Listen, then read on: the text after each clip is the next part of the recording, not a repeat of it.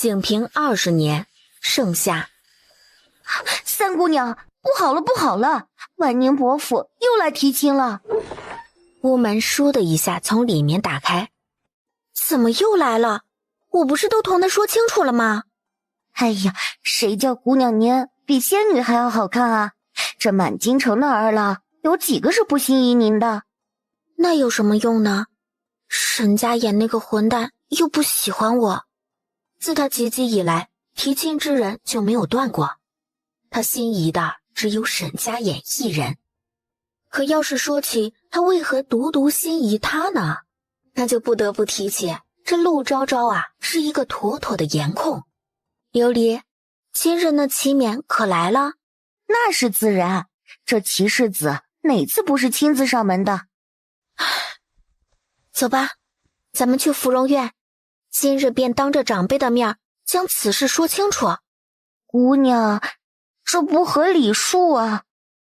虽说大启民风开放，但这婚嫁之事自古既是父母之命，媒妁之言。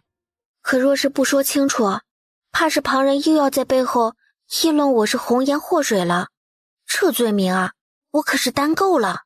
那奴婢叫上珍珠一起吧。珍珠负责陆昭昭的安全，可如今侯爷和公子们都未归家，他可是见过齐世子那疯魔的样子的。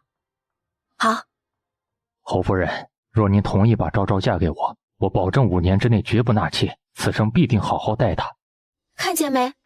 好一个5年不纳妾，这还在求亲呢，便想着纳妾之事了。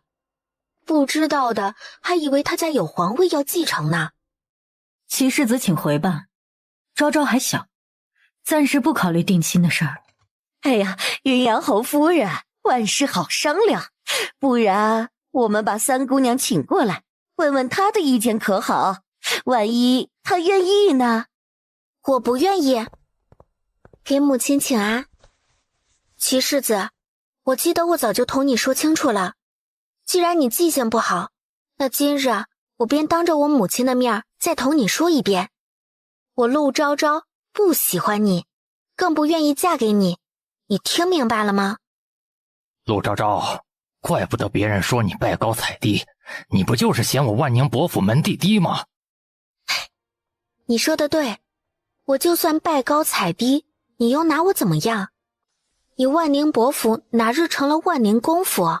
你再来同我说这话吧。陆昭昭，齐世子，只要他愿意，我云阳侯府不在乎他是高价还是低价，若他不愿意，谁也不能逼迫于他。齐冕见谢氏生气了，这才意识到她不仅是云阳侯夫人，更是4皇子妃的生母。云阳侯夫人，是晚辈失礼了，还请您见谅。齐世子，你无需在我面前认错，只需记得这门婚事我们云阳侯府拒了。还有，你最好知道什么该说，什么不该说。若是我和侯爷听见京城再有什么不好的流言，那云阳侯府也不是吃素的。云阳侯夫人，陆三姑娘，是我打扰了。说完便灰溜溜地跑了。同他一起来的媒人也觉得倒霉得很，陪笑着离开了。母亲威武。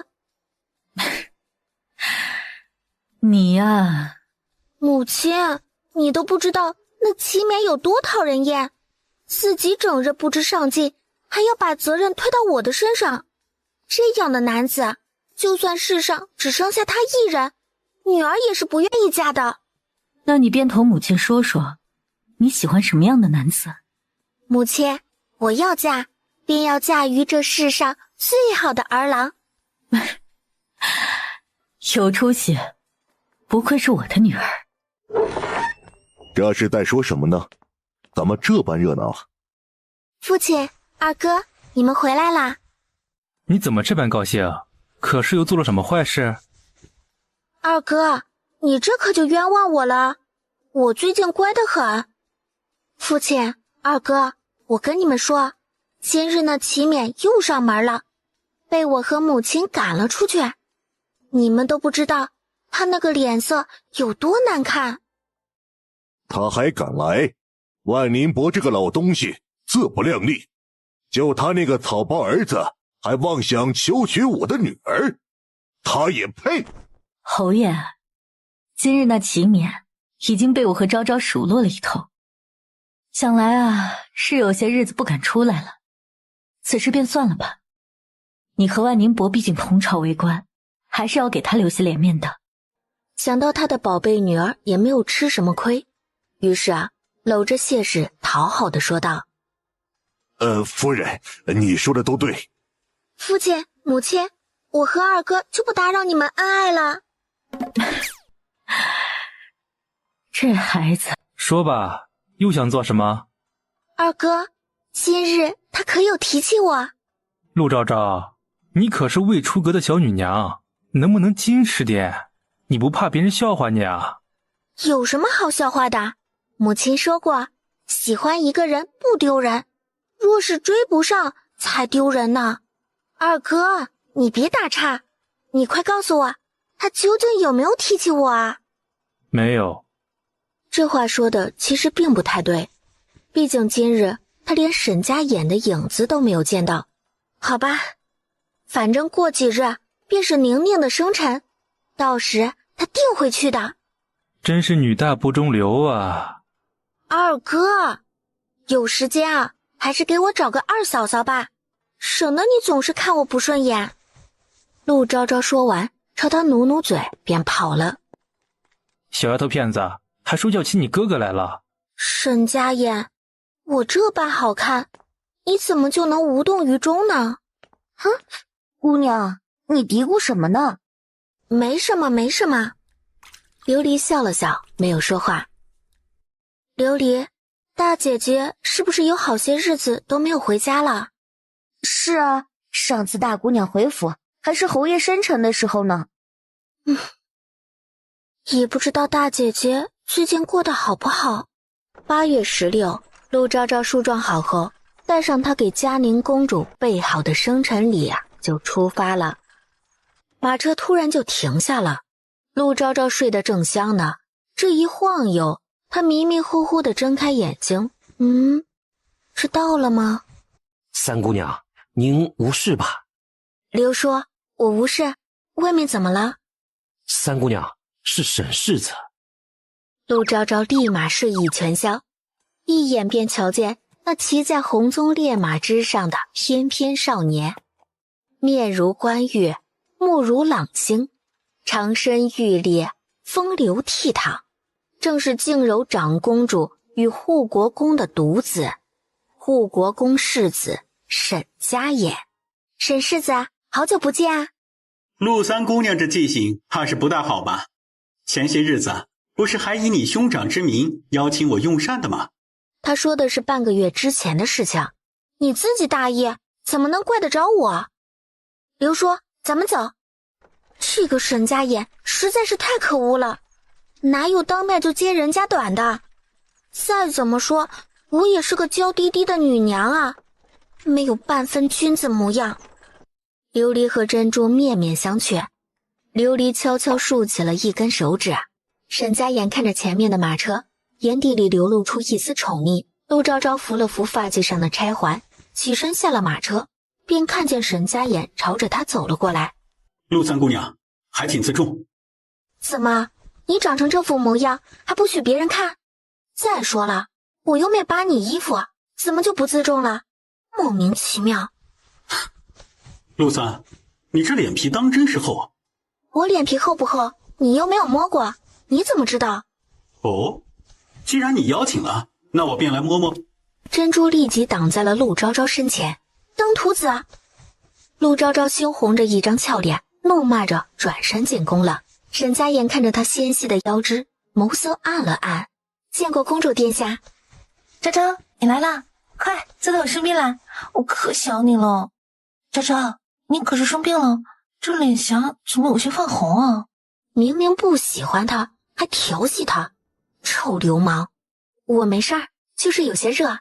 今日嘉宁公主生辰，京城有头有脸的贵女皆出席了。宁宁，这是我给你准备的生辰礼。好漂亮啊！昭昭，你帮我戴上呗。朱宁宁生辰极了，无忧无虑。昭昭，今日你可曾看见我表哥了？那不是来了吗？沈家眼一出现，这些闺阁姑娘即是含羞带怯的看了过去。花孔雀，表哥，你来了，我的礼物呢？陆三姑娘，你这气性也太大些了吧？佳宁一听，这是有情况啊，连礼物都不讨了，一脸八卦的表情看着两人。沈世子说笑了，今日是佳宁公主的生辰，您还是快点把礼物拿出来吧。沈家眼从怀中掏出一沓银票，递到佳宁手中。陆昭昭嘴角抽了抽，谢谢表哥，给沈世子加个位置，就放在本宫身边。今日是本宫生辰，大家都随意些吧，不要过于拘束了。众人接着举起酒杯，谢公主殿下。他浅浅的抿了一口，随后一饮而尽。虽说这是果酒，也会醉人的。本姑娘酒量好得很，不用你管。哼！陆三姑娘，你这就有点不识好歹了吧？沈世子可是为你好呀。你谁啊？我爱怎么样就怎么样，用得着你在这狗抓耗子，多管闲事儿？是啊，你陆三姑娘何时在意过别人的处境？就说那齐世子对你一片痴心，结果现在连府门都出不了。沈家眼则是抿起了唇，这齐冕当真是吃的苦头不够。他齐冕喜欢我，我就要嫁给他吗？这是什么道理啊？那当初萧侯爷让你给人做田房时，你怎么宁死不肯呢？萧雨柔，己所不欲，勿施于人的道理，还用我教你吗？皇上驾到，皇后娘娘驾到。启帝和温皇后相携而来，之后还跟着太子戚继和太子妃陈氏，以及四皇子戚穆和四皇子妃陆昭瑜。臣女见过皇上，见过皇后娘娘。都起来吧。儿臣见过父皇，见过母后。今日是你的生辰，你父皇、皇兄和皇嫂都来陪你过生辰了，你这面子可真够大的。那是，父皇和皇兄皇嫂最疼我了哦。你小子既然今日也来了，当真是稀客呀！太后想见你一面，都得左请右请的。圣上说笑了。他拱手，漫不经心地说道。温皇后看着沈家眼和陆昭昭站在一起，还真当是一对璧人，养眼的很。父皇、母后，请上座。姐夫好，你最近有没有闯祸啊？大姐姐，我没有，我最近可乖可乖了呢。萧雨柔看着她的笑容，便觉得刺眼。皇上、皇后娘娘，臣女要状告陆昭昭恶语伤人。那不知陆三姑娘是如何恶语伤人的？母后，你不要听她胡说，明明是她先出言挑衅的。嘉宁公主，臣女知你与陆昭昭相交甚好，可也不能污蔑臣女啊。臣女说的哪一句不是事实，怎能叫出言挑衅呢？皇后娘娘，臣女冤枉。起来吧，有话慢慢说。皇后娘娘，陆昭昭她拿婚事取笑臣女。什么婚事？皇后娘娘，这武顺侯曾经要萧大姑娘嫁给人做田房之事，满京城皆知，臣女有何说不得？温皇后轻轻点了点头。倒是这萧大姑娘，她竟然说我不肯体谅他人处境，拒了齐世子的婚。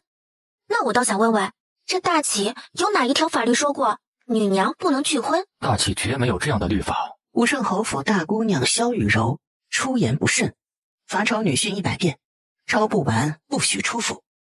臣女谢皇后娘娘明察秋毫。好了，回去坐吧。萧大姑娘，请出宫回府吧。她走的时候瞪了一眼陆昭昭，陆昭昭正朝着她扮鬼脸。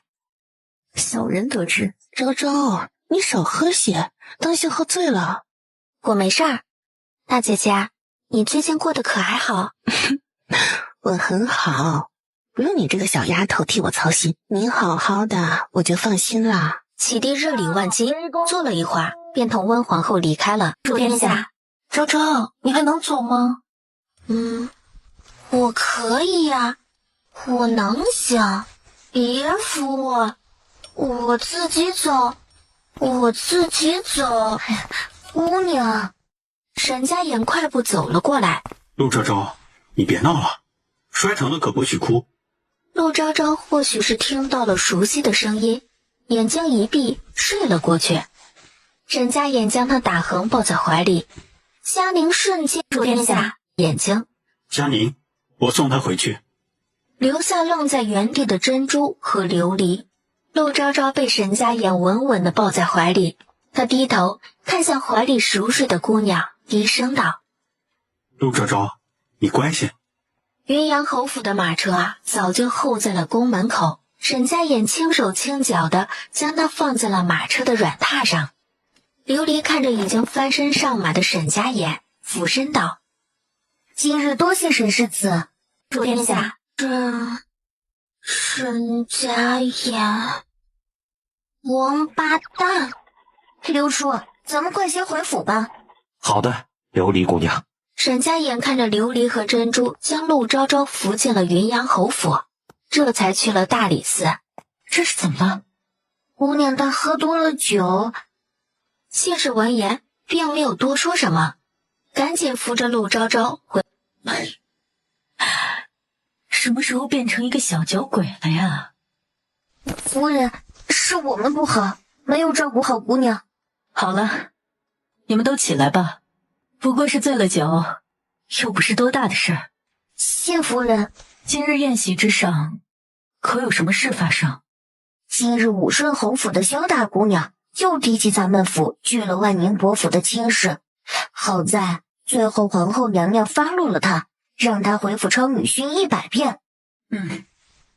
我知道了，今晚好好照顾三姑娘。是夫人。沈家眼独自回了大理寺处理公务，只是今天的沈大人似乎有些心不在焉。墨江和墨寒守在门口。哎，你觉不觉得世子今日有些奇怪？怎么有一种穿心荡漾，对，就是穿心荡漾的感觉。白痴！你说谁白痴呢？我说的不对吗？你看看世子今日笑的嘴都合不拢了，不是穿心荡漾是什么？你要不要来我耳边说？沈家眼不知何时已经走到了门口。世子，我错了。沈家眼满脑子都是陆昭昭乖巧窝在他怀里的样子。沈家眼，你不许这般没出息，不然以后定要被他拿捏。他看了看外面的天色，淡声说道：“回府吧。”清晨，陆昭昭迷迷糊糊地睁开眼睛。琉璃，姑娘，你醒了。琉璃啊，昨日我是怎么回来的？陆昭昭急着鞋子，拿起茶壶倒了一杯茶，准备润润喉。姑娘，你当真不记得了？他摇了摇头，随后抬手端起茶盏喝了起来。昨日是沈世子将您从皇宫抱上马车的。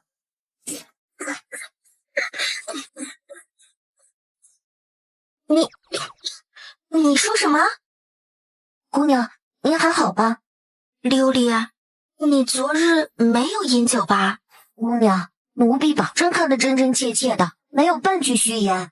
您要是不信，可以问珍珠，她也看见了。琉璃，快帮我梳妆。是，姑娘。他带着琉璃去了芙蓉院给谢氏请安。母亲，你看什么呢？怎么这般高兴啊？你嫂嫂有孕了，你大哥和大嫂马上就要回京了。哎，那我岂不是要做姑姑了？是啊，如今谢氏唯一担心的就是陆昭昭的婚事了。这郎婿啊，还得他这个母亲亲自把关。三姑娘，这天太热了，您当心中了暑气。无妨无妨，这个时辰了，二哥也快回来了吧？等了大约1刻钟，没有等来陆锦荣，倒是等来了下朝归家的云阳侯。昭昭啊，你在这干什么？脸都晒红了。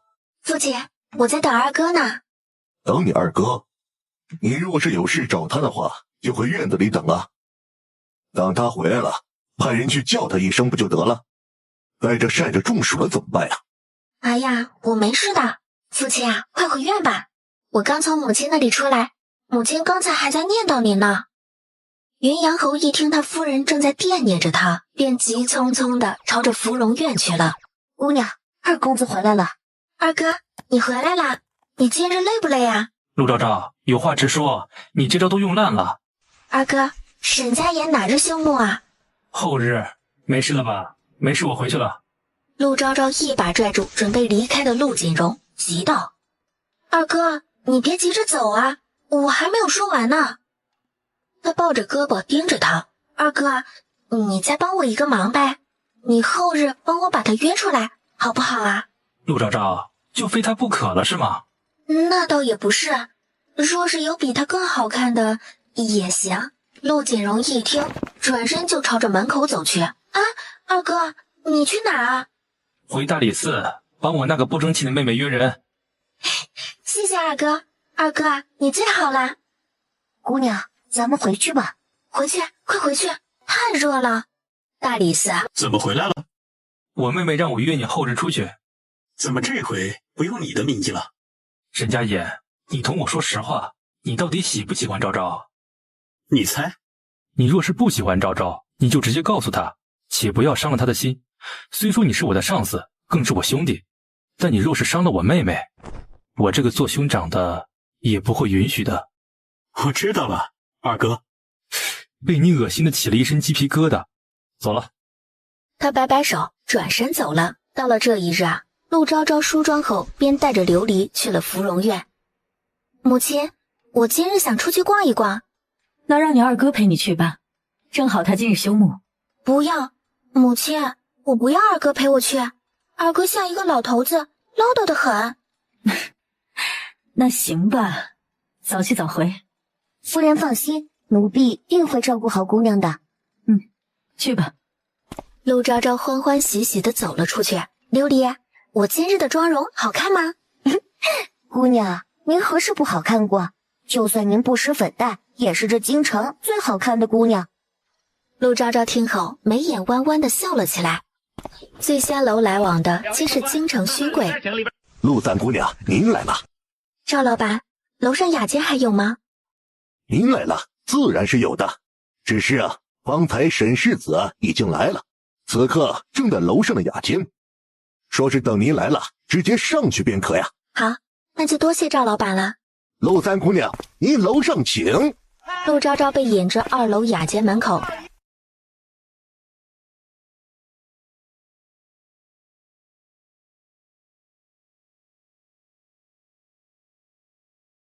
琉璃守在门口，陆昭昭直接坐到他对面。哼，沈世子，今日来的挺早啊。陆三姑娘盛情，自是不能辜负的。沈家言，你知道我向来都是有话直说的。听说前日是你将我从永乐宫抱出来的。沈家眼看着近在眼前的娇俏面容，眼下眼底的慌乱。陆三姑娘是因为此事要谢我吗？那就不必客气了。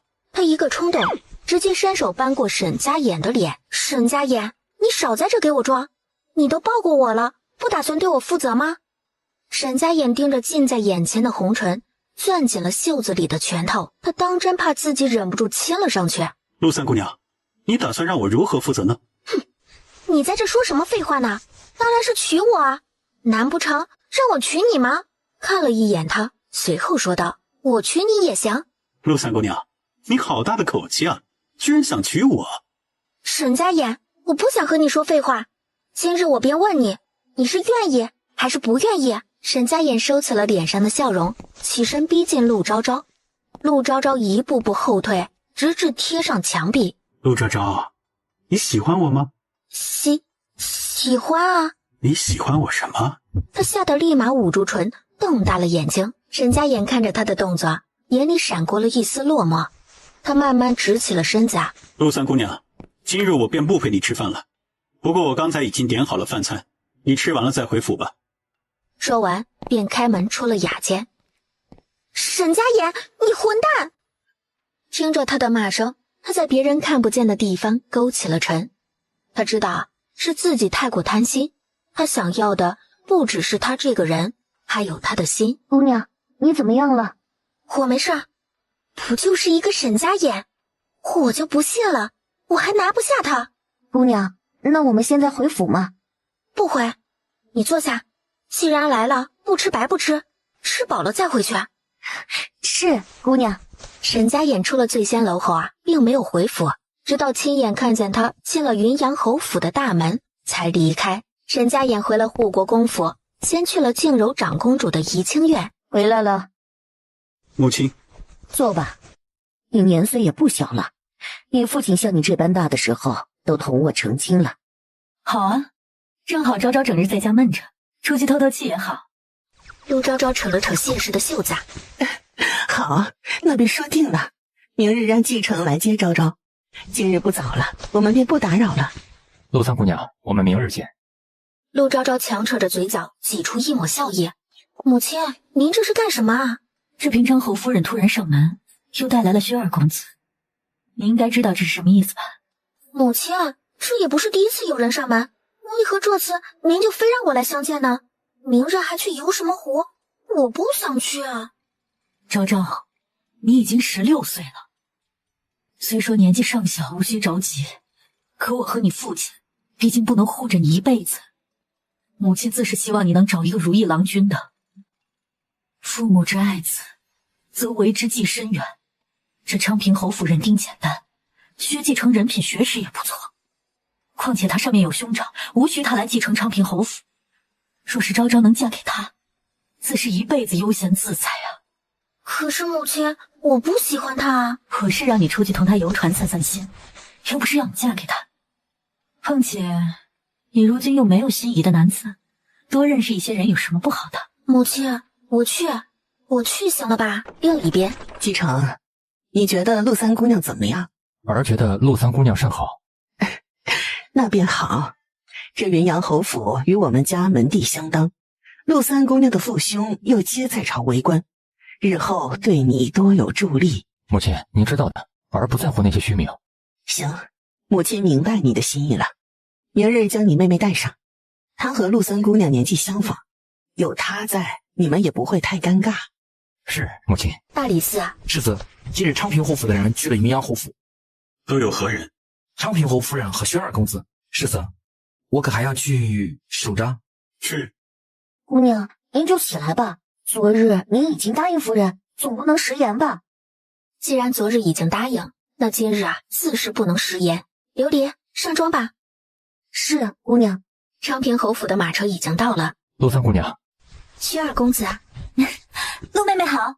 昭昭，你快上来吧，今日天气甚好，最适合游湖了。昭昭，这是我表姐周玉婉。周姑娘好。陆姑娘当真是姿容绝色啊。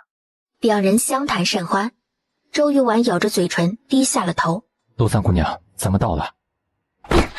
昭昭，下来吧，我扶你。谢谢啊。薛宝珠拉着陆昭昭就到了湖边，并没有理会还在马车上的周玉婉。表哥，你可以扶我一下吗？他伸手将她扶了下来。谢谢表哥。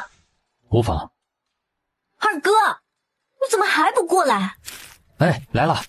今日他们包了一艘大船，陆昭昭和薛宝珠边聊天边看着湖中的美景，倒是极有趣味。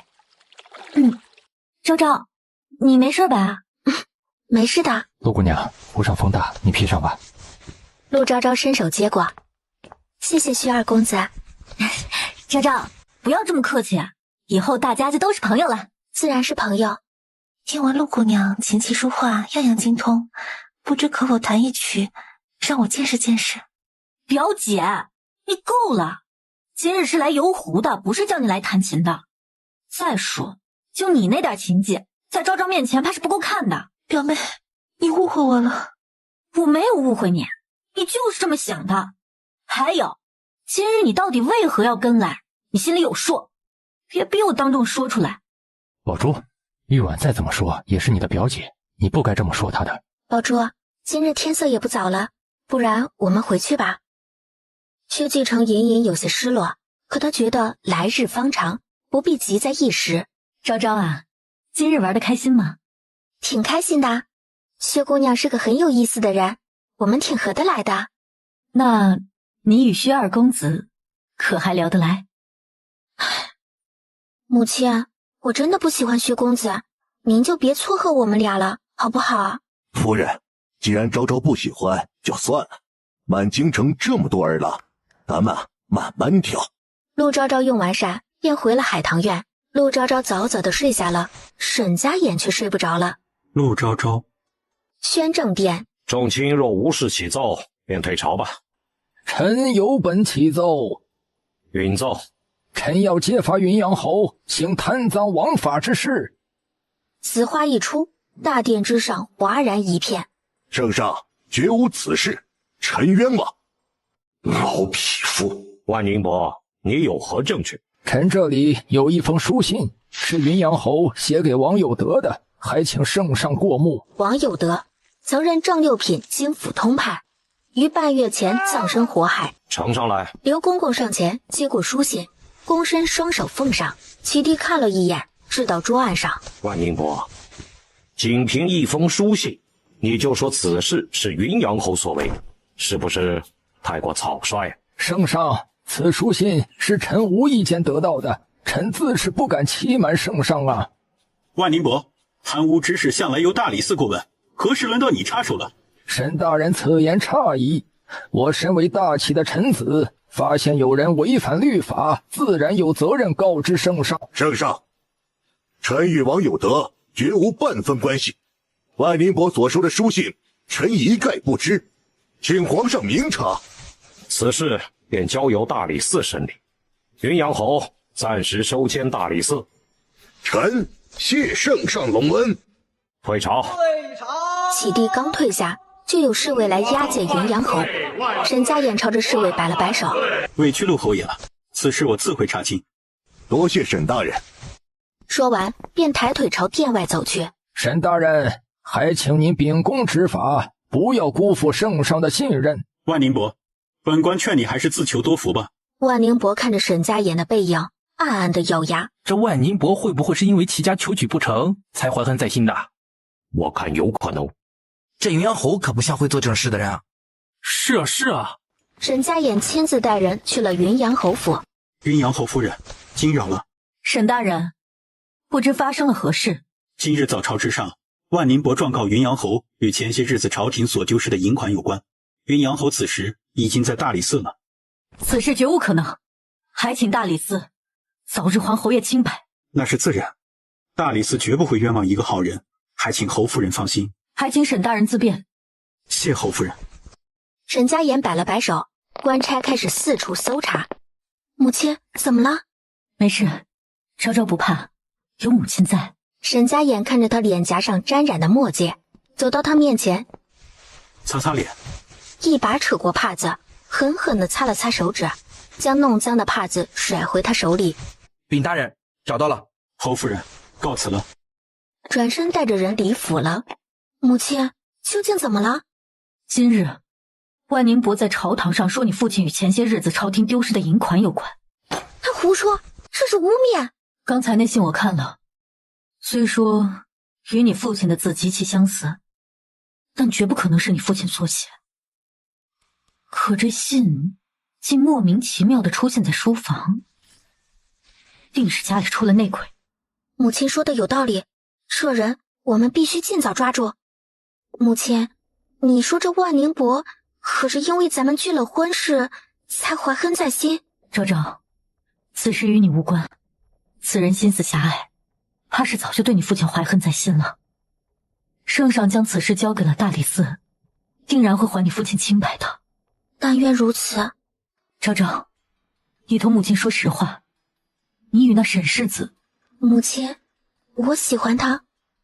那他呢？他大概不喜欢我吧。昭昭，不用怕，圣上是明君，大理寺向来明察秋毫，你父亲定会安然无恙的。房主，盯好吉祥和如意，看他们谁与外人有所往来。是，夫人。谢氏独自坐在小榻上，心中惦念着身处牢狱之中的云阳侯。四皇子府，见过皇子妃。殿下在吗？我有事要见殿下。皇子妃，殿下现在不方便。殿下，妾身有事找您。屋门自内打开，见过殿下。殿下，妾身此次前来是想问殿下，可知我父亲如何了？哼，姐姐，云阳侯贪赃枉法，您怎么还有脸面来见殿下呢？妾原本以为皇子妃是最识礼数的，只是不想您倒是与那位陆三姑娘一般，果真是一母同胞啊！杨氏，注意言辞。陆昭瑜上前一把拽住他的胳膊。你竟然打我！我是正妃，你是侧妃，你见到我不行礼便罢了，竟然出言辱没云阳侯府，此事就是到圣上面前，本妃也不怕。殿下，妾身自知今日之举有失身份，无需殿下责罚，妾身自请禁足1月。只不过得等父亲沉冤昭雪之后，妾身告退。完了，这次闹大了。殿下，皇子妃她也太猖狂了，她竟然在您面前便敢打妾。梁氏以下犯上，冲撞皇子妃，即日起禁足3月。哼，殿下，你是听不懂本殿的话吗？妾身告退。陆昭瑜并没有回院，反而是令人备了马车，直奔云阳侯府。大姐姐，你也回来了？你在周家可好？他们可有因为父亲之事为难你？大姐姐，我没事。虽说我那婆婆颇有微词，但好在公帝和周月是明事理之人，我不理会他便是。大姐姐，你呢？我很好，你放心吧。咱们先回家，家里出了这样的事，也不知道小妹是否受了惊吓。好。母亲，大姐姐，二姐姐，昭玉、昭然，你们怎么这个时候回来了？母亲，今日听闻父亲之事，女儿实在是坐不住。是啊，母亲。你们放心，你们父亲没做过的事儿，谁也冤枉不了他。大理寺定会还他清白的。倒是你们，若是有人因为这件事为难你们，你们也不必忍着。咱们云阳侯府倒不了。母亲放心，女儿知道了。昭昭，你可还好？二姐姐，我没事的。昭昭，不用怕，凡事都有姐姐们在。想来用不了多久，大哥和二哥也要回来了。我知道的。等他们出了府门，周月已经等在门口了。阿珍，咱们也回府吧。皇子妃，那人好像是殿下。阿珍指了指不远处骑马而来的人，说道：殿下，回府吧。殿下不骑马回去了？今日之事不怪你，你无需禁足。谢殿下。3日后，姑娘，这人也太不要脸了！他父亲陷害侯爷，他竟然还敢上门。他今日定是趁母亲不在，方敢寻上门的。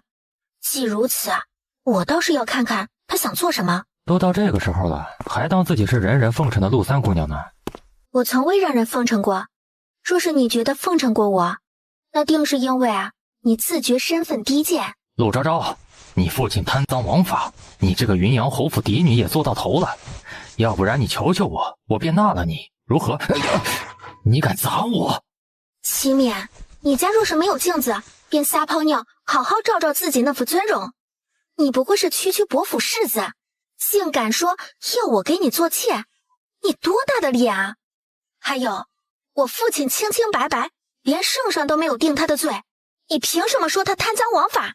你也配？陆昭昭，你们云阳侯府的姑娘当真是没有半分教养。珍珠一个反手将他按在了地上。哎呀！齐冕，我今日便告诉你，就你这样的人，我多看一眼都觉得晦气。日后若再敢登我云阳侯府的门，就不只是这个下场了。珍珠，让他走，当心脏了你的手。陆昭昭，我等着你来求我的那天。说完便连滚带爬的跑了。姑娘，他们万宁伯府欺人太甚了。琉璃、珍珠，我要出去一趟，你们同方珠姐姐说一声，让她看好府内中人，若发现有异动，及时告诉母亲。姑娘，您要去哪里？我们陪你去啊。不用，我去就回。陆昭昭在大理寺门口站了许久，深吸了一口气，抬手敲响了门。何人竟在大理寺喧哗？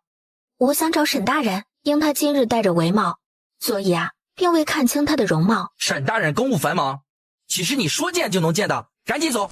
劳烦通报一声，就说云阳侯府陆昭昭求见。陆三姑娘，正是。是小人有眼不识泰山，还望陆三姑娘见谅。我这就让人带您去见大人。谢谢。有什么事别说吧。沈大人，我父亲的案子可有进展了？沈家眼见他称呼他为大人，有些心疼。此事既然由我来负责，那我定会查个水落石出，你不必为此事担心。那可以让我见父亲一面吗？可以，但需要我带你去。真的可以？自然，走吧。已经到了大理寺牢狱的入口。你要是害怕，就拽着我。没事，我不怕的。里面有些昏暗，隐隐的还传来男子的咒骂以及女子的哭喊声。陆昭昭吓得一把扯住他的衣袖，闭上了眼睛。别怕，我在。到了一个拐角处，去吧，你父亲就在那儿了，我在这儿等你。父亲，昭昭，你怎么来了？是沈家眼带我来的。哭什么呀？我这不是好好的吗？你和你母亲在家中可好啊？父亲，我们一切都好，女儿只盼着父亲能早日沉冤昭雪。昭昭放心，我没做过的事儿，谁也别想栽赃到我身上。这里不是你待的地方，快去回家吧。父亲，我信您，您要好好照顾自己。好，回去的时候啊，注意安全。这个时候啊，他不能哭，绝不能再让父亲忧心了。沈大人，今日多谢你，那我便回家了。我让人送你回府。不用了，我自己能回。沈家言，从前是我不懂事，对不住了，日后我不会再纠缠你了。说完便快步走了出去，他生怕自己会后悔。好你个陆昭昭，竟然还学会始乱终弃了。不过也是他的错。世子，今日那齐冕又去了云阳侯府，还见了陆三姑娘。去干什么了？他上门羞辱陆三姑娘，说让陆三姑娘给他做妾。不过他没吃着什么好果子，被陆三姑娘打破了头，还被他的侍女打了一顿。那是他打算三书六礼、明媒正娶之人。打断他的腿，让他爬回去。是，世子。昭昭，你怎么能自己去大理寺呢？你一个小女娘，多危险啊！母亲，我今日见到父亲了，父亲一切安好。你见到你父亲了？陆昭昭点头应道。昭昭，以后不要再理会那齐冕。女儿晓得啦。夫人，今日这吉祥与万宁伯世子私下会面，奴婢亲言所见。夫人，是小的鬼迷了心窍，是我对不起侯爷，请您看在我用心伺候侯爷的份上，饶小的一命吧。说吧，是谁指使你的？是万宁伯，他说只要我将书信偷偷放到侯爷的书房里，就给我50两。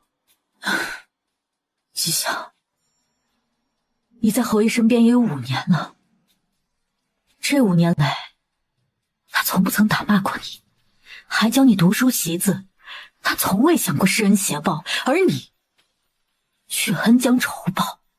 如今侯爷身陷牢狱，若你愿意为侯爷作证，我可以留你一命；若你不愿意，便乱棍打死。夫人，小人愿意，小人愿意。房主，把他带去关起来，让人将他看住了。是，夫人。夫人，二公子回来了。母亲，我回来了。回来便好。你父亲他……母亲，父亲的事情我已经知道了，您放心。而此次所查之事，本就与那批丢失的银款有关。这次我找到了一个重要的证人，正准备进宫面圣。二哥，那父亲是不是能出来了？锦荣，你进宫之时，将你父亲身边的小厮吉祥一并带去。他已经交代，那封在你父亲书房搜到的书信，是万宁伯让他藏的。好，母亲，我这就同沈大人一同进宫面圣。臣见过圣上。将你刚才所说的，当着万宁伯的面再说一次。沈家眼上前，站到万宁伯身旁。臣要举发万宁伯贪赃枉法，企图诬陷云阳侯。反正人都死了，那便是死无对证。沈大人，说话得凭证据，不能因为你母亲是长公主，你便信口开河吧。万宁伯，你是在说朕任人唯亲吗？圣上，臣不敢。是上，臣有证人。带上来。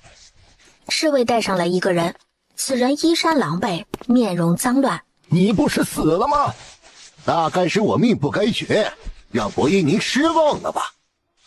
罪臣王有德参见圣上，万岁万岁万万岁！这到底是怎么回事？启帝看着死而复生的王有德。圣上，罪臣该死。当初您将这批银款拨下来时，万宁伯突然找上我，说可以伪造银款丢失，届时由我们2人一同瓜分这笔财产。我一时鬼迷心窍，就答应了。后来万宁伯见沈大人追查到罪臣这儿，便想着杀人灭口，好将此事嫁祸给云阳侯。那你又是如何逃生的？那日罪臣多饮了些酒，回府时便见到漫天的火光，还见到有万宁伯府的人在门口徘徊。我当时便吓得跑回了老家。圣上，罪臣所言句句属实，不敢求圣上宽裕，只求圣上不要饶恕这罪魁祸首啊！你胡说！我与你无冤无仇，你为何要污蔑于我？此事分明是你与云阳侯所为。你与他来往的书信早已在他的书房找到。圣上，微臣这还有一人证，带上来。吉祥早已经被吓破了胆子，被人拖了进来，他只知道拼命的磕头。你是何人？知道什么？逐实说。皇上，草民是云阳侯府的小厮。前些日子，万宁伯找到我，说让我把一封书信趁云阳侯不注意之时放到书房里，他便给我50两。草民一时见钱眼开，便答应了。圣上，这小厮是云阳侯府的人，他说的话不能作数。皇上，草民只有一物证。吉祥从怀里拿出了一枚玉佩。万宁伯见到玉佩之时，瞳孔一震。皇上，这是万宁伯与草民说话之时，草民趁他不注意从他腰间拽下的。圣上，这玉佩臣早些日子便丢了，谁曾想竟然被他捡去了。万宁伯，你当真是不见棺材不落泪。圣上，这是齐世子前些日子在怡红楼所用的银钱，您看看是不是与朝廷丢失的银款是同一批？齐低看后脸色大变。万宁伯，人赃俱获，你还有什么可狡辩的？圣上，臣认罪。万宁伯其认知贪赃枉法，构陷云阳侯，即刻其剥夺爵位，秋后问斩。其余家眷流放西南3000里。荆州通判王有德罢黜官职，终身圈禁。草民谢皇上隆恩。能保住一条命，已经是圣上仁慈。至于这个小厮，既然是云阳侯府的人，你就自行处置吧。是，多谢圣上。宣政殿只剩下启帝和沈家眼。启帝揉了揉额头，说吧，既然王有德没死，那具在他们府上发现的尸体又是怎么回事？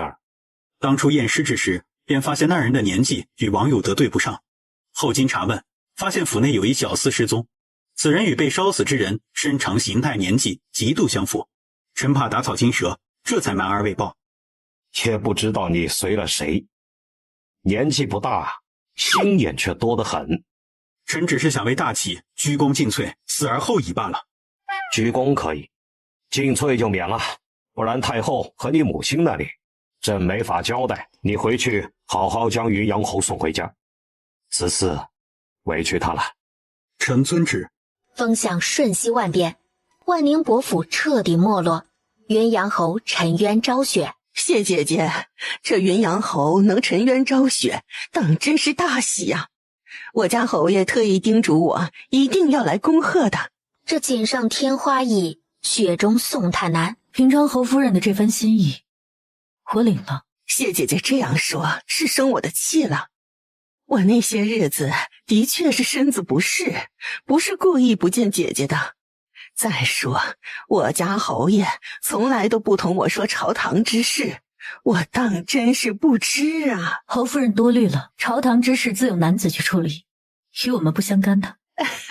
谢姐姐说的是，可这儿女的婚事，须得由我们这些当母亲的来管的，您说是吧？继承和宝珠归家后，都对你们家昭昭赞不绝口，说她品貌出众，才情横溢。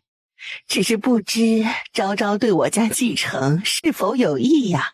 侯夫人，还请慎言，我家昭昭是待嫁之身，这话要是被旁人听去了，恐有碍小女清誉啊！哎呀，谢姐姐见谅，我心直口快，没想那么多。侯夫人，今日府内事多，我就不多留了，还请见谅。昌平侯夫人八面玲珑，自是听得出来她这驱赶之意啊。谢姐姐，那我就不打扰了，告辞。夫人，亏别人都说这昌平侯夫人为人爽朗大方，依奴婢看也不过是个笑面虎罢了。谢氏没有说话。这平昌侯夫人这般，想来这平昌侯府也不大清静，果然这人还得细讲才方知好坏。幸而昭昭不喜欢的薛公子，不然有这样的婆母，夫妻之间也很难和和美美。只是这昭昭喜欢的人，母亲，那谢伯母如何说的？薛宝珠看了一眼脸色并不好的母亲，哼，还能如何说？当初云阳侯府有难，谢伯母上门，母亲却连见都不肯见，现在又想同人家结亲，人家怎么可能答应？二哥，你死了这条心吧。宝珠，你怎么能这么说姨母呢？姨母这么做也是有不得已的苦衷啊。还是玉婉懂事。行，我不管了，你们喜欢丢人就自己去丢。薛宝珠说完便走了出去。母亲，我心仪陆三姑娘，我想娶她。继承啊，这陆三姑娘年纪尚小，你日后与她多接触接触，到时寻个合适的机会，我再去提亲。是，母亲。周玉婉神色一变，随即拿起帕子擦了擦眼角。玉婉，你怎么了？姨母，我只是看见你一心为表哥，突然就想起了我的母亲，一时伤神罢了。他早已想好，待继承成婚后，他便做主将周玉婉抬成姨娘，这样就不怕那陆昭昭翻了天。好孩子，这就是你的家。莫哭了，见你这样，姨母心中也不好过。玉婉，多谢姨母照拂。昌平侯夫人满意的笑了。自从上次之后，陆昭昭已有半月未见过沈家言了，他以为他们之间就算是两清了。9月，秋烈是大启1年中极其重要的日子。皇上驾到，皇后娘娘驾到。陆昭昭随着众人俯身行礼。皇上万岁万岁万岁万岁！皇后娘娘千岁千岁千岁！都起来吧，今日都随意些，咱们君臣同乐。谢圣上。陆昭昭刚起身，便发现佳宁正一脸笑意的看着他，便看见沈家言正眼含笑意的看着他，这也太反常了。陆昭昭连忙别过头，不往他的方向看。沈家言见他连看都不看他了，脸色瞬间就不好了。嘉宁公主偷笑了起来，琉璃，帮我把那套旗装拿出来。是，姑娘。昭昭，你又不会骑马，穿旗装做什么？他在谢氏身旁转了一圈。母亲，好看吗？好看。母亲，我今日想学骑马。行，你想学就学吧，切记不可逞强啊。母亲，您最好了。那我先出去找宁宁啦。去吧，注意安全。只是还没等到佳宁的帐子啊，便看见沈家言朝他走了过来。这些日子啊，他总能想起他以前那些荒唐的行径，此刻啊，恨不得找个地缝钻进去，只得低头假装没有看见他。陆昭昭，你在找什么？找地缝。他不加思索地回道。沈家言，我在。我还有事，您自便吧。陆昭昭，我教你骑马吧。他没听错吧？沈家言竟然主动说要教他骑马。不用了，不用了，我找别人教我就好，就不劳烦沈世子了。那你想找谁教你？薛继晨吗？你看他那小体格子，你不怕他把你从马上扔下来啊？沈家言不会是喜欢薛继成吧？看着他那张丰神俊朗的脸，他有些难过，当真是可惜了。沈家言看着他像变色龙一样。陆昭昭，你想什么呢？沈家言，你不让我去找薛继成学骑马，不会是吃醋了吧？陆昭昭，看来你不傻。只是啊，他却没有如他所料想一般红了脸颊。陆昭昭，你这是什么表情？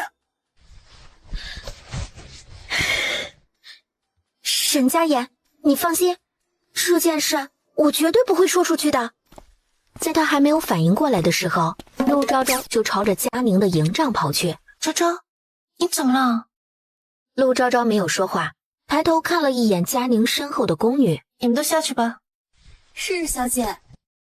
宁宁，我今天知道了一个大秘密。啊？什么秘密啊？你表哥他喜欢男的。我表哥沈家言。嘘，宁宁，你小声些，我答应他了，不会告诉别人的。不是，昭昭，你这话从哪听来的？还能是听谁说的？沈家眼自己都承认了。不可能！昭昭，你好好给我讲讲，到底是怎么回事啊？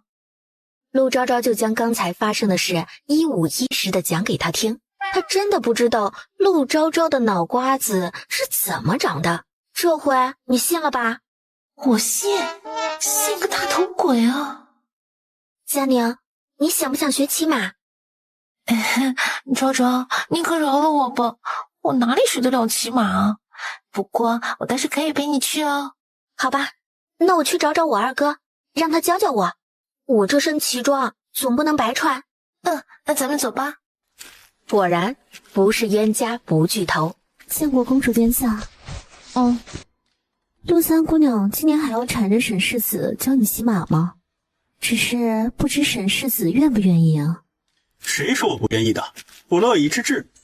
不用了吧，您贵人事多，我就不打扰了。昭昭，我可算是找到你了。薛宝珠从后面跑了过来，陆昭昭在沈家眼和薛继承之间来回看了看，这是什么场面啊？见过公主殿下。昭昭，你穿旗装真的好好看啊！谢谢。萧雨柔，怎么哪儿都有你啊？你真的不知道自己很讨人厌吗？薛宝珠，你看陆昭昭就是一路货色，粗鄙无闻。萧大姑娘，陆三姑娘是佳宁的伴读，她的姐姐更是皇子妃，你这是在羞辱皇家吗？他没有想到沈家眼居然会为陆昭昭出头。萧大姑娘，本宫希望你不要忘记我母后对你的教导，不要好了伤疤忘了疼。他可不想再被禁足了。谨遵公主殿下教诲。昭昭，你不是要学骑马吗？正好我表哥和薛公子都在。宁宁，他可不想卷进他们之间的爱恨情仇啊。陆三姑娘，你如果想学的话，我可以教你。他当着众人的面扯过陆昭昭。不劳薛公子费心了，陆三姑娘还是交给我吧。我今日有些累，不想学了，我就先回营帐了。说完便什么也顾不得的跑了。萧雨柔见陆昭昭都走了，也就俯身退下了。薛宝珠也拉着满脸失魂落魄的薛继承离开了。表哥，我有事想跟你说。不想听。你确定不听？你不想知道昭昭今日为何这么奇怪吗？为何？佳宁伸出一只手，沈家眼直接从怀里掏出一沓银票放在他手里。赶紧说。昭昭觉得你喜欢薛继承。有那么好笑吗？陆昭昭刚才那么奇怪，他可真敢想啊。表哥，我真的好佩服你哦，你怎么就能让昭昭觉得你好男色呢？看着他怒气冲冲的样子啊，佳宁耸耸肩，他这次可是帮了大忙了。今年还是同往年一样，猎得猎物多的人，朕重重有赏。你怎么还不去？圣上，此次若是臣拔得头筹，还请圣上答应臣一个请求。启帝暗自翻了一个白眼。等你拔得头筹再说吧。谢圣上。出发。启帝一声令下，众人骑马冲进了钟灵山。昭昭，你要不要同我一同去狩猎？啊，宝珠，你会骑马？当然了，我的骑射可不比我二哥差呢。我带你去啊。陆昭昭动心了。大姐姐，我想去。去吧，薛姑娘，有劳你照顾昭昭了。四皇子妃放心，我定会照顾好昭昭的。哇，宝珠，你好厉害啊！可是我母亲总是嫌我不像个女娘，整日顽劣不堪。怎么会呢？谁规定女娘就只能抚琴作画的？我就十分敬佩像你这般英姿飒爽的女娘啊！这还是我第一次听人这样说。宝珠，你看那里有一只兔子啊！薛宝珠搭弓瞄准，正在他准备放箭之时，一支箭自侧面放出。沈家爷，你怎么回事啊？这兔子明明是我们先看见的。你看见的就都是你的了？那你现在还看见我了呢？我也是你的了。哼，不要脸！薛宝珠在二人之间看了看，似乎明白了些。昭昭，没事的，这钟灵山野兔多的是，我再打一只送给你。宝珠，咱们走。沈家言突然纵马过来，在与他们擦肩而过之际，一把搂过陆昭昭的腰，将她带到了自己的马上，扬长而去。沈家言，你是不是有病啊？你赶紧放我下去啊！他感受到自己身体的变化，阴哑着声音威胁道：陆昭昭，你再乱动，我就把你扔下去。陆昭昭气不过，伸手去掐他的腰，却引来他的闷哼。沈家言，你到底要干什么？沈家言没有说话，一步一步地逼近陆昭昭。沈家言，我告诉你啊，你要是敢打我的话，我父亲和兄长不会放过你的。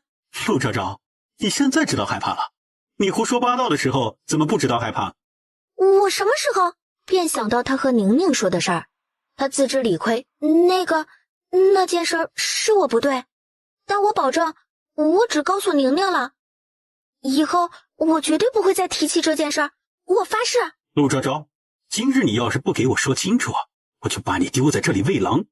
你少吓唬我，这里根本就没有狼。陆昭昭，谁告诉你我喜欢男子的？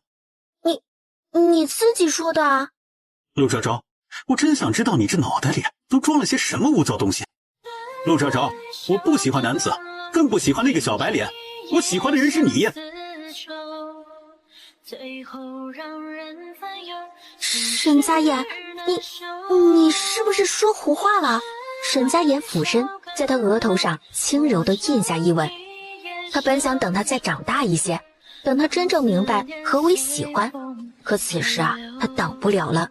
就算是你心仪我，你也不能耍流氓啊！亏得这京城贵女都觉得你是端方君子，殊不知你是个当徒子。在你面前，我从来就不是什么君子，也不想当什么君子。你别说了，我不想听，你赶紧送我回去找宝珠。陆昭昭，叫我一声哥哥，我送你回去。沈家言，你给我闭嘴！昭昭，你在吗？就想朝着声音的方向跑去。陆昭昭，你既然没反对，那我就当你答应了。我答应什么了？沈家也没有回答，抬头看见薛宝珠的身影，他松开握着她纤细腰肢的手。昭昭，你没事吧？我没事。薛姑娘，今日陆昭昭一直都和你在一起，从没见过我，我不希望听到任何闲言碎语，你明白了吗？沈大人放心，既然昭昭无事，今日之事我就全当没看见。沈家眼看了陆昭昭一眼，这才策马而去。哼，王八蛋！陆昭昭朝着他的背影轻声骂了一句。薛宝珠看着他微红的脸颊，昭昭，你是不是也心仪沈世子啊？我心仪的是他那张脸。沈世子这张脸啊，放在整个京城也确实无人能及。昭昭，你当真是好眼光啊！宝珠，别笑了。好了好了，我不笑了。天色也不早了，我再带你玩一会儿，我们便回去吧。好。看见许多人满载而归，好，不愧是我们大齐的好玩郎啊！圣上，您快看呐，沈世子猎了一只梅花鹿啊！果然是一头梅花鹿，这可是稀罕之物。你小子还是有些本事的啊！圣上，不知您可还记得与臣的约定？说吧，想要什么？众人的注视下，双膝跪地，请圣上给臣赐婚。陆昭昭的心脏不可抑制地跳了起来。快说说，是哪家的姑娘？臣要求娶云阳侯府三姑娘陆昭昭为妻。云阳侯，你可满意这桩婚事？云阳侯此刻看沈家雅，就像是看一只要拱自家小白菜的猪。圣上，此事臣需与夫人商量，请恕臣此刻不能应允。此话一出，便有人轻哼出声。毕竟多少人家都盼着能将女儿嫁进护国公府。好，护国公府好，那我便给爱卿3日，3日后若是不反对，我便为他们赐婚。谢圣上。臣谢圣上。薛宝珠正在给羊腿刷着油，鲜嫩的羊腿经过火一烤，立马散发出一阵焦香。昭昭，这门婚事你可愿意？若你不愿，我便去求母后。皇嫂，你放心吧，昭昭她肯定愿意。宁宁，佳宁，什么事这么高兴？说来让皇兄听听。见过四殿下。坐吧。沈家眼则是自然的挨着陆昭昭坐下。给你。他刚想伸手接过，只见他却拿了回去。沈家眼，不用这么大声，我能听见。吃吧。恶狠狠地咬了一口，随即眯上了眼睛。好好吃啊！表哥，你也太偏心了吧！如今还没成亲呢，眼里就看不见别人了。你以前可不是这样的。佳宁，你表哥他好不容易才讨到的夫人，要是被你说跑了，当心姑母饶不了你。随即起身，用刀片了几块羊腿肉，递给了陆昭瑜。谢殿下。他何时才能不对自己这般客气呢？皇兄，你再欺负我，我便跑到你府上同皇嫂一起住。这可吓不到他。四皇子府可不止他一个，还有侧妃以及那几个侍妾。不曾想，四皇子起身将羊肉放到佳宁面前的盘子里。快吃吧，吃还堵不住你的嘴吗？我府上可没地方给你住。切，小气。还要。沈家眼见他还没有吃完，又发现他时不时的往薛家姑娘那边看。自己撕吧。这么一会儿又开始矜持了。宝珠，你尝尝，这个挺好吃的。薛宝珠欣喜的接过。宁宁，你想不想喝酒？好啊，你等着我。父皇带了一坛母后亲自酿的梅子酒，我去起来。还敢喝酒？沈家眼轻笑着问道。哼，只要你不占我便宜，不认账就行。沈家眼耳力极佳，似是听得清他说什么。大约1炷香的时间，佳宁便带着人回来。二哥，你怎么来了？我回来的时候恰巧碰到了徐二公子，他说是来寻你的。母亲迟迟不见你，有些担心，让我来寻你。母亲何时管过他？他二哥这是对昭昭不死心呢。薛二公子，既然来了，那便坐吧。沈世子盛情，薛某确实不恭了。看着他一口接着一口的，昭昭少喝些。哎呀，放心吧，没事的。大姐姐，我酒量好得很呐。此话一出，沈家眼轻笑出声：“喂，你不许笑。”宁宁，我有些晕，我要回去睡觉了。沈家眼怕他摔着，扶着他的肩膀，将他护在怀里。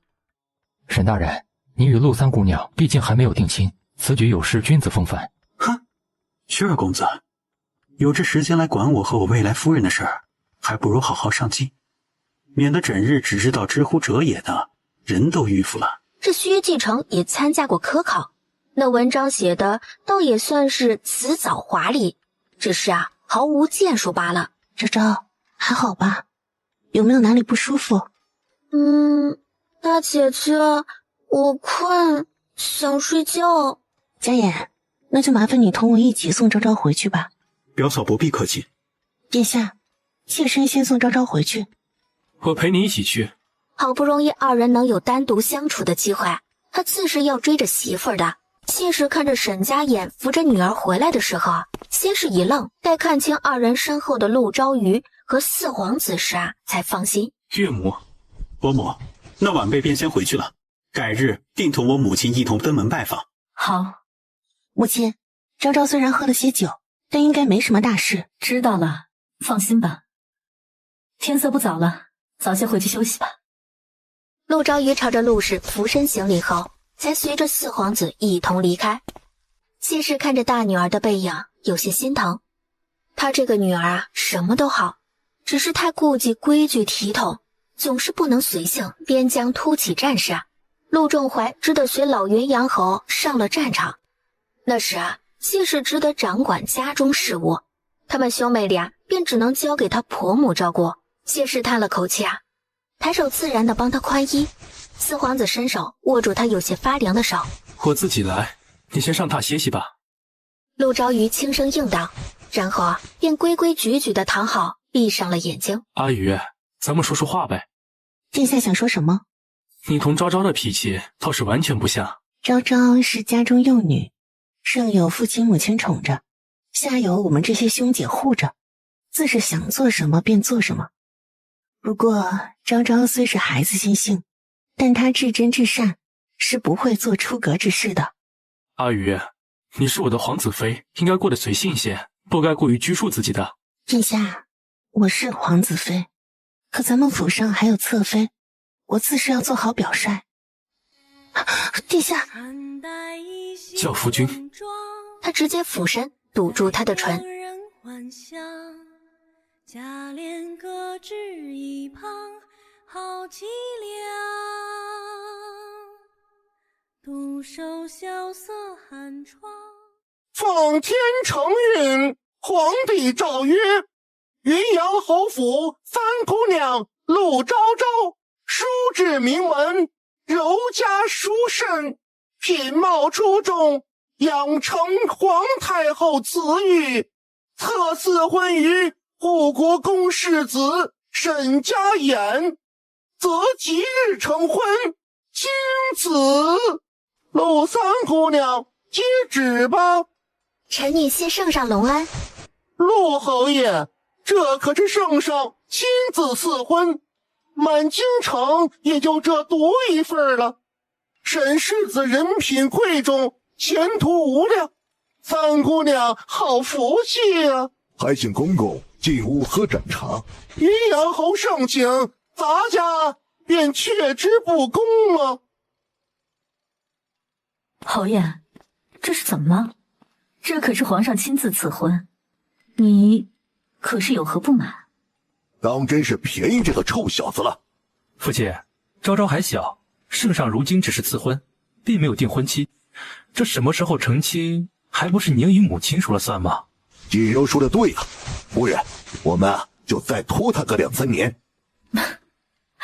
侯爷，你这话说的未免太孩子气了。咱们家昭昭是小，可沈家衍都20有1了，咱们能等，这护国公和静柔长公主能等吗？圣上能等吗？母亲，其实我并不着急嫁人的。可是这沈家衍怕是着急娶妻的吧？母亲，侯爷，这护国公府同咱们云阳侯府不过隔了2条街，就算是昭昭成亲，也随时都可以回家啊。云阳侯颇有些不满地哼了一声。护国公府，护国公沈清舟和静柔长公主坐在椅子上，看着对面稍显急色的沈家衍，夫妻2人不约而同地笑出了声。父亲母亲，有那么好笑吗？上午圣上刚下旨赐婚，下午咱们家就去提亲，这放眼整个京城也是独一份呐。父亲，我可是听说您当年也是对我母亲一见钟情啊，据说为了娶我母亲，差点将祖父气晕过去。你小子竟然接起你老子的底来了。当初还是护国公世子的沈清舟，在宴会之上对静柔长公主一见钟情，便自作主张的求娶，引得先帝大喜。只是沈清舟回家后便挨了一顿抽，毕竟上公主就意味着要处处谨慎小心。哎呀，罢了罢了，你儿子好不容易有了心仪的姑娘，便如他的愿吧。罢了罢了，那边有劳夫人了。好在啊，聘礼我早已备好，就等着新媳妇过门了。谢母亲，我这就去换身衣服，陪母亲一同登门。你也要去？护国公见他儿子这般不值钱的样子简直是没眼看。我自是要去的。去吧去吧，赶紧走，看见你就兴奋。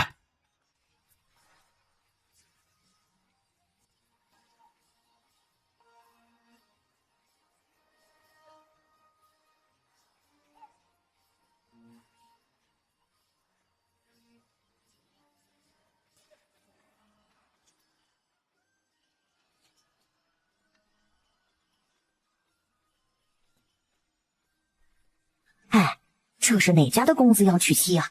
这排场也太大了吧！还能是哪家？看那马车便知是护国公府的。沈世子的母亲可是当朝的长公主殿下，这身份也仅次于皇子了，排场当然是小不了的。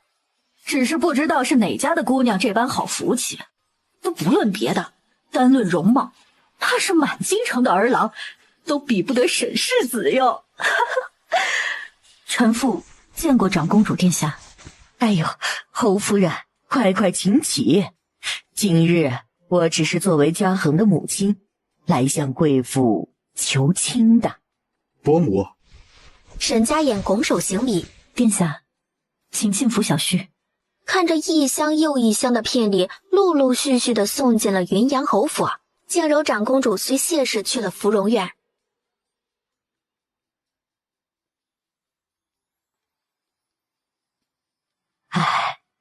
侯夫人，今日啊是护国公府唐突了，本该好好准备几日再登门求亲的，只是我这儿子是一天都等不得。但这聘礼可是我早早就备好的。伯母，这门婚事是我向圣上亲求的，今日我便当着您和我母亲的面发誓，我沈家眼此生只娶陆昭昭一人，绝不纳二色，如有违逆，不得善终。侯夫人请放心，昭昭嫁到护国公府，就是护国公府未来的女主人，我绝对不会以皇家身份欺压她。有殿下这句话，臣妇便没什么不放心的。昭昭尚且年幼，若日后有不妥之处，还望殿下多担待。侯夫人谦虚了，这满京城谁人不知云阳侯府三姑娘才貌无双，不知今日我可有机会见一见未来儿媳呀？方竹，去将三姑娘请来。是夫人。海棠院，陆昭昭缓缓走了出来，发髻上的步摇随着她的步伐摇曳生姿。母亲，昭昭，来见见长公主殿下。臣女见过长公主殿下。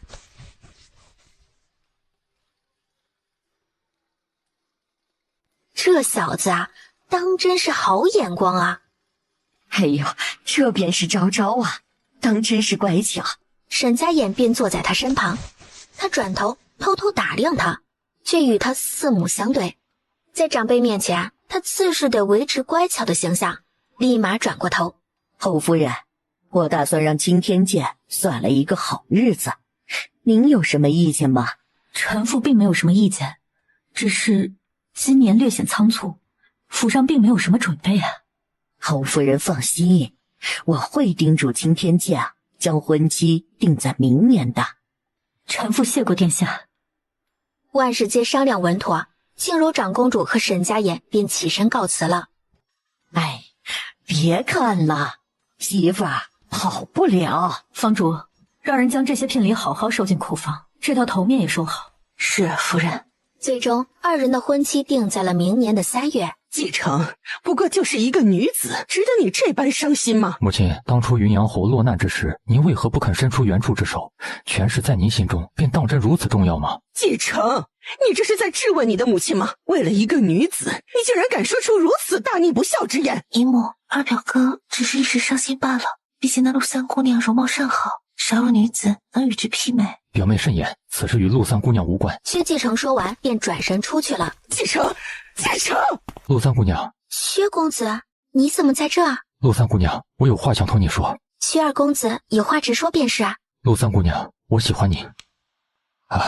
陆三姑娘是在下唐突了。薛二公子，既知自己唐突，就该管好自己的腿，更该管住嘴。沈家眼翻身下马，旁若无人地拉住陆昭昭的手腕。薛二公子，我已是有婚约之人，这话日后不必再说了。陆三姑娘，打扰了。喂，人都走了，放开吧。沈家眼，你要带我去哪里啊？陆昭昭，我现在心情不是很好，你最好乖乖听话。姑娘，琉璃，别喊了，他可是沈世子，是未来的姑爷，他不会伤害姑娘的啊。对，你说的对，我这一着急也忘了。见过沈世子，陆三姑娘。掌柜的，包间。明白，二位楼上请。沈家眼，你这个表情，我可以理解为你是吃醋了吗？陆昭昭，沈世子，我听得见，你不用喊，稍安勿躁啊。陆昭昭，日后见到那个姓薛的李远仙，他不是什么好人，你听见没？沈家眼，如今我们2个可还没有成亲呢，你就开始管我了。那若是成了亲，岂不是要我事事听你的？除了这件事，其他的我都可以听你的。此话当真？当真。沈家眼，你今日为何出现在我家门口啊？恰巧路过。哼，我信你个鬼啊！你今日原本是想干什么？啊，你不说啊，我都忘了。我今日原本是去打算买首饰的。哼，都是因为你，你陪我。好，用完饭就赔给你。哎呦，陆三姑娘来了！今日啊，小店有许多新款，您可要看看？那边看看吧。嘿，好嘞，您里边请。陆昭昭在前面左看看右看看，沈家眼便默默地跟在他身后。若记忆不会苍老，何去轮回路走？陆三姑娘，您慢走。沈家眼，这银子啊，就算是我问你借的，等下次我还你。不必还了，你高兴便好。大眼看着他乱转的眼睛，放心吧，没坏人。走吧，我送你回家。周姑娘，我听完表哥喝醉了酒，特意做了养胃的粥给他送了。周姑娘，公子还没醒，不然你等公子醒了再来。我不过是来给表哥送碗粥，难道还要我去将夫人请来才能进去吗？小的不敢。表哥，陆昭昭，他穿着小衣和鞋裤，慢慢地爬上了床榻，刺破自己的手指，将血滴在了寝褥上。表哥，你抓疼我了。看着熟睡的男子啊，他躺了下去，将头靠在他的肩膀上，缓缓闭上了眼眸。清晨，二公子还没起来吗？回夫人的话，没有。母亲，二哥是不是还没醒酒？夫人，说到底发生了什么？昨晚周姑娘进了公子的屋子，到现在都还没有出来。你说什么？他冲上前，一把揪住他散落的发丝。姨母，贱人，你还有脸叫我姨母？我好心收留你，你竟然敢爬上我儿子的床榻！母亲，您怎么在这儿？表哥，表妹，你怎么在这儿？表哥，昨夜我来给你送粥，你醉了酒，追着我不肯让我走，还将我拉上了床榻。不可能！表哥，你这么说，是不肯对玉婉负责了吗？周玉婉，你说继承拉着你不放，可昨晚小厮就在不远处，你是哑巴吗？姨母，我当时都想还，哪里还敢害人呢？玉婉知道，如今周家家道中落，就是连姨母也看不上我。既然如此，我不如死了算了。周玉婉，你要死便去外面死，休要脏了我昌平侯府的地方。姨母，再这么说，我也是清清白白的闺阁女子。若你不肯容我，那我便当真活不下去了。我会负责的。你不就是想赖在我们昌平侯府吗？行啊，那你便给继承做妾吧。姨母，我不愿意是吗？那我便遣人将你送回你父亲那，自此是死是活，就看你自己的造化了。姨母愿意给表哥做妾。既如此，就管好你自己的嘴。若是在继承娶正妻之前传出半点风声，就别怪我容不得你了。是，我明白了。都瞧不起我是吧？那便走着瞧，看我不将这昌平侯府搅得天翻地覆。昭昭，母亲，今日就看到这，好不好啊？我实在是太困了。行了，那今日便到这儿吧。哇，母亲，你这个鞋子做的也太好看了。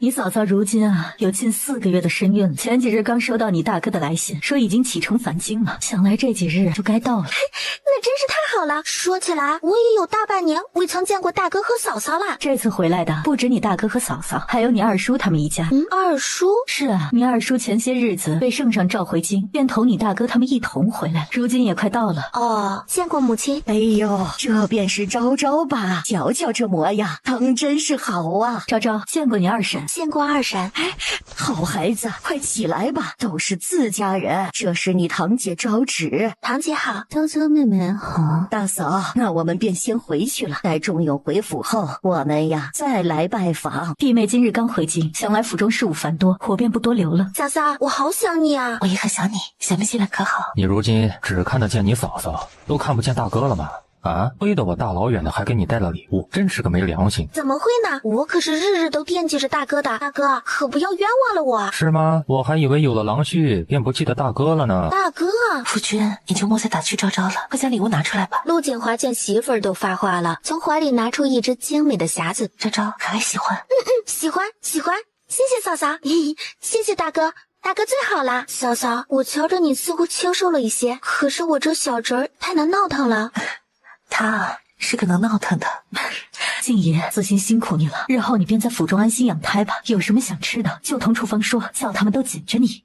啊，多谢母亲。王氏温婉应道：“11月初8是武顺侯府萧老夫人的寿辰，见过二婶。这身衣裙倒是衬得妹妹愈发光彩照人了。堂姐谬赞了，你嫂嫂身子不方便，今日便不去了，咱们走吧。母亲，今日堂姐那身衣裙也太素了一些吧？今日我已经委婉的提醒过了，可你二婶和堂姐都不以为意。自是如此，我们也不必过多操心了。昭昭，今日是萧老夫人的寿宴，萧老侯爷在世时与你祖父关系甚好，无论如何，今日都不可与萧家姑娘吵架。母亲，你就放心吧，女儿保证啊，今日绝不胡闹。那萧家大姑娘也是个可怜的，生母早逝，父亲续弦后也不管她，幸亏还有萧老夫人这个祖母照料。陆昭昭轻轻点点头，昭昭见过老夫人。是昭昭来了呀，哎，快上前来，让我好好看看。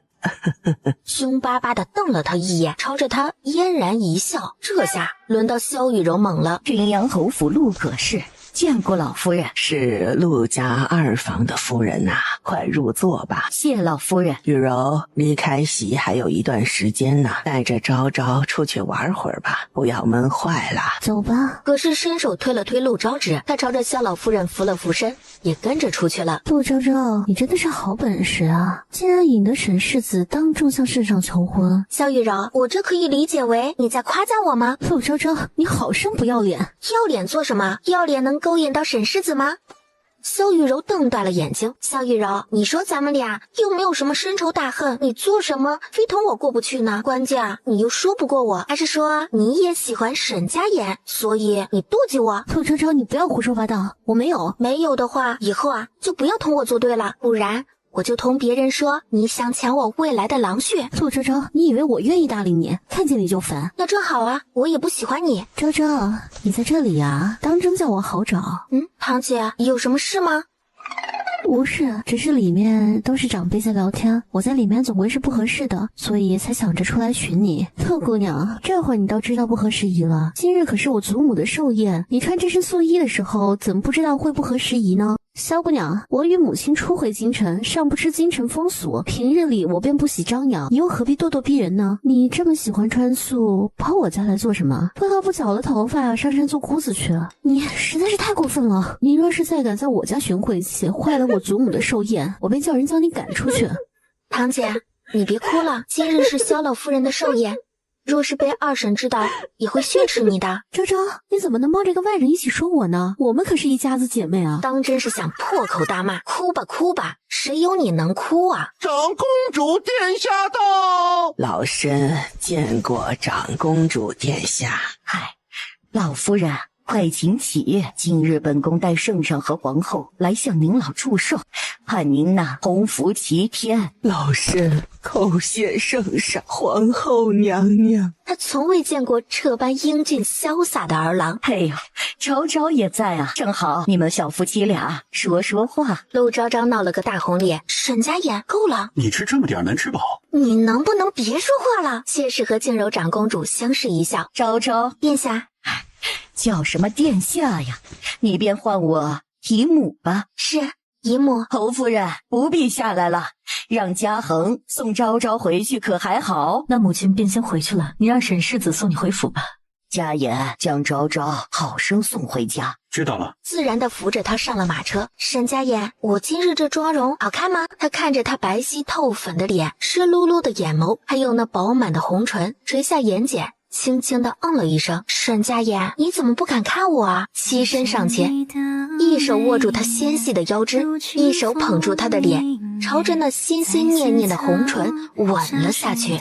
昭昭，换气。陆昭昭瞬间清醒过来，沈家言，你个臭流氓，登徒子！陆昭昭，你若是觉得吃亏，可以亲回来，我绝不反抗，如何？哼，不要脸！那擦擦，你帮我擦，你想得美啊！那便不擦吧，反正我不介意被人看。昭昭，我劝你最好温柔些，不然若是被人看出端倪，他这算不算是偷鸡不成蚀把米啊？陆昭昭，别生气了，你若实在是气得慌，打我几下可好？闭嘴吧！翌日，母亲，昭昭来了。昨日同沈世子相处的可还愉悦？母亲，您就别打趣我了。好，不逗你了。夫人，二夫人带着芷姑娘来了。大嫂，我知道你如今是侯夫人了，与我这种五品小官的夫人不一样。可昭昭和昭芷可是亲堂姊妹，她怎么能帮着外人羞辱自己的堂姐呢？弟妹，我虽不知究竟发生了什么，但你张口便责怪我的女儿，是不是太过分？大嫂，那你是不是应该问问你的女儿做了什么好事？二婶，那请问我做了什么让您这般不满意？您倒是说来听听。昨日那萧大姑娘为难你堂姐时，你不帮衬便罢了，居然还同她一起奚落你堂姐，有你这么做姐妹的吗？二婶，首先呢，我是陆昭芷的堂妹，不是她的妹妹。其次，您说我同他人一起奚落堂姐，我奚落她什么了？这堂姐在人家萧老夫人的寿宴上穿了一身素衣，知道的是去祝寿的，不知道的还以为她去吊唁的呢。能怪人家奚落她吗？她还在人家的宴席上哭哭啼啼的，我不过是怕她惊动了萧老夫人，才好言相劝的。你小小年纪说话居然这般不饶人！我说的在理了。既然如此啊，您刚才可就是冤枉我了，是不是该同我道歉呢？弟妹，虽说你是长辈，可我的女儿也不是谁都能无缘无故骂两句。她是云阳侯府的姑娘，更是护国公府未来的世子夫人，身份贵重。说你执意不肯认错，大不了日后你我两房不来往也就罢了。一巴掌狠狠地掌掴在陆昭芷的脸上。母亲还有脸叫我母亲？你说说你做的什么事儿啊？还不赶紧给昭昭赔礼道歉！昭昭，对不起，是堂姐的错，堂姐错怪你了。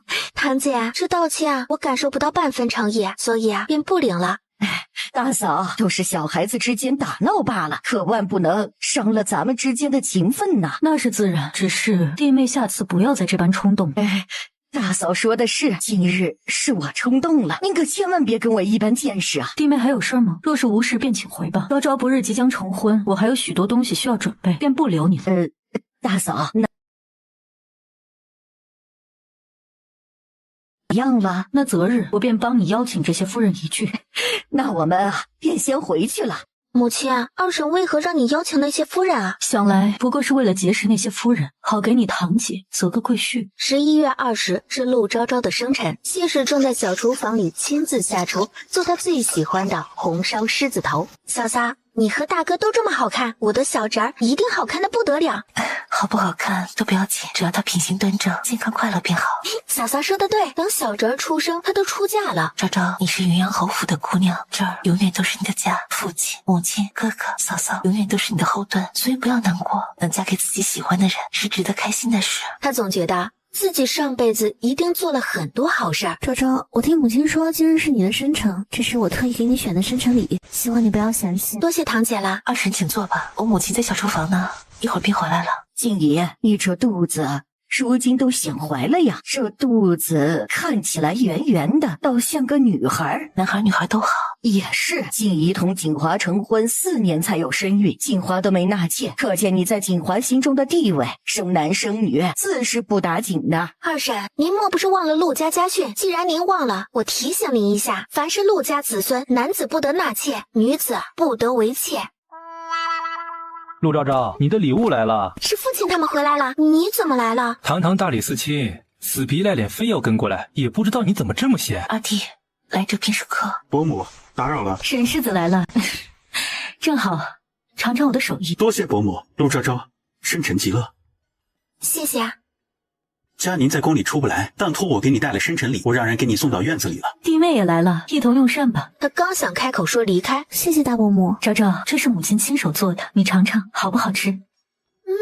好好吃啊！母亲，你真的好厉害啊！好吃便多吃些。我说沈世子，我妹妹的脸上是有花吗？你不吃饭直勾勾的看什么呢？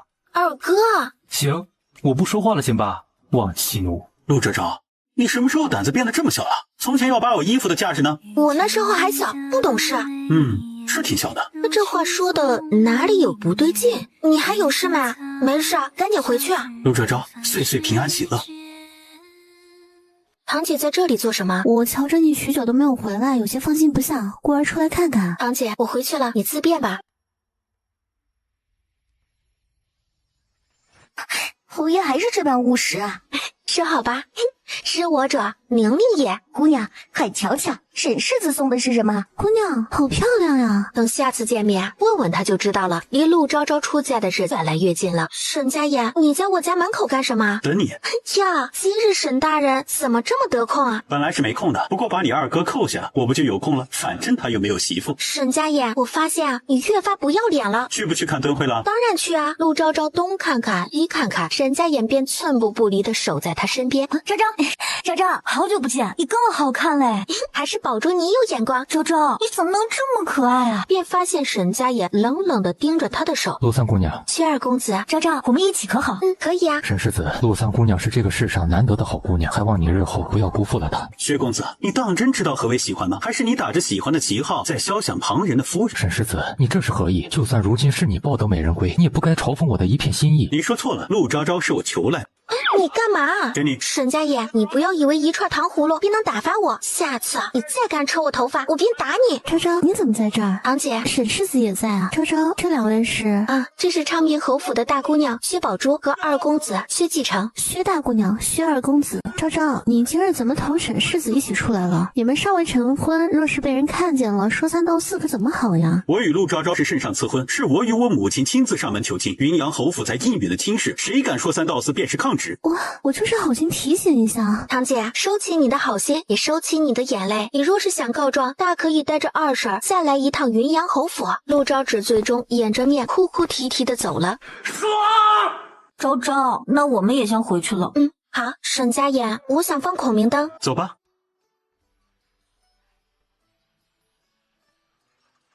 就这个吧。公子夫人可要在这灯上题字啊？哎，还能题字？自然可以，这是小店的特色。岁岁欢愉，愿与陆昭昭岁岁年年常相伴。沈家言，你究竟从何时开始喜欢我的？陆昭昭，你亲我一下，我便告诉你好不好？唇轻轻地印在他的下颌，所以你早就喜欢我了，对吧？陆昭昭，我心悦于你，从很久以前便心悦于你。沈家言，所以你从前在矜持些什么？我不是，昭昭，你听我解释。你不用说了，我不想听你说，我要回家了。你要是敢跟过来，我便同你退婚。他说要同他退婚。姑娘，您没事吧？我刚才装的，像不像？姑娘，您都快将奴婢吓死了。姑娘，到底怎么了？琉璃啊，珍珠，你们知道吗？沈家言他今日对我表白了。哎呀，他说他很早以前便心悦于我，你们明白了吗？姑娘，这不是好事吗？你怎么还生气了？他明明就是喜欢我，还装的一副矜持的样子，看着我整日围着他转。这次啊，我一定要让他来围着我转。姑娘，奴婢有一句话不当讲，但奴婢实在是忍不住了。讲吧。姑娘，您现在就特别像小人得志。沈家言拿着一壶烈酒猛灌了一口，盯着桌案上女子的画像。昭昭，你说世子这是怎么了？以前便总是盯着陆三姑娘的画像看，如今都快要成亲了，怎么又拿出来了？还喝起酒来了。你进去问问。冰块里。等一下，帮我把这个给昭昭。沈家言，这都多少封了？我妹妹可是一封都没回你。依我看，你们两个不如退亲算了。沈家言，我可是陆昭昭的亲哥，你要是敢跟我动手，我妹妹就更不愿意搭理你了啊！说完便跑了出去。祖宗啊，你们两个到底是在闹什么呢？二哥，咱们家的祖宗在祠堂里供着呢，你再胡说，当心父亲揍你啊！陆昭昭，你看我今日不打你的。二公子得罪了。琉璃啊，不是说了吗？让你们去沈家言。沈家言，你疯了吗？沈家言。我告诉你啊，你要是敢乱来，当心我父亲和兄长打断你的腿。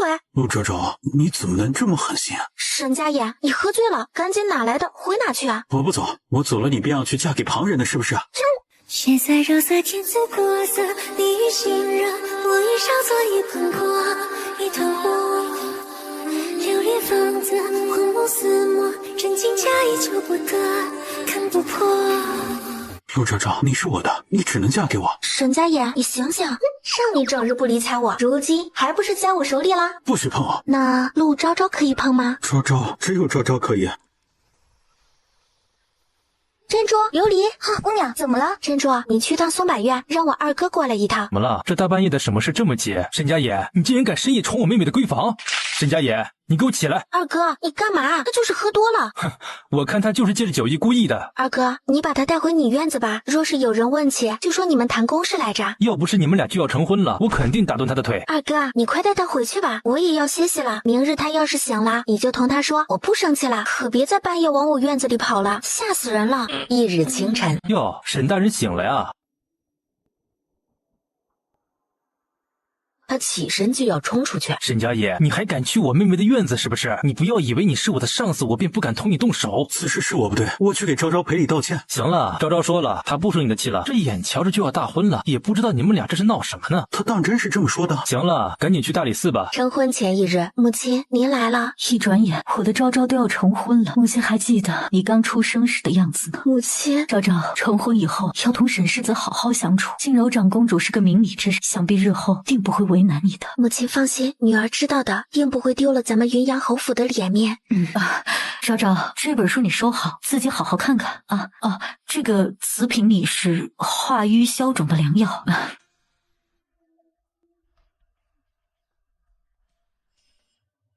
母亲，为何要给我这个？好好收着，小孩子家的，乱问些什么？只见画面上，男子与女子相对而坐，那女子的腿还勾在男子的腰间，仿佛是一个烫手山芋，以至于他都没有注意到究竟扔到了哪里。天刚蒙蒙亮，还不住的打着哈欠。全喜嬷嬷拿着2根银线，轻轻的给他开脸。一梳梳到尾，二梳梳到白发齐眉，三梳梳到儿孙满堂，四梳梳到富贵与绵长。沈世子想娶我们云阳侯府的姑娘，可不是那么容易的。沈世子能不能娶到世子夫人，便要看你的诚意了。我沈家言此生绝不俘虏昭昭，必定待她如珠如宝，绝不食言。沈世子莫忘了今日之言。娶媳妇喽！女儿拜别母亲，愿母亲壮年有长春，万年无岁末，岁岁安康。昭昭，你永远都是云阳侯府的姑娘，父亲母亲只盼你岁岁欢愉。母亲，昭昭记下了。佳丽出城，良缘遂递，金盾坚铁，愿相敬之如宾，重临祥野，克定昌于绝好，同心同德，一世一家，永结鸾寿，共蒙冤典。昭昭，云阳侯府永远是你的后盾，不要害怕，也定不要委屈了自己。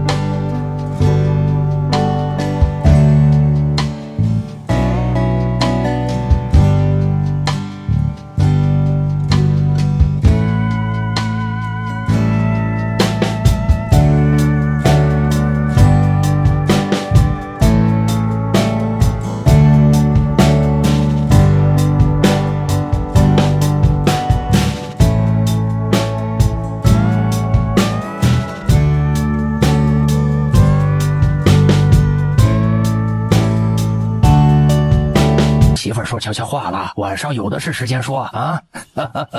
大嫂，劳烦照顾一下我夫人。二弟放心吧，弟妹就交给我，定不会让她受半分委屈的。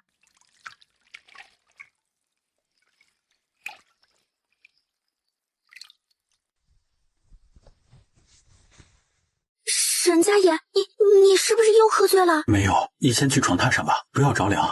沈家野，你不会是紧张吧？昭昭，我心悦于你。遇见你的眉眼，如昭昭，不怕，我亲亲呢。在思草相识的凡世间。沈家野，你混蛋！留恋如时光搁浅，是重逢一如初见。缠绵间。沈家言，你够了！昭昭，昨晚我已经帮你上过药了，还有没有哪里不舒服？大尾巴狼！昭昭，别气了，都是我的错。什么时辰了？刚过某时。慌乱的起身下榻。无碍的，父亲母亲不会介意。沈家言，今日若是惹了长辈不悦，我便同你没完。夫人想怎么个没完？为夫定然配合你，可好？你好生不要脸啊！琉璃、珍珠，进来吧。孙喜给祖母请安，愿祖母福寿康宁。好孩子，起来吧，日后同家言好好的。谢祖母。家言便率先一步弯腰将他扶了起来。儿媳给父亲、母亲请安，愿父亲松柏同春，母亲容颜永驻。谢父亲。昭昭，日后啊，这里就是你的家。家言呐，欺负你，尽管来告诉母亲，母亲替你做主。昭昭，这是母亲当初嫁给你父亲时，你外祖母给我的，你拿着。谢母亲厚爱。这是二叔和二婶。见过二叔，见过二婶。家言这新媳妇儿真是好看。陆昭昭俯身谢过。见过二嫂。二哥，你当真是好福气啊！竟然娶了这京城最好看的女子。离你二嫂远些，当心我揍你。当真是娶了媳妇儿，忘了兄弟啊！他给弟弟妹妹都准备了礼物。多谢二嫂。不客气。大嫂，这是我给你准备的礼物。他下意识的抬头看了一眼沈家晨。弟妹的心意你便收下吧。谢谢弟妹了。咱们先用膳吧，午后家言和昭昭还得进宫谢恩呢。我自己能走，你别扶我。他假装听不见，根本不带松手的。臣参见圣上。民妇参见圣上。平身吧。谢圣上。如今你已成亲，朕也就放心了，不用再为你的婚事发愁，当是能睡个好觉。臣惶恐。得了吧，带着你的心腹去见见太后，太后早就盼着你们了。臣告退。沈家言，这是皇宫。我知道啊。他愿意牵着便牵着吧。沈家言，我发现你同大哥长得还是有点像的。但是我更好看。那倒是。皇祖母，一会儿昭昭来了，你可不要为难他哦。你这个丫头，皇祖母在你眼中便是这样凶神恶煞之人呢？怎么会呢？皇祖母是这世间最好的祖母，人美心善。满皇宫啊，就数你嘴甜。太后，沈世子和世子夫人来了。宣。民妇给太后娘娘请安。给外祖母请安。都起来坐下吧。昭昭，初到护国公府可还习惯？都是自家人，也不是在外面，用不着这些虚礼了。你便同家言换我外祖母吧。回外祖母的话，一切都好。哎，那便好。外祖母便祝你们恩爱不移，白首不离。谢外祖母。皇祖母，你也有许多日子没见表哥了，要不你放我和昭昭出去玩会儿，让表哥陪你可好？去吧去吧。谢皇祖母。佳宁，你慢些拉着昭昭。知道了知道了，成婚的男人可真啰嗦。昭昭，昨晚怎么样？宁宁，你再乱说，我便不理你了。好了，不说了。昭昭，我很是羡慕你，可以嫁给自己心仪之人。宁宁，你是这世间最好的女子，并会嫁给自己喜欢的人，一生喜乐无忧的。昭昭，你真好。这心腹可合心意呀？甚合心意。既然合心意，那就早些生个孩子，也让我这个老婆子抱抱曾孙。外祖母，我突然想起来还有公务要忙，便先告退了，改日再来看你。昭昭，我们回家吧。咦，表哥，你能不能克制一下你自己？我身上都起鸡皮疙瘩了。克制不了。昭昭，等我出宫去找你玩。有话好好说，贴那么近做什么？宁宁，那我先回去了，等你出宫记得来找我。一定。夫人和杨沐月，走吧。你们下去吧。啊，你做什么去啊？沐浴。你不许去。为何？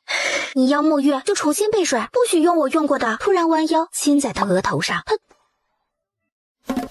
他又气又羞。陆昭昭，你不怕憋坏了？沈家言，你真的很烦。叫夫君。家言哥哥。夫君，明日还要回门呢，今日早些歇息吧。陆昭昭，你给我等着。沈家言呢？回夫人的话，世子在院子里打拳呢。起身就朝外面走。只见他一套拳法下来，行云流水，刚劲有力。夫人看的可还满意？马马虎虎吧。二婶，您府上当真半点事没有吗？今日可是昭昭回门，不是陆昭只回门，您在这儿不太合适吧？你这孩子都是一家人，活着当婶婶的，有什么带不得的？二婶，但愿您能心想事成。锦荣，少说几句，一会儿昭昭就该回来了。给父亲请安，给母亲请安。小婿见过岳父大人，见过岳母大人。都起来吧，快坐下。母亲，都是成婚的人，怎么还撒娇啊？当心家眼笑话你。岳母，只要昭昭高兴就好。算你小子识趣。昭昭当真是好福气，竟然嫁给了沈世子这般身份尊贵又体贴的儿郎，不像你堂姐，竟然连和这般儿郎说话的机会都没有。弟妹，今日是昭昭回门，你说这话实在是太不合时宜了。大伯母，对不住，我母亲没有别的意思，她只是替昭昭高兴而已。是啊，大嫂，你可千万别生我的气呀。你们先坐着，我去小书房看看饭菜做得如何了。母亲，我陪你去。自求多福吧，父亲和兄长可是很难缠的。母亲，你为何不问我过得好不好，有没有受欺负啊？瞧你这面色红润的模样，哪里像过得不好的样子？再说了，你不欺负别人，母亲就得烧高香了。沈家爷，你如今这新婚燕尔，其乐融融，倒是累得我整日不得半分空闲啊。若是二哥哪日成婚了，我定也给你放个长假。哎，我说你这家伙怎么哪壶不开提哪壶呢？家眼说的对，妹妹如今都成婚了，你也抓紧些吧。等日后熬成了丑八怪，看哪个姑娘还肯嫁给你。你母亲说的对啊，咱们家就属你最让人操心，不孝子。行，都是我的错，是我拖了咱们家的后腿。你知道就好。陆昭昭在旁边偷笑，沈家眼则是一脸宠溺地看着他。都饿了吧？午膳已经摆好了，咱们去用饭吧。二哥，你要是把他灌多了，今晚就让他去你院子里睡觉吧。母亲，我先送他回海棠院歇歇。快去吧。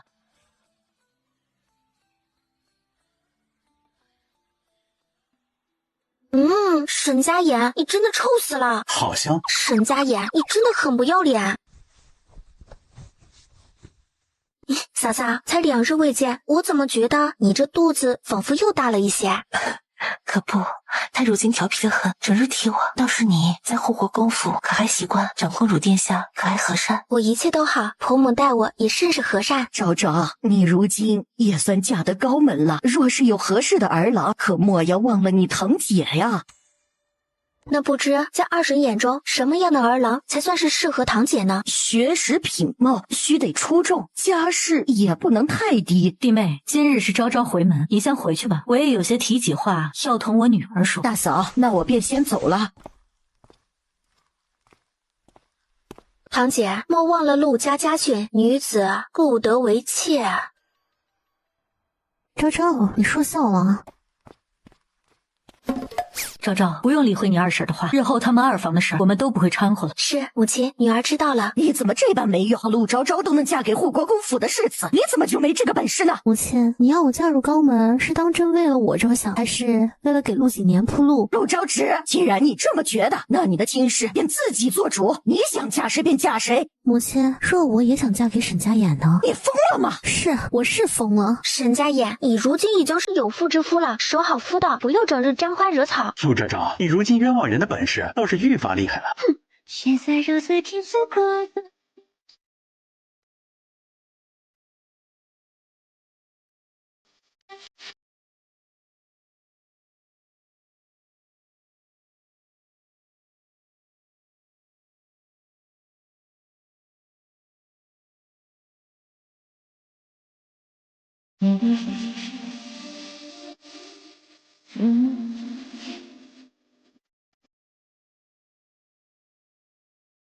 大嫂，您可别怪我说话直，家眼这心腹啊，有点太不知礼数了，竟让长辈在这等这么久，也不知云阳侯府是如何教导女儿的。昭昭年纪还小，贪睡些也正常，谁又能想到妹妹这一大早就回府了？再说了，昭昭是我的儿媳妇，再怎么样也轮不到旁人来说教。青云，不许胡说！给祖母请安，给母亲请安。昭昭来了，这是你姑母，你还未曾见过。果然是是个狐妹子啊！见过姑母，沈青云没有应声，沈家言便伸手将她扶了起来。坐吧。家言，我再怎么说也是你们的长辈，你有点太目中无人了吧？姑母，我夫人身子金贵，劳累不得。您这一大早回府，总不能是特意来为难我夫人的吧？母亲今日依然有些发热，儿媳来晚了，可叫郎中了。母亲放心，郎中说只是染了风寒，刚刚已经喂过药了，现下已经没什么大碍了。哦，那便好，快坐吧。见过姑母。你嫁过来都已经1年多了，怎么到今日还没有申冤？若不是你嫡姐出了事啊，凭你个庶女也配嫁到我们护国公府啊？如今还摆起少夫人的谱来了，她是疯狗吗？怎么逮谁咬谁啊？秋云，你说话也太刻薄了些。玉柔再怎么说也是家臣明媒正娶的夫人，是护国公府的少夫人，你怎么能这么说她呢？二嫂，我这是在替家臣抱不平，堂堂的护国公府的公子竟然娶了个庶女，真是叫人笑话。你闭嘴！母亲，儿媳有事要同昭昭说，就先告辞了。去吧。母亲，儿媳也告退了。这姑母是疯了吗？怎么逮谁咬谁啊？将种种过往都细细的讲与他听。昭昭，我定会好好护着你的，有我在，没有任何人能欺负你，你永远都可以做这京城中最肆意的小女娘。所以你从前为什么不愿意搭理我？因为你只喜欢我这张脸。沈家言，你怎么这么可爱？陆昭昭，我这一生别无他求，只求与你共华发。好。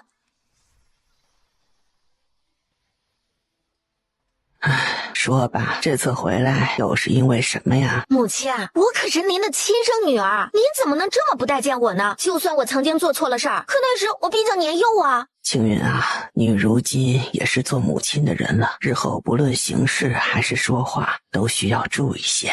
母亲说的，女儿都记下了。只是现在有一件事，我想同母亲商量一下。你说吧。哎呀，母亲，我旭伯家的大姑娘今年刚及笄，品貌出众。二嫂嫂家的家浩如今尚未定亲，不若我们亲上加亲。家浩年纪还小，尚不着急定亲。再说他平日里与家衍甚是亲厚，性子也甚是相似，怎么肯听你的？哎呀，母亲，那不如让家臣娶她做平妻。沈青云，你胡说些什么？家臣已经娶妻了。哎，老夫人，您还好吗？哎呦，大姑娘，您就别惹老夫人生气了。她年纪大了，身子骨本就不好。什么？我说错什么了？那柳氏嫁到咱们家都快2年了，如今也没有生个一儿半女的，不休了她，便算是给她娘家脸面了。你给我滚！母亲，您别生气了，今日是女儿不对，我这就走，等得空了再来看你啊。孙郎中，我母亲到底怎么样了呀？二弟，你别转了，让郎中仔细把脉。过了半晌，国公爷，二老爷，老夫人年岁大了，今日又受了刺激，一时急火攻心，损了心脉，还会神志不清的。待在下给老夫人开服安神的方子，日后须得好好静养，不可再劳心伤神了。多谢郎中了。刘嬷嬷，随我去偏房，我有话要问你。刘嬷嬷，今日究竟发生了何事？为何母亲突然就病了？国公爷，今日大姑娘回府了，她同老夫人说，当晚老夫人便昏了过去。二老爷将一只琉璃茶盏狠狠地掷在地上，沈家衍连忙护住他，轻轻地拍了拍他的后背。二弟，你这是做什么？大哥，这沈青云哪有半分咱们沈家人的模样？也不知道是不是报错了。二弟，不许胡说！罢了，好在此次有惊无险，二弟也是担心母亲，你就别再说他了。你们都回去歇着吧，今晚我留在这里照顾母亲。大哥，我陪你一起。大伯母、祖母怎么样了？放心吧，你祖母无事，倒是你媳妇儿今日可是受了委屈。多谢大伯母了，你先回去歇息吧，我去看看祖母，不用等我。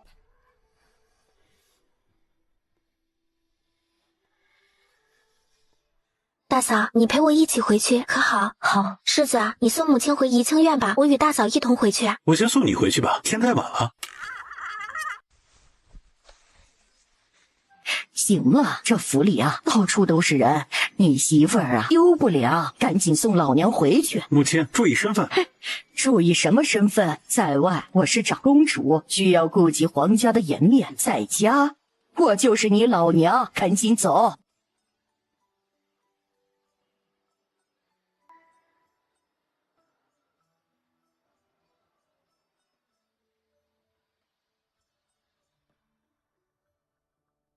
我吃饱了。沈家言，大嫂真的太可怜了，她那么温柔，怎么谁都能欺负她？昭昭，我会对你很好很好的。你要是敢惹我生气啊，我就捅你河狸，再叫我父兄打断你的腿。打断腿可以，河狸不行。他低头在额头上轻轻一吻。不必叫夫人起床，她什么时候醒便什么时候起。是，奴婢知道了。咱们家夫人当真是好人有好报，日后定会儿孙满堂的。那可不，世子娶了咱们家夫人是他的福气。见过母亲、二婶、大嫂。昭昭，昨晚休息的可还好？母亲，我休息的挺好的，祖母可好些了？你祖母好多了，清晨起来用了碗粥，喝了安神药，现在呀刚睡一下。那便好。大嫂，怪不得母亲被气成这个样子，谁家的女儿像她一样啊？不贴心也就罢，巴不得把娘家搅得天翻地覆呢。是啊，昨日国公爷也是气得不轻，清明这次真的做得太过火了。他这也不是第一次了，想当初他从那荣安伯世子做出那等苟且之事时，可曾想过给府里留半分脸面？罢了罢了，日后他再回来，我们就陪在母亲身边。大嫂，就听你的。咱们去府内转转，昭昭也得手学着管家了。夫人，您找什么呢？奴婢帮你。不用，我自己找。找到了。夫人，找到什么了？沈家言，你要吓死我啊！摸摸毛，吓不着。那这是什么？这是你的私库钥匙，我所有的家当都在这里面。啊？我的？夫人，你可否告诉我这是什么？我不知道，你赶紧还给我。既然夫人不知道，我们一起学习下可好？沈家言，你不要脸，君子当非礼勿视。陆昭昭，我不是君子，我只是你的夫君。遇见你的眉眼，如清风明月，在似曾相识的凡世间。今晚把房门关好，不许他进来。二婶，昨日您不是说不来了吗？还不是你婆母非得叫我陪着你们，你们俩就当我不存在就行。二人坐在圆桌前开始翻看账本，他有不明白之处便开口问上几句，柳玉柔则是细细的讲给他听。晋国夫人，我们是世子的贴身护卫。陆昭昭轻轻的点了点头，只是不知为何墨江的身形有些眼熟。昭昭回来了。大尾巴狼，别生气了，我刚刚让厨房给你做了你喜欢吃的膳食，咱们回房等着。这夫人好本事啊，竟然将世子拿捏得死死的。你胡说八道什么呢？我们家夫人是你能随便议论的？挺好看的姑娘，怎么这么凶啊？要你管，反正不许你说我家夫人。幼稚。陆昭昭贴心的派人给他送了夜宵，准备回正屋搂着香香软软的媳妇睡觉。昭昭，给我开门呗。不开。沈世子，请你自重。沈家眼弯腰，在他唇间轻嘬了一口。喂，我去沐浴，你先睡。陆昭昭轻哼了一声。夫人，云阳侯府来人了。放珠姐姐，可是家里出了什么事啊？三姑娘，少夫人清晨诞下了小公子，夫人让我来知会你一声。我嫂嫂她怎么样了？姑娘放心，虽说少夫人早产了1个月，但好在母子平安。放珠姐姐，我去收拾一下，同你一起回去。夫人，大少夫人，三姑娘回来了。你这丫头才新婚，乱跑些什么？母亲，我已经知会婆母了，她同意了，我才回来的。嫂嫂，你还好吗？我无事，放心吧。母亲，到底怎么了？嫂嫂怎么就无缘无故早产了呢？你堂姐正在与平昌侯府议亲，近些日子京中有些流言，说薛二公子还未成婚便先纳了妾室，这京城有头有脸的人家哪里还肯再把女儿嫁过去？你二婶便主动上门去说想结亲之事，只是你堂姐却不愿意，经常来找你嫂哭诉。昨日她不小心滑倒，谁曾想却将你嫂嫂也推倒在地。她是不是脑子有病啊？她不愿意，那就找她母亲说啊，来找一个身怀6甲的孕妇做甚？谁说不是呢？这孩子当真是心思不正，你大哥已经去找他算账了。有病！走吧，先随母亲回去，你大哥一会儿也该回来了。锦华，你这是干什么呀？招致也不是故意的。锦华，你先松手。大嫂，他们可是一家人呐，招致他又不是故意的，这锦华也太过分了。过分？你女儿险些害了我儿媳与孙子，你跟我说过分？要不是看在侯爷的面子上，我就送他去大牢。大嫂，招致他年纪还小，再说他也不是故意的呀，此事传扬出去，他还怎么议亲呢？二婶，您可当真是有趣了，堂姐都快18了，还小。还有啊，什么叫不是故意的？不是故意的，她日日去惹我嫂嫂烦心，不是故意的，偏偏睡在我嫂嫂面前，她是残废吗？你一个出嫁女，怎么们还拐起娘家的事儿了。昭昭虽然成亲了，但她永远都是云阳侯府的姑娘，她在自己家，凭什么不能说话，不能管事儿？大嫂，我也没……你什么都不必说了，让她去给静怡道歉，罚跪祠堂，此事便算过去。日后你我两府不必再来往。大嫂，我们可是一家人呐！谁同你们是一家人？晦气！陆昭昭，你自己嫁的如意郎君，便可以肆意侮辱我吗？凭什么你能嫁护国公世子，我便只能嫁一个旁人都不想嫁之人？二婶，你女儿问你呢。道芷，你不许胡说，薛二公子有什么不好的？陆昭芷，你可知，其实啊，就算是薛二公子，你也是配不上的。陆昭昭，你就是个毒妇，沈世子当真是瞎了眼才娶了你。不装姐妹情深了，收起你那些龌龊心思。沈家言是我的夫君，他都不会正眼瞧你的，不信可以试试。陆锦华没有再给他废话的机会，扯起他就走。昭昭，日后不要与他有任何往来，他心术不正。好，只怕是树欲静而风不止。母亲，今日二姐姐怎么没有回来？你二姐姐有身孕了。那可真是太好了，省得那周伯母处处挑刺。这下看他还有什么好说的。夫人，三姑娘，沈世子来了。见过岳母。你嫂嫂那里也没什么事儿了。昭昭，你同家衍回去吧。母亲，那我先走了。走吧，同家衍好好的啊。你知不知道近日京城里的那些传言？什么传言？关于薛二公子的。陆昭昭，不许想着他。他踮起脚尖，轻轻地印在他的唇角。沈大人，你这醋意也太浓了吧！啊，沈家衍，这可是在我家里，当心啊，被打断腿。回家吧。凭什么？夫人，有你的书信。谁送的？门口小厮说是昌平侯府大姑娘送来的。陆昭昭拆开书信看了一遍。夫人，怎么了？无事，琉璃，帮我梳妆，我们去趟醉仙楼。夫人，用不用派人去知会世子一声？不必，有人啊会替我们知会的。沈大人，有您的书信。谁送的？小的不认识，一个小厮打扮的人将书信塞到我手里，说您务必亲启，然后就离开了。沈大人，你这和我妹妹才新婚，就有红颜知己给你暗送秋波了，当心昭昭休了你。你别胡说，没有的事。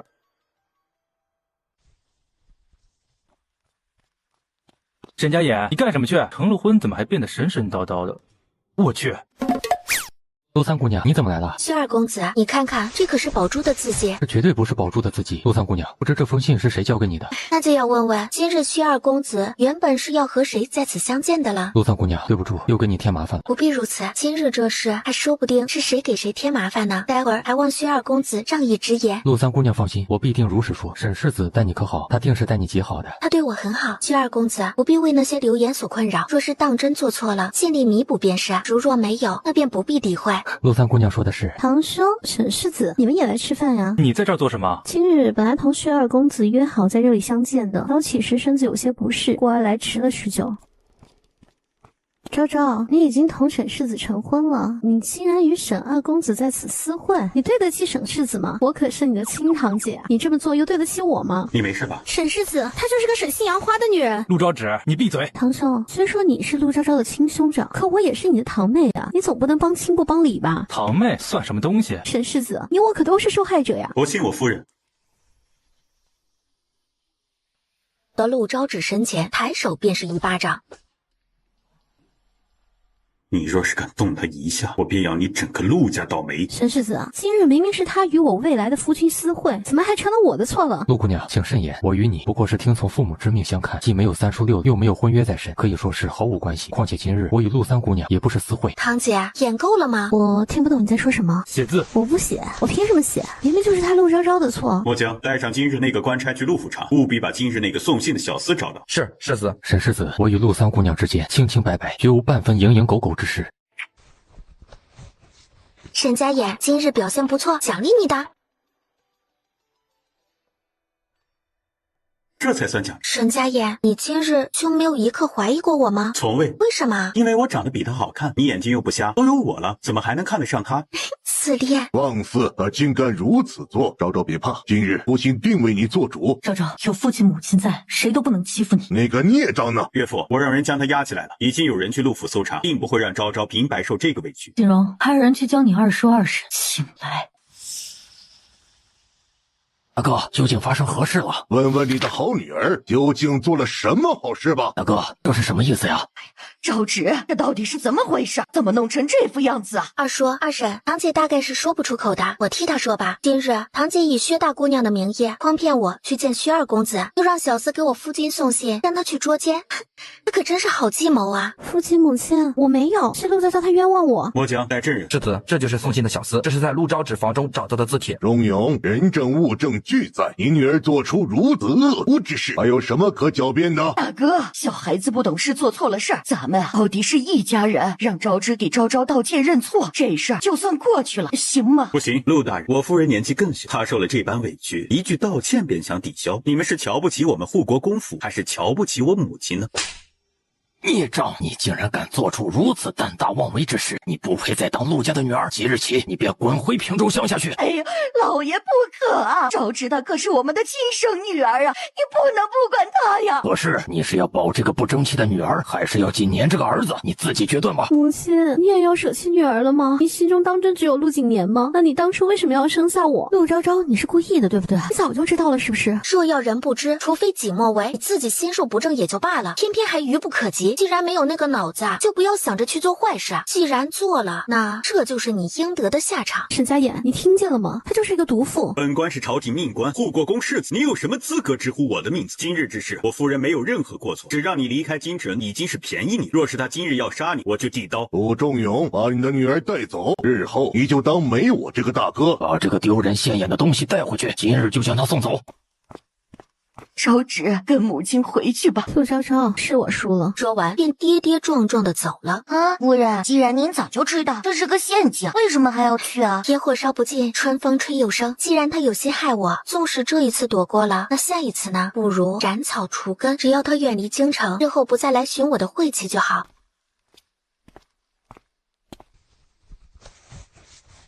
沈家衍，夫人，春宵一刻值千金，切不可辜负。欺身上前，稳住他，一只手在他腰间细细的摩擦，烛火摇曳，纱幔内传来的轻吟声与粗喘，昭示着二人琴瑟和鸣。玉茹，你用了。少夫人，这可是您亲自给公子炖的，奴婢怎么能用？要不您给公子送书房去？不必了。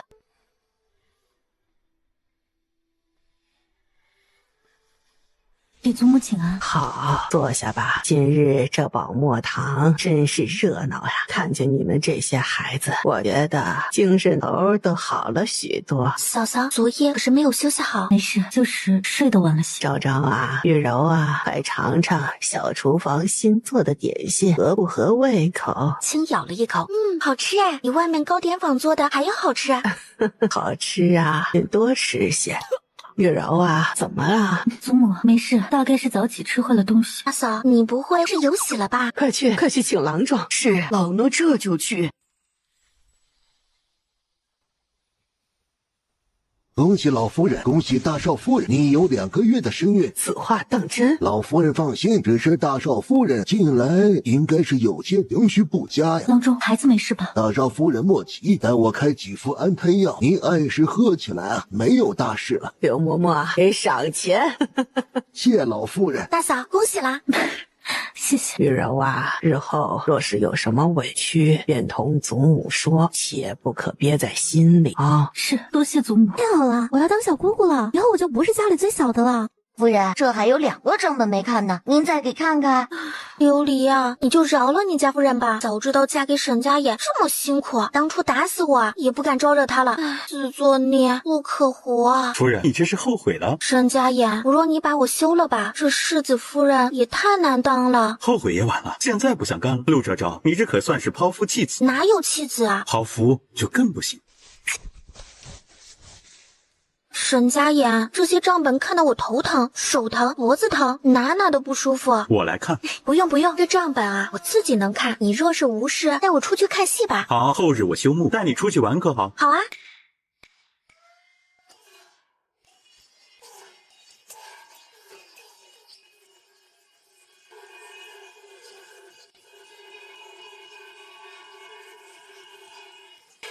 沈家衍，别以为我看不出来你在笑话我。我哪里敢？别哭了，眼睛都红了。这要是回府让人瞧见，还以为我欺负你。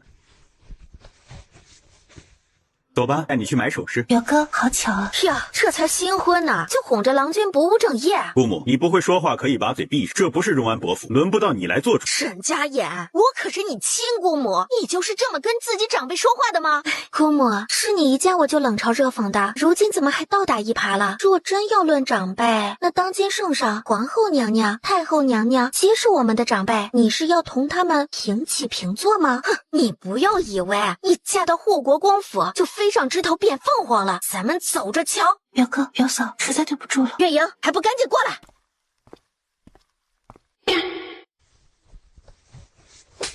有你有什么用？他真的是祖母亲生的吗？他是不是亲生的我不知道，但顾月莹不是他生的，倒是真的。哎，怎么回事？陆昭昭，你怎么这么可爱？哎呀，你快说啊！他是荣安伯和一个外室所生，当年那个外室可是极得宠，要不是他因病去世，我那个姑母的日子怕是更不好过。顾月莹生母去世后，他为了彰显自己的贤良大度，就把顾月莹接入抚养在自己跟前。要是介怀，不要管就好了，把人家小姑娘放到自己身边又不肯善待，当真不是个东西啊！还有那荣安伯将自己的亲生女儿交到一个毒妇手里，不负半点责任，果然男子没一个好东西。哼，陆昭昭，你这可是有点冤枉人了。你要是敢做对不起我的事啊，我做鬼也不会放过你的。陆昭昭，你这可是谋杀亲夫啊！陆三姑娘啊，不，是的，夫人，您可是许久没来小店了。老掌柜的记挂，瞧您这话说的，给钱。家里的银钱不都在你手里？你这个月的月俸，古有周扒皮，今有陆扒皮。你就在这好好跪上2个时辰，不要想着去找伯爷告状，不然。这不是我的好妹妹吗？怎么又跪在这儿了？沈青云的独子正是流连烟花之地。大哥，听母亲说你们今日碰见沈家眼了，她那夫人真如别人说的那般好看？大哥，她是表哥的夫人，你这么说也太不尊重人了。有什么说不得的？不过是个女人罢了，小爷我倒要看看有什么不一样的。若是顾昌俊真的起了心思啊，到时怕是沈青云也护不住他了，不知他娘亲是否会怪他。沈家燕，你先去吧，我这还有点账目，我看完了再去。你们下去吧。昭昭，你帮我拿块干净的帕子进来。喏，给你，拉过他的手腕，将他带入浴桶中。沈家言，你干什么？夫人，今日劳累，为夫亲自伺候你沐浴。遇见你的眉眼，如清风明月，在似曾相识的凡世间，顾盼流连，如时光搁浅，是重逢，一如初见。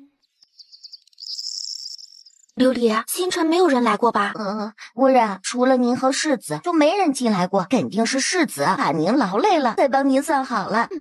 无事献殷勤，非奸即盗。柳玉柔，你以为你是个什么东西？你是踩着我女儿的尸骨才嫁进国公府的。夫人，您别这样，我们家少夫人这还怀着身孕呢。刘夫人伸手推搡着她。放肆！你是何人？竟敢在护国公府撒野？哟，原来是世子夫人呐！这不是大水冲了龙王庙，一家人不认一家人呢。我是玉柔的母亲，你可以唤我一声柳伯母的。柳夫人，不知你刚才在做什么？我大嫂如今已经怀有身孕，你若是伤了护国公府的子嗣，怕是二婶和大哥不会轻易放过你们柳家的。世子夫人说笑了，我不过是一时情急，怎么会故意伤害玉柔呢？玉柔啊，家中还有事，我就不久留了。你无事的时候可以回家看看，赵姨娘可是十分惦念你的。大嫂，你还好吧？赶紧坐下。我没事，昭昭，今日谢谢你了。大嫂，你如今身怀有孕，应当处处小心些。昭昭，我知道的。今日我嫡母来找我，是想让我同大伯父和家臣面前说，帮衬一下他那不成器的儿子，在官场谋个官职。想来大嫂是没有同意吧？护国公府虽然位高权，但大伯父向来公私分明，怎么肯做这样的事情？更何况朝堂之事，又哪里轮得到我一个后宅妇人来插手？柳氏如今最在意的，除了肚子里的孩子，便是她姨娘了。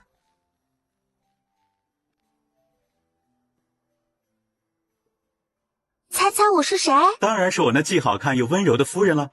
沈世子，我发现你如今是越发油嘴滑舌了，出门时可要管好自己的嘴，万不要惹了哪家小女娘的芳心才好。我只要你一个人的芳心。我今日去凌云院找大嫂，碰见那柳家夫人了。你别说啊，那趾高气扬的模样，当真跟姑母有的一拼。想来我夫人近日定是完胜。也没说几句话，她就走了。世子，夫人，午膳备好了。太好了，我都饿了，下午还得去找母亲商量采买之事呢。世子夫人如今当真是个大忙人啊，连我这个夫君都顾不上了。世子，您呢就往后排排，等本夫人哪日有空了，再来宠幸你。昭昭，你现在真是越来越猖狂了，都快上房揭瓦了。4月20至沈老夫人的寿辰。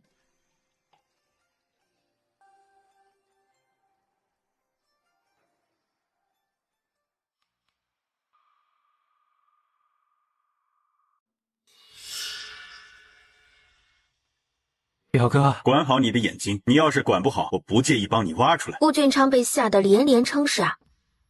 哼，废！沈家爷，你真好。今日多谢诸位来给老身贺寿了，咱们开席吧。夫人，出事了！珍珠，出什么事了？怎么急成这个样子啊？奴婢刚去小厨房，碰见了大少夫人身边的丫鬟绿如，她正急匆匆的要去请郎中，说大少夫人动了胎气。好端端的，怎么会动了胎气？二夫人可过去了？二夫人已经过去了。绿如说，今晨柳夫人带着柳大姑娘来府上了。柳大姑娘，柳玉莹，我去趟凌云院。别急，我陪你一起去。昭昭，那柳夫人和柳家大姑娘都不是什么好人，一会儿切记离他们远些，当心他们狗急跳墙。与护国公府有婚约的本就是玉莹，如今不过是让他给家臣做平妻，有何不可呀？二婶，郎中可瞧过了？大嫂可还好？郎中看过了，一时急火攻心，现在用了安胎药，刚刚睡下。一个小庶女，身子怎么就那么金贵，抢了我女儿的姻缘？要我看，她就是装的。柳夫人，你不要太过分啊！玉柔如今是我们护国公府的少夫人，更是我的儿媳妇，谁准许你这么说她的啊？亲家母，我知道我们柳家是攀附不上护国公府的，可我公爹与老护国公可是救命之恩呐，这一点您不会忘了吧？母亲，哎呀，玉柔，你怎么出来了？快回去躺着，小心身子。二妹妹，我知道你如今是家臣名正言顺的夫人，可当初我与家臣亦是两情相悦啊，若不是我当初出了意外，我可怜的女儿啊！大姐姐，我虽为庶女，但也知礼义廉耻，姐妹共侍一夫的事，是我做不到。柳玉柔，我是柳家嫡长女，你凭什么这么跟我说话？抢了我的夫君，这就是你的廉耻吗？那请问柳大姑娘这2年去哪了？又是怎么回来的？玉莹命苦，在大婚前坠马，掉在了崖底，幸而被好心人救起，这才捡回了一条命。只是他撞伤了头，失忆了，近些日子才想起来。既然如此，那柳大姑娘此刻应该想着如何承欢膝下，怎么一回来便想着抢自己妹妹的夫婿呢？你算个什么东西？不过是个靠脸勾搭男人的狐妹子，竟然说起我来了。老虎不发威，真当她这个世子夫人是吃素的呢？你闭嘴，不许你这么说昭昭。玉莹，没事吧？刚抬起手，被冲进来的沈家眼捏住，随即狠狠地推到一边。你敢动他一下，我保证你今日出不去护国公府。沈世子，是你夫人，她先羞辱我，打我的。柳大姑娘，护国公府容不下你这么个人，哪来的回哪吧。凭什么你说容不下便容不下？家臣和伯母都没说话呢。就凭我是云阳侯府的嫡女，是护国公府的世子夫人，就凭我看你不顺眼。昭昭的意思就是我的意思，我只认玉柔这个儿媳妇，至于柳大姑娘，我便祝你觅得如意郎君。伯母，您总要问问家臣的意见吧。二夫人，公子回来了。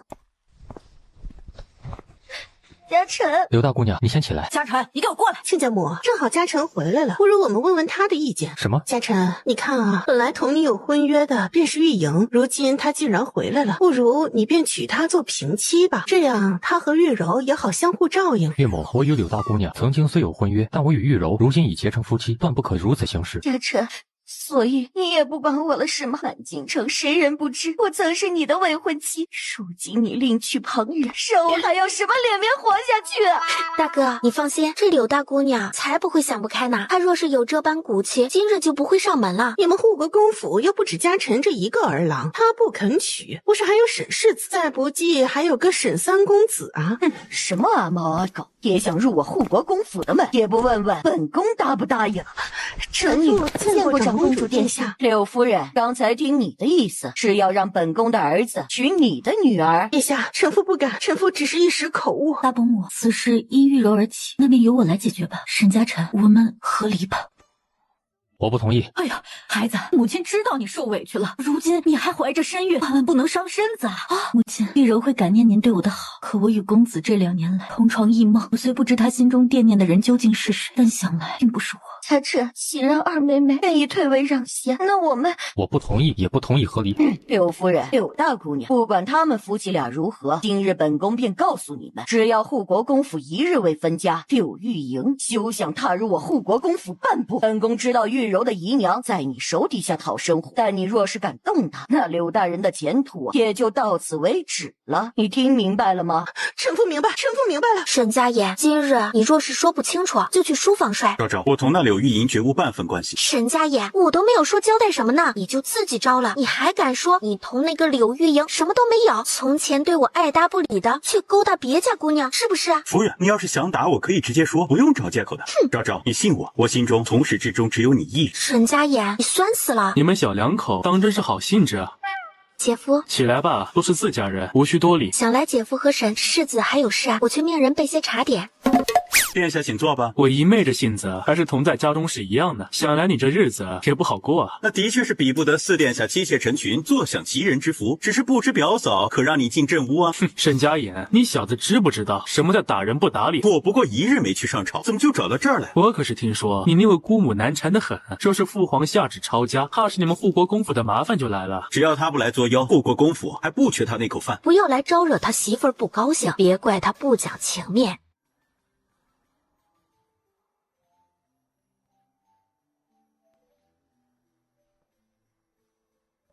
姐夫，我大姐姐和荣渊近些日子可还好？你姐姐她可是皇子妃，整个皇子府除了我之外，就属她最大，谁还能欺负了她不成？那谁知道你那个梁侧妃嚣张跋扈的很。你就放心吧，没人敢欺负你姐姐。再说了，你怕是没见过你大姐姐打人的模样吧？那定是那人活该。你说的对，是活该。沈家言，父皇的意思我已经告知你了，我先回府了。哎，他怎么着急忙慌的？不管他了，你陪我去睡个午觉吧。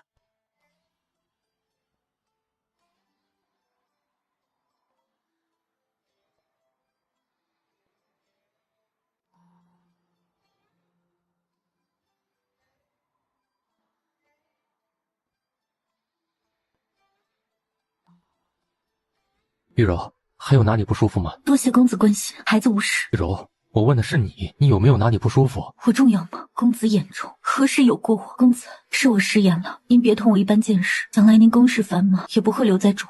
我今日有些累了，便不伺候您了。想上前说点什么，他终是轻轻叹了一口气，转身出去了。一滴眼泪划过他的脸颊。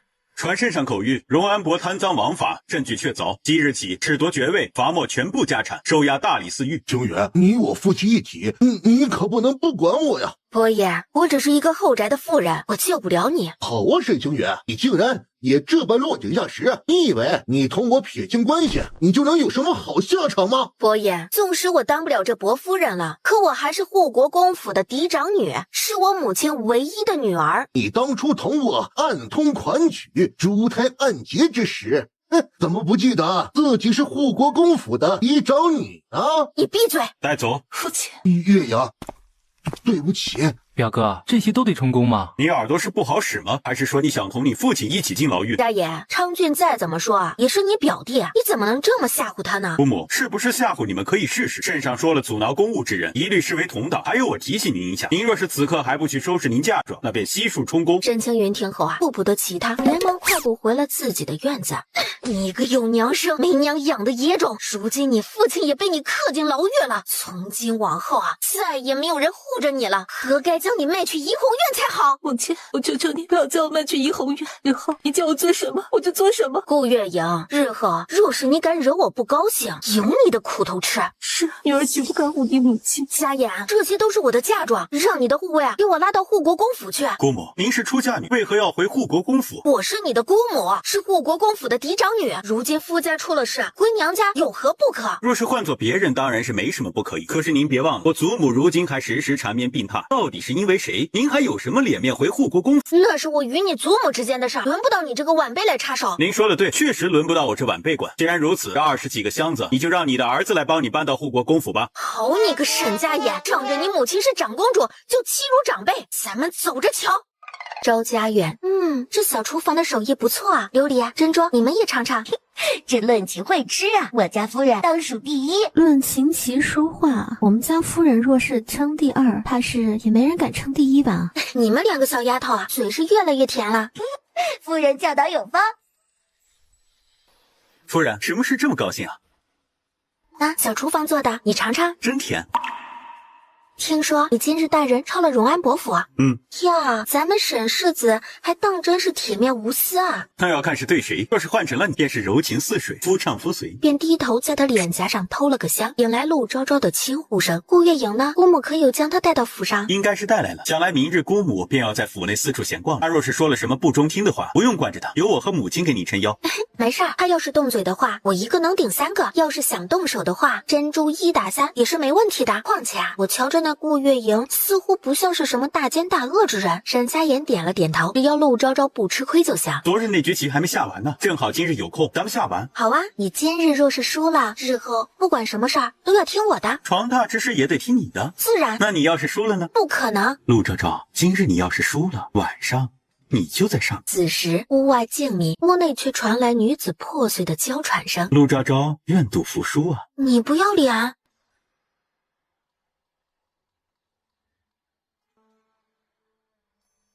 将这封书信交给柳家夫人，不许声张。是夫人。柳氏啊，这如今怀了身孕，便以为自己到了金銮殿不成，还得我这个做长辈的先来探望你啊！他连沈家辰这个夫君都不想要了，哪里还在乎什么狗屁姑母？姑母来了，我身子不方便，就不行礼了。您坐吧。姨娘生的，就是不懂规矩。姑母，我是庶出，这话您已经说过许多次，用不着日日提醒我。柳氏，我可是听说那柳家大姑娘可是平安回来了。若我是你啊，便夹起尾巴做人，不然说不定哪日便被休弃了。姑母，您要是真有这个本事，那我当真要谢谢你。可我会不会被休，尚未可知。但您却做不成您的伯夫人。柳氏，你放肆！说着便扬起手要打他。顾月影手边下意识地拦了过去，绿如见状也下意识地推了沈青云一把。母亲，你没事吧？起开！姑母，您在做什么？家产，你这个媳妇当真是不得了了，竟敢出言顶撞长辈，就连身边的丫鬟都敢同我动手了，你还不好好管管？公子，不是大姑奶奶说的那样的，是她先讽刺夫人的，还想动手打夫人，夫人什么都没做呀。玉柔，你没事吧？她能有什么事儿？嘴巴厉害的很，姨娘生的不知天高地厚。姑母，请您慎言。沈清云被说的一愣。哇，你还让我慎言？你知不知道你媳妇说了什么？姑母，不管玉柔说了什么，她都是我的夫人，你都不应该羞辱她，更不能动手打她。还有，她如今怀着孩子，劳累不得。姑母若无事，日后就不要来凌云院了。他狠狠瞪了柳玉柔一眼，甩着袖子走了。玉柔，我今日多谢公子了，我身子不适，回房歇歇，您自便吧。表弟，你这整日读书多无趣啊！不如我带你去个好地方快活快活。表哥，我提醒你一句，这是护国公府，沈家人没有这样的喜好，之后这种话不必再同我说。哎，我说你小小年纪，怎么？他立马连起脸上猥琐的模样，理了理衣衫。二嫂，表嫂，三弟，今日祖母说让众人都去宝墨堂用膳，你莫要忘了。多谢二嫂提醒，不然去晚了又要被父亲训斥了。那我先走了，这个月的账目有些问题，我要去凌云院同大嫂重新核对一下。陆昌俊直勾勾地盯着陆昭昭的背影。表哥，你最好管好自己的眼睛，不该看的别看。你怕是不知道那齐勉的腿是如何断的吧？他下意识的一激灵。表弟，你误会了，我先不打扰你了。大嫂，昭昭来了，快坐下。大嫂，你如今这气色倒是好多了。是啊，我如今是心放宽了，也没什么愁事了。陆昭昭见他状态这么好，也替他感到高兴。他觉得大哥也是喜欢大嫂的，只是啊，冰冻3尺，非一日之寒。昭昭，这个月的账目可是有问题？别处倒是没有什么问题，只是厨房这个月可是要比从前多了100两。我去厨房问了一嘴，你猜人家是怎么说的？如何说？人家说啊，自从咱们家那位大姑奶奶回府后啊，一日3顿，顿顿燕窝，饭菜若是有半分不合口啊，便要厨房重新做。甄老夫人一向提倡节俭，这着实是有些过了。我就怕他今日是去厨房挥霍，明日便要去账房支银子了。他就算是去啊，账房也不敢支理他，只是他不咬人的烦人呢。这日子什么时候是个头啊？用些吧，今日去祖母那里用膳，有他在，这饭定然也吃不消停。你今天回来的这么早啊？再不回来，媳妇都丢了。沈家辰见柳玉柔出来，连忙上前想去扶她。不用了，我自己能走。玉柔，你这如今啊是有身孕的人了，可是劳累不得啊。多谢姑母关心。玉柔啊，你如今也不方便伺候家臣了，也应该抬个通房妾室什么的伺候着才好，总不好叫别人说啊，咱们护国公府的大少夫人是个善妒之人，你说是不是啊？姑母，有时间多管管你自己的儿子，不要来操心别人的事。你这孩子啊，怎么不识好歹啊？这京城哪家高门大户的正妻不知道帮夫君抬人呢？陆昭昭听到这，没忍住扑哧一声笑了出来。陆昭昭，长辈说话你笑什么？这就是你们云阳侯府的教养吗？姑母，您管的也太宽些了吧？我夫人高兴就笑，怎么了？您有意见就憋着，若是实在忍不了，您可以带着您那宝贝儿子离开，没人拦着你。啪的一声，将茶盏摔到桌上。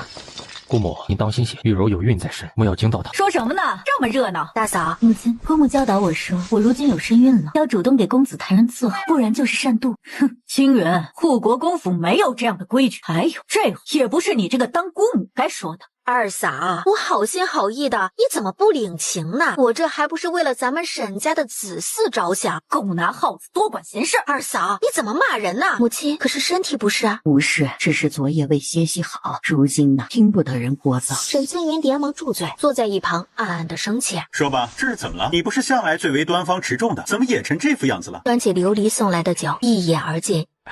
玉柔现在连同我说话都不肯。哼，早知今日何必当初呢？大嫂子嫁给你，对你可谓是无微不至的，这些可都是你亲口说的。你又是怎么对人家的？日日惦念着那柳家大姑娘，活该大嫂要同你和离。我没有惦念着她，我只是觉得良心不安罢了。只是每每与她在一起，便总能想起柳玉莹是因为她才尸骨无存的。大哥，你能不能拿出你在官场上的那份运筹帷幄？他们说什么你就信什么？那日你也不是没看见那对母女的做派，那能是什么好人啊？我知道错了，可是玉柔如今都不愿搭理我。这才几日啊，你就这般委屈了？那你可曾想过大嫂这2年受过多少委屈？她是怎么过的？此事若是换成昭昭，怕是同我都合离800次了。我明白了，大哥，我提醒你一句，那位柳家大姑娘是不会轻易善罢甘休的。我知道。大哥怎么了？没什么，良心发现。陆昭昭，梅子酒要不要喝点？喝多了怎么办？不是，明日你可以睡到自然醒。好吧，那就小酌几杯好了。沈家言此刻就像是伺机而动的大灰狼，二人你一杯我一杯，没过一会儿，那面色便是一片绯红。昭昭，叫夫君。夫君，家燕哥哥。他一手抱住他的腰，将他抱到床榻之上，单手解开自己长衫上的衣带，随即低头深深地吻住他的红唇。沈家言。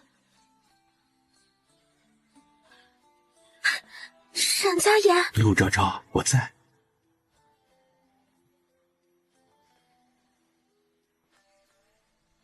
沈家言，你死定了！琉璃姐姐，怎么了？方才世子派人传话来说，今日大理寺事忙，来不及赶回来了，让夫人先用膳，莫要等他。知道了。沈大人，您要是实在无心公事，就赶紧回家去吧。公务还没忙完，晚些时候再回去。哼，沈家言，自从你同昭昭成亲，哪日不是火急火燎的回复，晚上一刻都不醒。今日怎么还在这儿磨蹭上了？你不对劲，你说实话，是不是同昭昭吵架了？没有。他有些不自在的摸了摸鼻子。傍晚，沈家言磨磨蹭蹭的回了府。昭昭，我给你买了簪子，你看看喜不喜欢？先用饭吧，一会儿该凉了。他总觉得他夫人不会这么轻易放过他的。夫人，水备好了。你们先下去吧。陆昭昭自然的起身，朝着净房走去。沈家言，你帮我拿条帕子进来。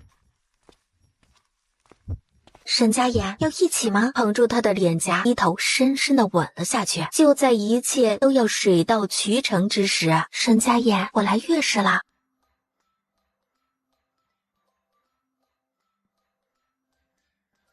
今晨，武顺侯府萧老夫人因病逝世了。以前听婆母说过，那萧老夫人也是个女中豪杰，倒也是可惜了。去年冬日，我随母亲去萧老夫人寿宴之时，萧老夫人身子还挺硬朗的。陆昭昭突然有些担忧萧雨柔。生老病死是人间常事，只是世事无常罢了。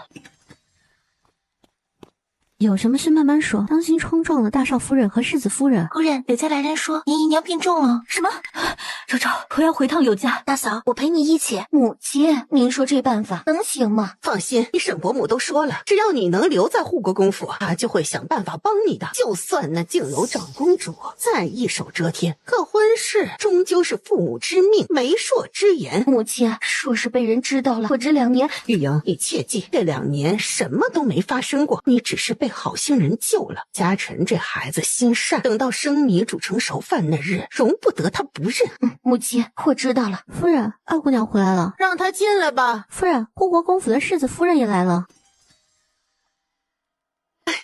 玉柔回来了呀，世子夫人也来了，快进来坐。母亲，我今日回来是看望姨娘的，我姨娘在哪？玉柔啊，你现在怀着身孕呢，当心动了胎气。赵姨娘虽是病了，但现在已经没什么大碍了，郎中让她静养，我便给她挪了个清静的地方。母亲，您有话不妨直说。大嫂，我在一旁等你。玉柔啊，如今你怀着身孕，身边也没个亲近之人，让你大姐姐去护国公府陪着你，可好？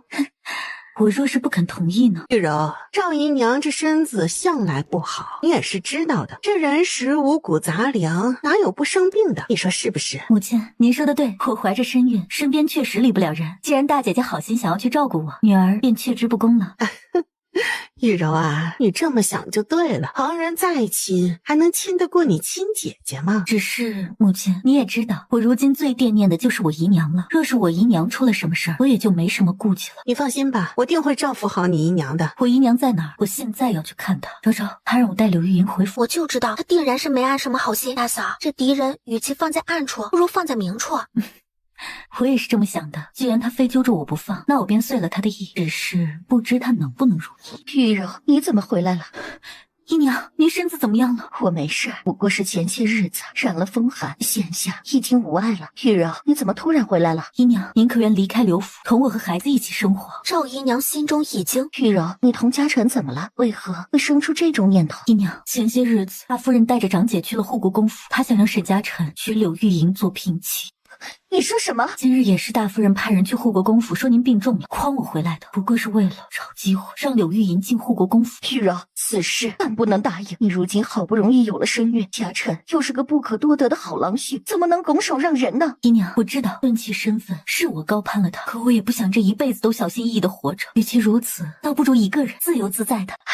玉柔啊，你是个聪慧的孩子，也是个有主见的孩子。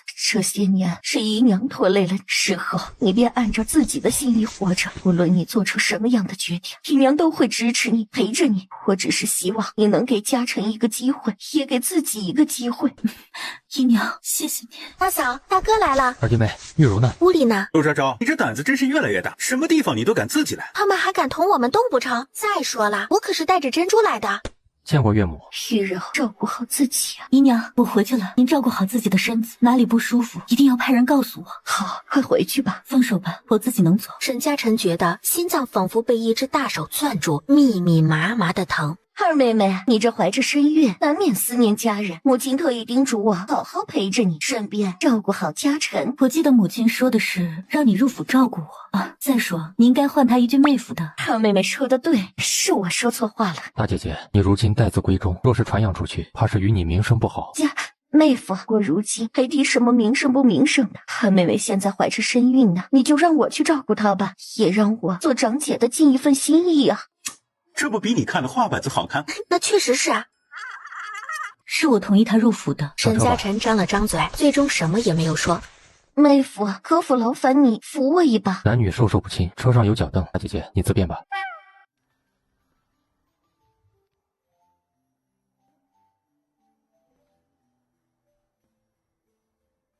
你想干什么？我问过郎中了，郎中说过了3个月就可以了。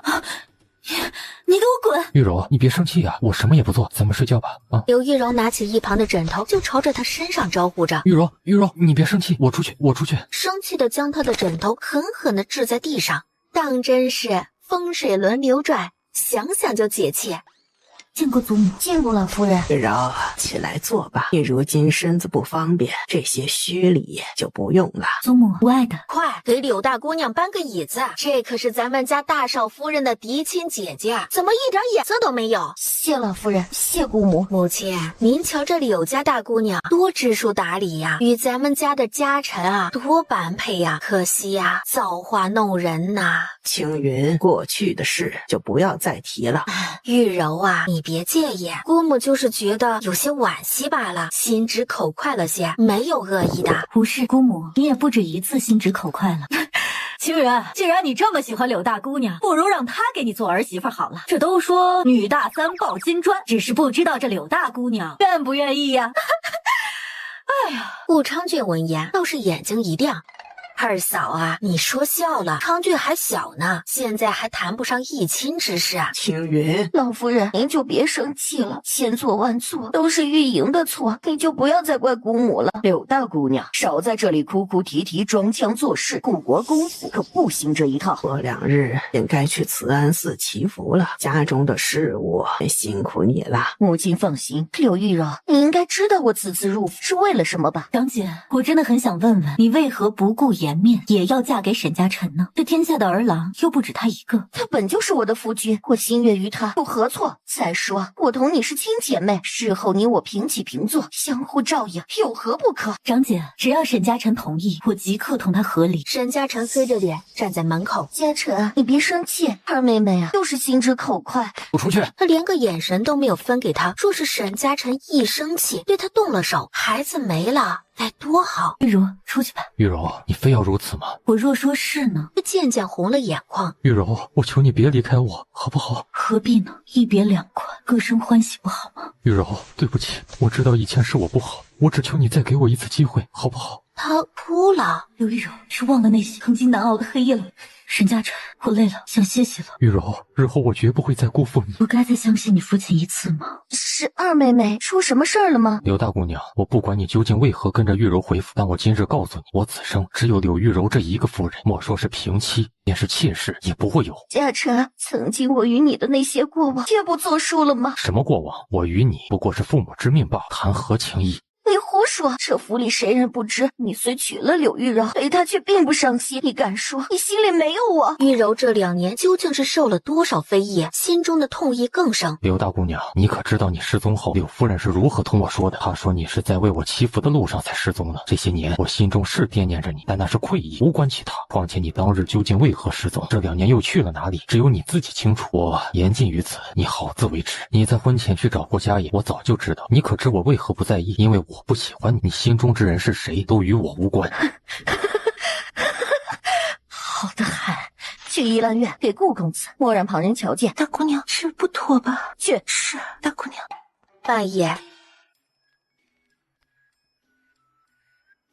这一幕被顾月莹看了个正着，发丝松散，一身纱衣，上前一把抱住他。顾公子，你别这样，顾公子。刘大姑娘，你深夜约我来此，此时又装贞丽洁妇，不觉得自己可笑吗？顾公子，只要你肯答应同我合作，不止我，就连陆昭昭也会是你的囊中之物。此话当真？当然。如何合作？过几日，沈老夫人会带着府内女眷一同前去慈安寺，你帮我找些人在慈安寺劫走柳玉柔和陆昭昭，我不要他们的性命，我要让他们名声尽毁。只是这样？我还要你伺机帮我拿下沈家辰，我要当这护国公府的大少夫人。你要我帮你做这么多事，今晚打算如何报答我呢？妾身任凭公子处置。他已经宿了多日，动作毫无半分联系之处。没过一会儿，屋内便传出了女子的惨叫声。陆昭昭，你可是2日都瞧不见我了，你当真不想我吗？哎呀，日日都见，也不差这几日了。也不知道是谁，没趁婚前日日追着我，如今得手了便开始始乱终弃了。女子也太善变了吧！沈世子啊，我发现你倒是越发的粘人了。昭昭，虽说如今天下太平，没有匪患之忧，可毕竟慈安寺在京郊，我还是放心不下。明日让墨江和墨寒一同陪你去。那你要怎么办？你这个大理寺卿可是个得罪人的差事啊，万一有人要行刺怎么办？你夫君我可是文武双全，你就偷着笑去吧。啊，我行囊还没有收完呢，明日再说。翌日，沈老夫人携府中女眷一同前往慈安寺。沈老夫人，回绝师太。沈老夫人，斋舍已经备好了，您可以同府中女眷先去歇息。多谢回绝师太。施主，实在是不好意思，本寺现下只剩下4间客房了。无妨，多谢小师傅了。母亲，您先去歇息吧，剩下的咱们集结也就够了。昭昭，我知道你同玉柔相交甚好，今晚也劳烦你照顾玉柔了。大嫂，我们一回房吧。走吧。他刚想进屋，萧玉柔，陆昭昭。陆昭昭，没想到我们也有不吵不闹一起喝茶的日子。你还好吧？自我祖母过世后，你还是第一个问我过得好不好的人。我知你心中定是万分悲痛，可你总要好好生活的。萧老夫人那么疼你，并不希望看你如此的。萧雨柔闻言随即起身扶身。啊，你这是做什么？陆昭昭，以往诸多过错，今日我同你郑重道歉。行了，你快起来吧。不过小女娘之间的打闹罢了，况且我也没有输过啊。是啊，陆三姑娘，那可是战无不胜的。你为何会在这慈安寺啊？你还不知道我那个继母从前被朝着我不顺眼，如今祖母故去，她更是视我为眼中钉，生怕我抢了她亲生女儿的风头。与其如此，我倒不如留在这里修身养性。可你总归是武顺侯府的嫡长女，那也不能欺人太甚吧？面子上总是要过得去的。你知道我从前为何总是同你作对吗？不是因为我真的讨厌你，是因为我羡慕你有宠你的父母，有爱护你的兄姐，无论何时你都是那个最明媚的女娘。可我不同，我只能靠着祖母的照拂过日子，如今我的继母更是连面子功夫都不想做了。对不住，从前不该拿你的婚事嘲讽你的，是我不好，明知那西冕不是好人，还故意当众奚落你。那我们冰释前嫌。好，冰释前嫌。墨江和墨寒躲在暗处，墨江打了个哈欠。这世子也太小题大做了吧！世子夫人是来祈福的，还有歹人敢在这慈安寺行凶不成？你这番话我会原封不动的转达给世子的。不是，我说你闭嘴！有人。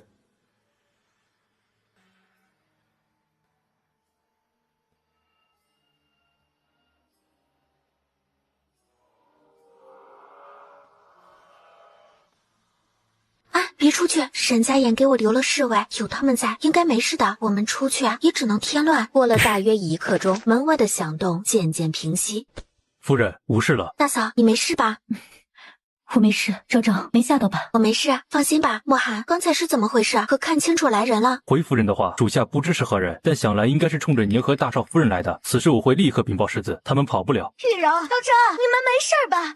柳大姑娘，你喊什么？生怕别人听不见吗？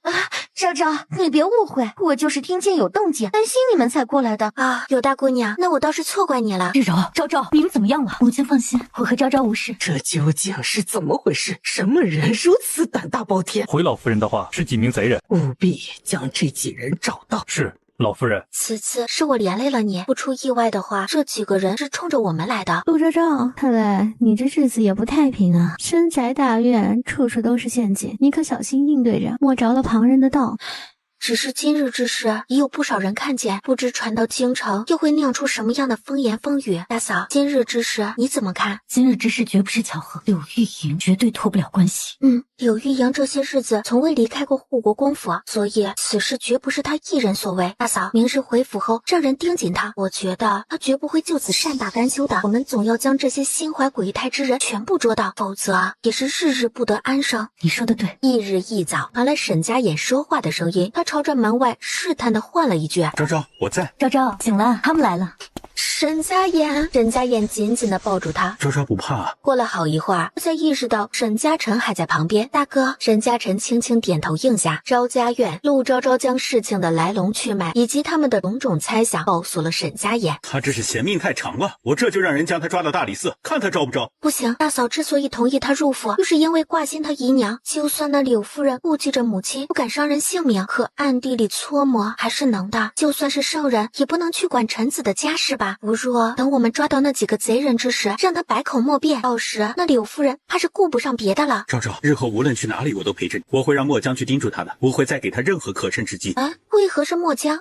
墨寒留在你身边保护你。他总不能说墨江有经验吧？派人去查查柳玉莹这2年究竟干了什么吧，说不定有惊喜呢。好，昨晚又没有休息好，就打算小憩一会儿。出来时见他还端坐在圆桌前，从前怎么没有见他这般的悠闲？他没有理会他，自顾自地上了床榻，闭上了眼睛。想着沈家眼同他说的，想追到媳妇儿便不能要脸。沈大公子，妾身实在是伺候不了您，若是想纳妾，我也不会阻拦的。沈家晨闻言，倏的一下坐了起来。突然间，那张俊逸的脸庞在他眼前骤然放大，朝着那张红唇吻了下去。过了半晌，沈家晨呼吸有些粗重的微微退开了些许。柳玉柔，我不纳妾，并不会同你和离，因为我心悦于你。但最终的下场还是被赶了出去。不过至少今日他一亲芳泽了。如今天气已经渐渐热了起来。哟，你们2个倒真是心大，外面的流言都传成什么样子了？护国公府的脸面都被你们丢尽了。姑母，我记得你眼睛没瞎，那日是什么情形？你没有看见吗？陆昭昭，你是怎么同长辈说话的？就算流言是假，可因为你们令护国公府蒙羞，总是真的吧？说不是你们不守妇道，整日花枝招展，那贼人为何只冲着你们去？你放屁！你粗鄙！姑母，请您慎言。我说错了吗？若我是你们啊，早就一头撞死，以保家族清誉。休说那流言是假，就算是真的又如何？就算是真的被贼人劫持，那错也在心怀鬼胎之人，不在我们依旧会坦坦荡荡的活着。姑母，你不会忘了你是因为什么嫁给荣安伯的吧？既然你这么在乎家族清誉，你怎么不去死？他抬手就要打陆昭昭，陆昭昭一把抓住他的手腕，狠狠的一推。姑母，这不是你能作威作福的地方，昭昭更不是你想打就能打的人。姑母，我今日可是救了你，你这巴掌若是当真落在我脸上，你猜我伯母和世子会不会放过你？行，陆昭昭，你给我等着！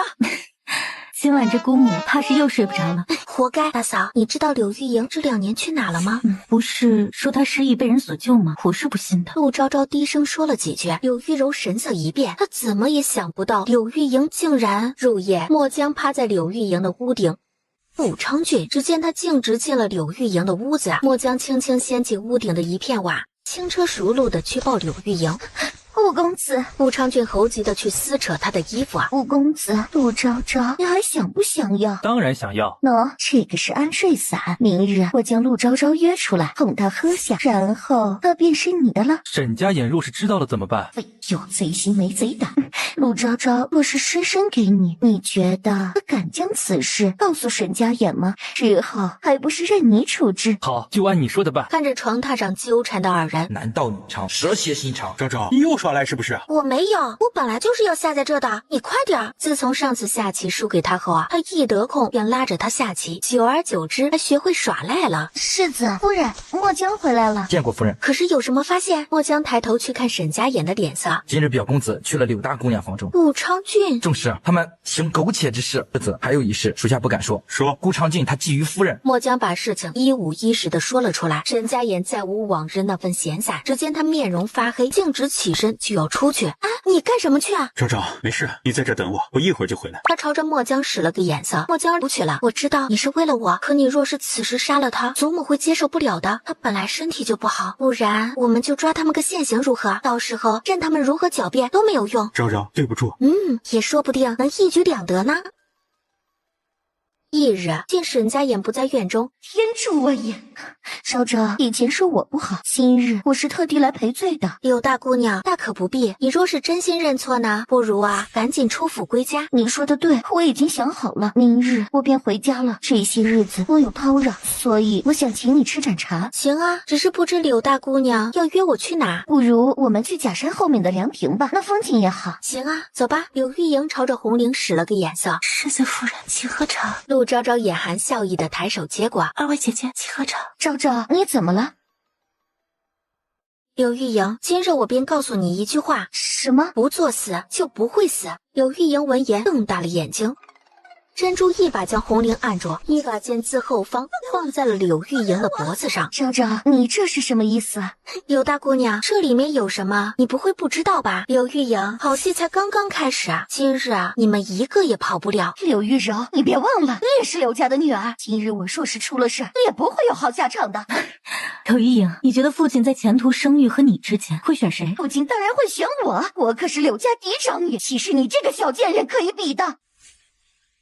柳玉柔，你笑什么？你在笑什么？好吵啊！墨江上前朝着柳玉莹的脖颈就是一掌。表哥，我错了，我再也不敢了。都是他一手策划的，我什么都不知道啊！表哥。墨江上前朝着他胸口就是一脚。这回安静了。大嫂，这出大戏啊，少了柳夫人和柳大人怎么能行呢？何该让他们看看他们的好女儿究竟做了什么好事啊？昭昭，谢谢你。宝墨堂，墨江与墨寒将昏厥的柳玉莹和顾昌俊随手丢在地上。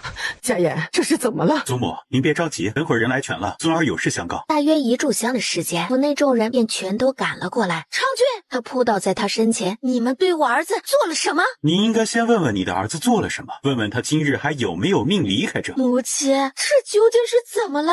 见过长公主殿下、沈老夫人、国公爷。亲家母，这究竟是怎么回事？我女儿是来照顾她妹妹的，怎么成了这这个样子啊？柳夫人，不如让柳大姑娘亲自跟你说说，她都做了什么好事吧？只是不知道她敢不敢承认呢。墨江，让他们清醒清醒吧。是夫人。江水淋在了二人身上。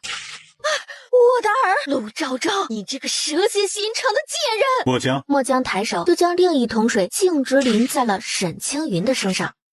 今日谁再敢说我夫人半个字，这就是下场。玉阳，你怎么样了？母亲，我什么都没干，是他们，就是他们冤枉我的。表哥，我错了，我真的错了。看在我们是骨肉之心的份上，饶我一命。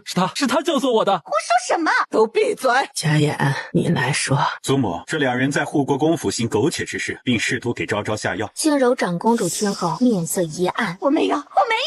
你没有什么？是没有想要算计我，还是没有暗通款曲行苟且之事？嘉诚，我没有，我真的没有。柳大姑娘，我同你没有半分关系，你做过什么自己清楚。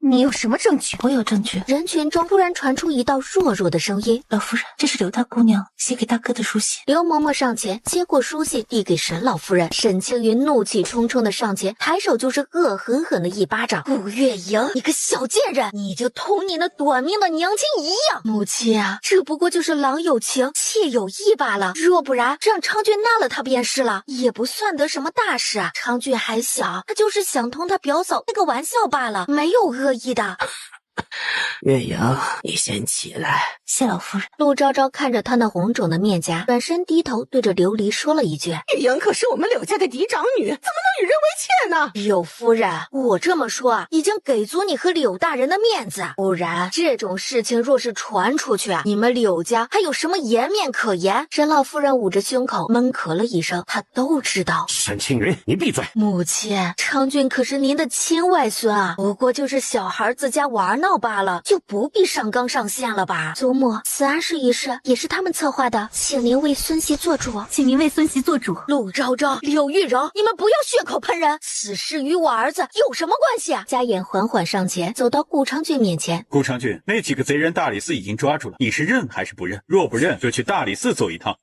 是柳玉莹策划的，我只是一时鬼迷心窍，表哥我真的错了。母亲，昌俊就是被蒙骗的，他什么都不知道，都怪柳玉莹。柳大人上前就是狠狠的一巴掌。老爷，柳家没有你这样的女儿。老夫人，是我教女无方。静柔长公主将茶盏砰的一声。柳大人，你一句教女无方，便想将此事轻轻接过，是真的不把本宫放在眼里吗？臣不敢。今日之事，但凭殿下做主，臣绝无半句怨言，只求殿下看在咱们两家姻亲的面子上，不要迁怒柳家。这便是他的父亲，女儿和前程之间绝不会有半分犹豫。沈青云，是你同我说让玉莹入府的，如今出了事，你便想撇清关系了。你少胡说，我什么时候同你说过了？静柔，此事便交给你处置吧。柳玉莹，上则100，下狱。静柔长公主身边的下人立刻上前去拖拽柳玉莹，她突然挣开。柳玉莹，你去死！沈家臣抬脚便是一脚。明明我才应该是你的妻子啊，你怎么能这么对我呢？我的妻子只有玉柔一人。柳玉莹最终被丫鬟婆子带了下去，没过一会儿便传来她凄厉的惨叫声和恶毒的咒骂声。夫人，她昏死过去了。继续打，打够了，直接交由官府。是，夫人。柳大人，你若是不满意本宫的决断，大可以去找圣上告状。微臣不敢，谢殿下帮微臣清理门户，微臣告退了。大嫂，我们可是一家人，你总不能将昌俊也送入大牢吧？再说，这不是什么事儿都没有出吗？这么小题大做干什么？母亲，儿子不孝。大概是母子连心，沈老夫人只觉得心底有些发颤。青州，沈青云他不是我们沈家人。大哥，青州，你的妹妹葬在哪儿了？母亲，您都知道了。他怎么会不知道？当老护国公将这个孩子交到他手中时啊，他看见了他眼中的小心翼翼。所以从那时起，他便把沈青云当成了自己的亲生女儿。大哥，你说的是真的吗？是，沈家真正的嫡长女一出生便夭折了，这是父亲临终前告诉我的。不可能，你胡说！我就是护国公府嫡长女。我知道了，你们就是觉得昌俊犯了错，所以着急同我们撇清关系的。大哥，你真的好狠的心啊！我的女儿肩膀上有一块蝴蝶形状的胎记。母亲，你女儿知道错了，求你不要舍弃我好不好？我是您的女儿啊！孩子，我本以为你能到我身边，便是你我的缘分，所以你是不是我的亲生女儿都不重要。可你实在是太过了，我教不了你了。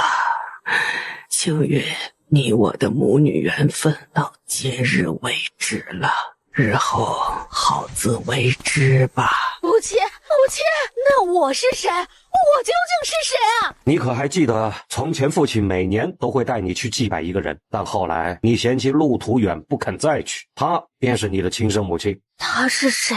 他是逃荒到京城，我母亲见他可怜才收留，可是他生你时难产而亡。你骗我！沈青云自今日起从族谱除名，这个名字原本也不属于你。不可置信地摇了摇头。陆昭昭、柳玉柔，你们这两个贱人不得好死！沈青云，本宫命你天黑之前离府，护国公府容不下你。若你再敢污言秽语，即刻赐死。母亲，救我呀！你们要将我儿子带去哪？他要害我夫人，我便要他生不如死。傍晚，沈青云正在收拾自己的金银细软。陆昭昭、柳玉柔，只要我活着，便不会让你们好过的。顾月莹，你个白眼狼！我好吃好喝的养着你，竟然敢害我儿！我再怎么样，还是有些钱财，依旧可以过好日子。至于你，我倒要看看，没了我，你要怎么活？你可还记得我娘亲？不会的，他那时还小，不会记得的。看来你记得，是你杀了我娘亲，今日就去给她抵命。从身后拿出了一把刀，颤抖着手扎向沈青云。门口的墨江听见动静，立马冲了进来。娘亲，是女儿忽悠，女儿对不住您。说完便晕了过去。沈青云明显被吓得不轻，别杀我，别杀我！娘亲，娘亲，你不要丢下我，娘亲，对不起。你们报官吧，我就是故意的。月影，我知你不是心地险恶之人，你若是有什么苦衷，可否同我们说说？我娘亲与我父亲早就相识，她在别人眼中是个身份低微的戏子，可她在我眼里却是最温柔良善。父亲曾许诺她一生一世一双人，她信。可没过多久，父亲便迎娶了护国公府的嫡长女，我娘亲自然就成了那个见不得人的外室。她真的好傻，纵使被辜负了，她依然觉得是因为自己身份低微，配不上父亲。后来沈青云同意娘亲入府了，娘亲谨守本分，从不敢逾矩半步。她还是容不下我娘亲，可怜她去世的时候一尸两命。娘亲去世的时候，我也不过6岁，她同我说，就当做什么也不知道，好好活下去。他希望我做一个良善之人，更希望我能保护好自己。父母之爱子，则为之计深远。月莹，你的娘亲希望你好好活着，你如今为了沈青云，竟然要搭上自己的性命，不觉得不值吗？我连给我娘亲报仇都做不到，还有什么脸面苟活于世？善有善报，恶有恶报，谁做下的孽，就应该承受恶果。大嫂说的对，将他交由官府，定能查个水落石出。最终，沈青云被送至官府了，罪名是杀人。一套刑法下来，再加上顾月莹和荣安伯府从前的一个老嬷嬷作证，对此他供认不讳，原定于秋后问斩的，只是他自小没有受过什么苦，没熬几天人就没了。娘亲，您可以安息了。陆姐姐，大恩大德，莫齿难忘。若日后有机会，月莹定当血还以报。今日不辞而别，望姐姐们见谅。我不想像我娘般做一株菟丝花，我想试一试靠自己活下去。顾月莹，留。这姑娘是个有骨气的，幸而如今大齐国泰民安，否则她一个小女娘该多危险啊！昭昭，我想回刘府将我姨娘接出来。如今我嫡母是一时顾不上她，可我怕终有一日她会步了月莹姨娘的后尘。大嫂，想来那柳大人和柳夫人大抵是不会轻易同意的。但你如今怀着身孕，倒是可以让你母亲来府上陪你小坐，他们也没有理由拦着的。怎么了？我想将我姨娘接到府上。我知道这不合规矩，若实在不行，我同姨娘搬出去也可以。等这个孩子生下来，我们便和……玉柔，对不起，从前是我不明白你的处境，是我不好，我陪你去将母亲接来可好？沈家辰，你是认真的？玉柔，我们现在便去。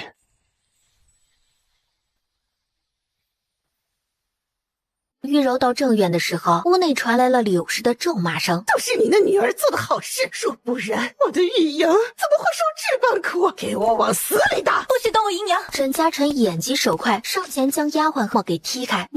姨娘，你没事吧？玉柔，我没事。好啊，柳玉柔，就算你如今嫁入国公府了，可在这个家里，我依旧是你的嫡母。你敢忤逆我，就是不孝。刘夫人，我提醒你一句，玉柔是我沈家的人，谁准许你对她大呼小叫的？嘉诚、玉柔，你们回来了。见过父亲。孩子，快起来吧，你又闹些什么？老爷，赵姨娘顶撞妾身，我作为当家主母，略施薄惩，有什么不可以的？父亲，女儿有话同你说。走吧，去书房。玉柔，我同母亲在这里等你。说吧。父亲，我要带姨娘走。玉柔，这不合规矩。父亲，这些年您因为护国公府而得到的好处也不少了吧？您的养育之恩，女儿也算是还完了。可我姨娘在这后宅之中，却处处受到嫡母的欺辱。自古婚嫁之事，便是父母之命，媒妁之言。况且护国公府是顶好的婚事，为父没有对不起你的地方。父亲，这样好的婚事，那大姐姐当初为何要同旁人私奔呢？你胡说什么？父亲，您以为只有我知道这件事吗？沈嘉诚也知道。如果今日您不许姨娘同我走，那明日整个护国公府，甚至整个京城都会知道柳家出了个与人私奔的姑娘，那您的官声想来也是岌岌可危了。柳玉柔，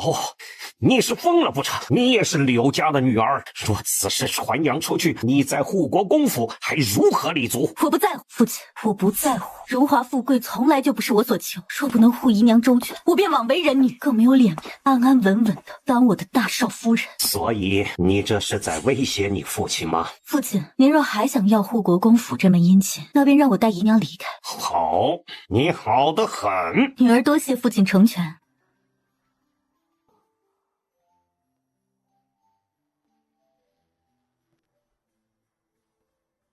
昭昭，我今日听到一个消息，你想不想听？什么消息啊？薛继承成亲了。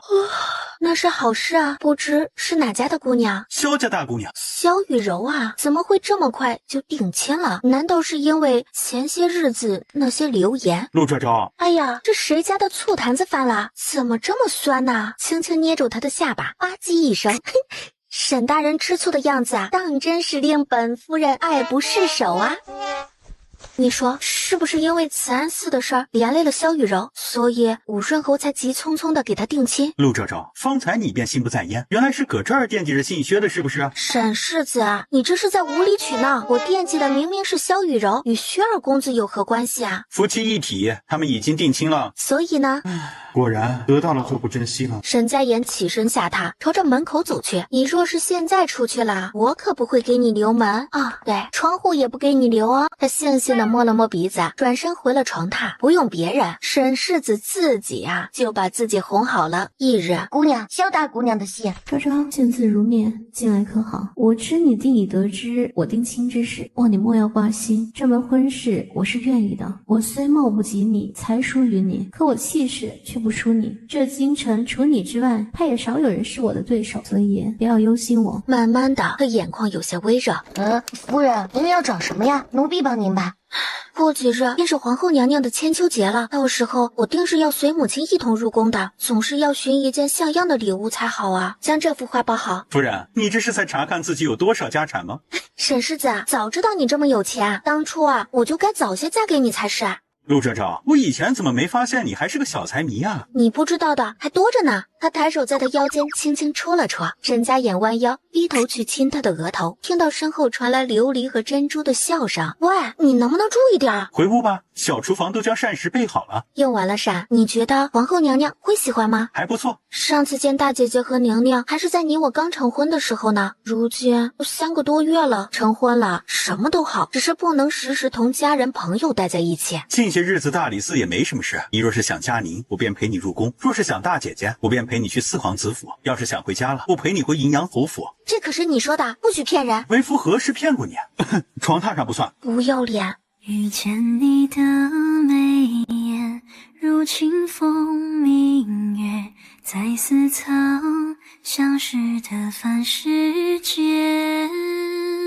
顾盼流连，如时光搁浅，是重逢，一如初见。枕面前今日是本宫生辰，都是自家人，无需拘束。圣上政务繁忙，咱们先用。昭昭可有消息了？啊，什么消息啊？大姐姐，你说什么呢？这有什么的？你若是回家，母亲一定会问的。大姐姐，我们用饭吧。这皇宫里的膳食当真是不错的，就知道吃。梁姐姐，你小声些，今日是皇后娘娘的寿宴，莫要惹事儿。用你管？小门小户出来的，就是胆小怕事，也不知道你父母是如何教养你的。梁姐姐，我父亲虽不如你的父亲官位高，但我白家也是书香门第，世代忠良，你怎么能这么说呢？一个区区从4品官，也谈得上是书香门第。我父亲可是正3品大将军，你也配和本妃平起平坐，如今还关心我来了，当真是不知死活，惊动了一旁正在闲聊的陆锦瑜和陆昭昭。梁侧妃，你干什么呢？皇子妃，我可是什么都没干，你莫要冤枉了我才是。这不是温皇后当初为4皇子选正妃时，她去晚了，说不定啊，她才是如今的4皇子妃呢。白侧妃有什么委屈，回府同我说。是，多谢皇子妃。姐姐装腔作势的，妹妹蛮横无理，都不是什么好东西啊。皇后娘娘，妾身今日准备了一首曲子，想要给您祝寿。如愿去给梁侧妃取一把琴来。当初给4皇子选正妃之时啊，圣上便属意云阳侯府和梁家，而他则是更倾向于云阳侯府。幸而老四与他眼光一致啊，开口便是陆家大姑娘，想来是合眼缘吧。皇后娘娘，妾身献丑了。有心了，赏。妾身多谢皇后娘娘赏赐。皇后娘娘，妾身可是听说云阳侯府的姑娘琴棋书画样样精通，皇子妃姐姐和世子夫人可都是出自云阳侯府，不知可否让妾身见识见识。今日是母后寿辰，儿臣愿意弹奏一曲，为母后助兴。皇后娘娘，臣妾不善音律，倒是可以做幅画聊表心意，不知可好啊？好啊，去给世子夫人取笔墨来。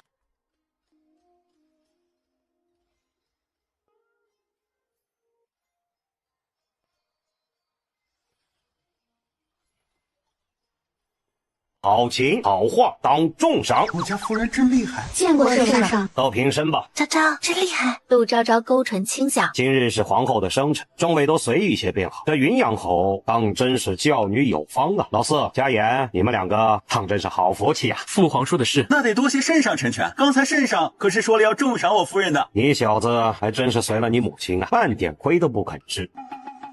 静柔啊，皇兄同你开玩笑。皇兄这番话，我会原封不动地告诉母后的。都多大的人了，还找母后告状？4皇子妃纯孝有加，长玉如意一柄，琉璃盏一对，珍珠一盒，宝石一盒，各色绸缎30匹。儿臣谢父皇赏赐。护国公府世子夫人陆昭昭，书圣性诚，勤勉柔顺，雍和翠纯，性行温良，册封正2品诰命夫人。陆昭昭闻言一愣，世子夫人还不快谢恩，这满京城可独你一个有诰命的世子夫人呢。臣父谢圣上隆恩，万岁万万岁。看了眼满脸得意洋洋的外甥，没出息。4皇子府，梁侧妃、白侧妃今日在母后的寿宴上究竟怎么了？禀皇子妃，今日寿宴之上，梁侧妃讽刺妾身出自小门小户，还说妾身的父母没有教养好妾身。皇子妃，妾身说错了吗？白侧妃的父亲不过是个4品官，怎么不算是小门小户呢？放肆！谁准你这么同皇子妃说话的？殿下，妾身只是有些委屈，明明是白侧妃多管闲事，为什么皇子妃偏偏只针对臣妾一人？那请问梁侧妃，我多管什么闲事了？你说我……他转头看了眼面色不好的陆昭瑜。梁侧妃出言不逊，禁足1月，罚抄女训100遍，禁足3月，抄女训500遍。殿下，妾身知错了，求您原谅妾身一次吧。滚回你的院子！下次再敢对皇子妃不敬，本殿便要去问问梁将军是如何管教女儿的。离开前还恶狠狠地瞪了白侧妃。你给我等着！白侧妃，今日你受委屈了，日后若是梁侧妃再敢欺负你，你尽管告诉我，我会给你做主的。妾身多谢皇子妃。殿下，不如今晚你去白侧妃院里吧。4皇子强忍着心中的怒意。本殿今晚有公务，便留在主院了。白侧妃，你回去好好歇着吧。白侧妃闻言明显松了一口气。殿下，皇子妃，妾身告退了。殿下，妾身让小厨房给您准备碗宵夜吧。都出去！殿下，你这是做什么？快放我下来！闭嘴！太后说了，让我们开枝散叶，你不是应得挺痛快的吗？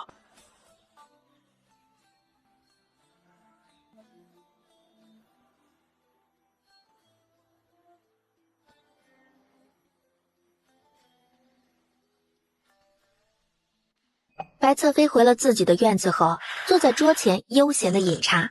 侧妃，今日皇子妃明明都让殿下来咱们院子了，您若是加把劲儿，没准殿下便真的过来了。你难道看不出来吗？殿下压根不想来，我又何必强求呢？若是梁侧妃在您之前有了子嗣，那还指不定如何趾高气扬的欺负您呢。不会的。那晚，他战战兢兢地等着四皇子，直到很晚，他才进了自己的屋子。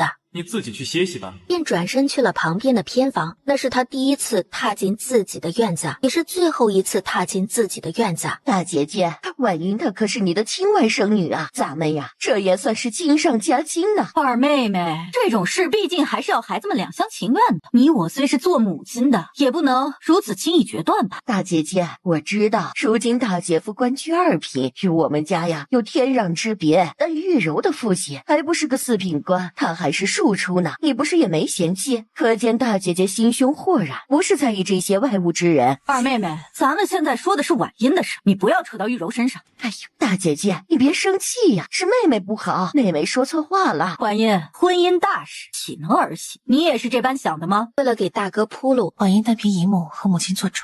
二妹妹，这家浩性子执拗，若是他不肯点头，就算是你我说破了天，没用。大姐姐，嘉浩和婉音自小还在一起玩过，如今让他们多相处相处，说不定嘉浩便愿意了呢。行，那等嘉浩下了学，便叫他们表兄妹见上一面吧。大姐姐，我还有个事想请你帮个忙。什么事儿？那大姐姐，过几日你妹夫要离京办些事儿，我也要随行，要1个月才能回来。婉英的大哥又忙着科考，哪有时间照顾他不是？他自己在家，我又不放心，不然便让他住在护国公府吧。他和玉柔年纪相仿，也好陪着玉柔解解闷，不是？二妹妹，婉英可是个未出阁的姑娘，你让她住在护国公府，若是传了出去，旁人该如何议论？大姐姐，你可是婉英的亲姨母，就算别人知道了，也只会说你疼爱外甥女，不会多说什么的。你为何不将婉英送回吴家？有母亲和大嫂在，还怕无人照顾婉英吗？大姐姐，母亲年岁大了，劳累不得。再说了，舅母哪有姨母亲不是？也可以借着这个机会，让2个孩子好好相处相处，不是？你放心，婉英最是乖巧懂事，不会给你惹麻烦的。二妹妹，婉英住在我这儿可以，可嘉浩如今正是科考上进之时，婚事儿咱们还是日后再议吧。行，都听大姐姐的。妹妹啊，在此谢过了。夫人，林姑娘来了，在门口候着呢，快请进来。二表嫂，是婉英叨扰了。不知道林姑娘平日喜欢画些什么？胡乱画些，想来是不及二表嫂万一的。她曾听旁人说起过，二表嫂在皇后娘娘的千秋节上做了一幅山水画，圣上大加赞赏。林姑娘不必如此紧张，我又不会吃人。二表嫂，你画我婉音便好。婉音，一起吧。林婉音走上前，执笔认真的勾勒着，陆昭昭则是随性的画着山水百鸟图。婉音，你这画的很好啊，不知师从何人呐？二表嫂谬赞了，我没有师傅，只是自己随便画画。昭昭，我给你带了醉仙楼的酱板鸭。他识趣的抱起画轴。二表嫂，我先回去了，改日再来找你。好，慢点走。你今日怎么回来的这么早？你不是昨晚说想吃醉仙楼的酱板鸭了吗？今日大理寺也无事，我便早些回来陪你。快尝尝，还是热的呢。不知为何，他只觉得一阵恶心，干呕起来。叫郎中来，喝一口。他家夫人不会是有喜了吧？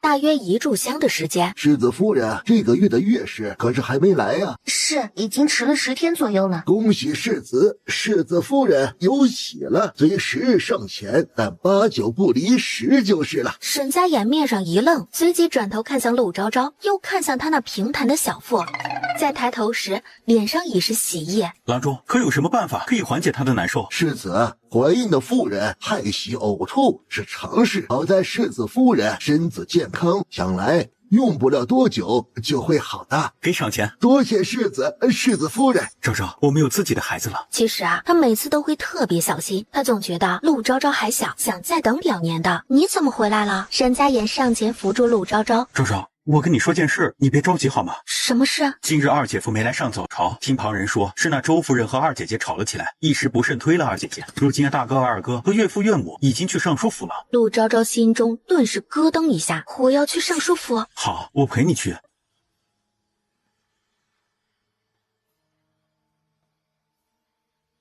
云阳侯夫人，你们也该好好管教管教自己的女儿了。这善妒之名若是传了出去，可如何是好啊？昭昭，你怎么来了？你这刚有了身孕，怎么能这般折腾啊？母亲，二姐姐如何了？郎中已经瞧过了，暂时没有大碍，需要静养一段时间。云阳侯此刻恨不能宰了这个毒妇。哼，侯夫人，我就说你得好好管教管教女儿了吧？这风风火火的闯到长辈家里，连个礼都不行。我是护国公府的世子夫人，是上上亲封的诰命夫人，你有什么资格在我面前说这话？沈家眼牢牢地扶着陆昭昭，今日啊，他只需要护着她。这是我们周家的家事，你个出嫁女凭什么来管事呢？他不能管，那本皇子妃也管不得吗？只见陆昭瑜走了进来，见过四殿下，见过四皇子妃。周夫人，我在问你话，此事我可管的。此事管的，那你便说说，我的妹妹究竟做错了什么，才让你在她怀着身孕之时还对她动手？你倒是说说，我的女儿究竟是犯了什么错？云阳侯夫人，我知道你们云阳侯府的男子不纳妾，可这是周家，我们家还是要繁衍子嗣的。所以你便在我二姐姐怀着身孕的时候，要给你的儿子纳妾是吗？是又如何？京城哪个高门大户不是三妻四妾的？偏偏就你们云阳侯府的姑娘金贵，还出言不逊，顶撞我这个婆母，我才动手管教一下她的。住嘴！她这个夫人当真是看不清形势啊！周大人、周夫人，当初周月求娶之时，可是同我和侯爷保证过，会好好善待昭然，我们才同意将女儿嫁到你家的。你们就是这么善待她的？侯爷、侯夫人，此事是他婆母做的不对，我代他向你们赔罪了。哼，周大人，你一句赔罪，便想抵消我妹妹受过的苦吗？屋内，昭然，可还有哪里不舒服？母亲，我想回家。昭然乖，父亲母亲都在，没有人能欺负你了啊！陆昭昭站在一旁，止不住的难过。岳母，是小婿没有照顾好冉冉。我知道你是个好孩子，可你的母亲今日便敢对一个怀孕的妇人动手，要我如何再把女儿放心的交给你们家？岳母说的对，此事是该有个决断了。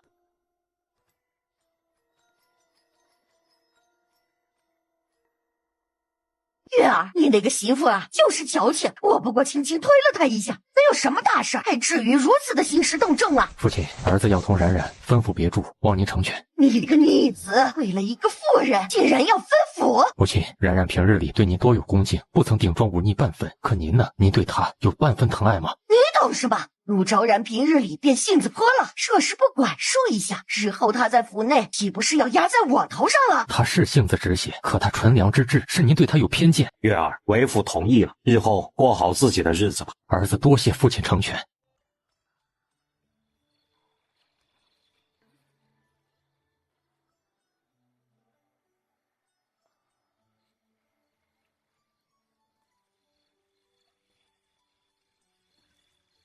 昭昭，二姐姐如今已经回云阳侯府了，你放心吧。可我还是替二姐姐难过，明明她什么错都没有，怎么就要受这般罪？当初可是二姐夫说过，此生只娶二姐姐一人的，怎么如今那老妖婆就把所有的过错都怪在我姐姐头上了？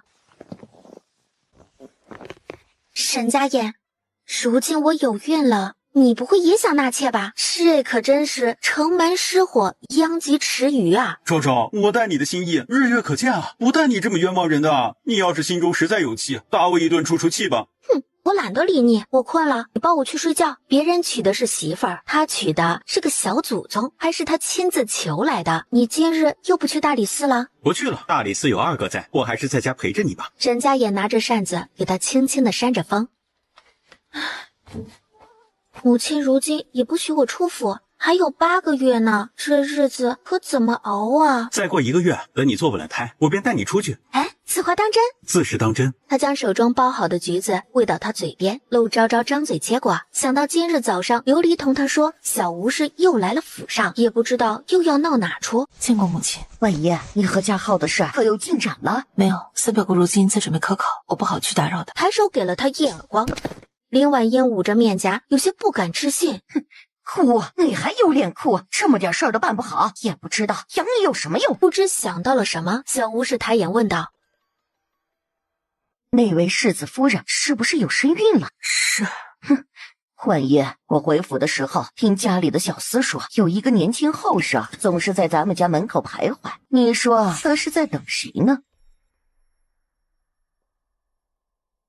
女儿不知。万一你是我生的，我一眼就能看出你说谎的样子。你父亲虽不是大官，但想收拾一个白身，还是不费什么劲儿的。母亲，女儿与他之间清清白白，绝没有做过半分辱没家族门楣之事。婉仪，我是你的母亲，我不会害你的。就算他能一举登科，也不过是一个小官，在朝中无人扶持，又能成什么气候呢？他只想得一人真心，逃离那个家罢了。母亲，所以你想让女儿嫁给谁？哎呀，婉英啊，既然你三表哥不愿意娶你，若不然你便嫁给你二表哥吧。正好，如今你二表嫂怀着身孕，他身边也没个人伺候啊。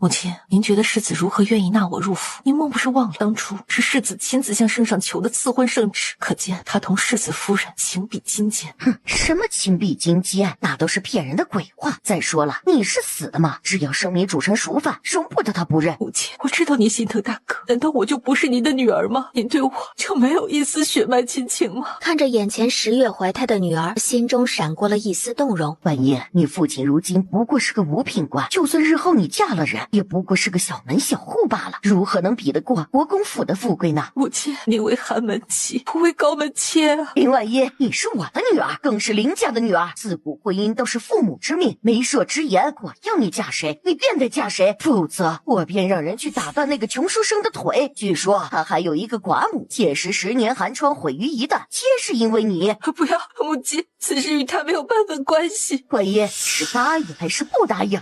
女儿答应。这是说什么呢？二妹妹回来了也不来看我。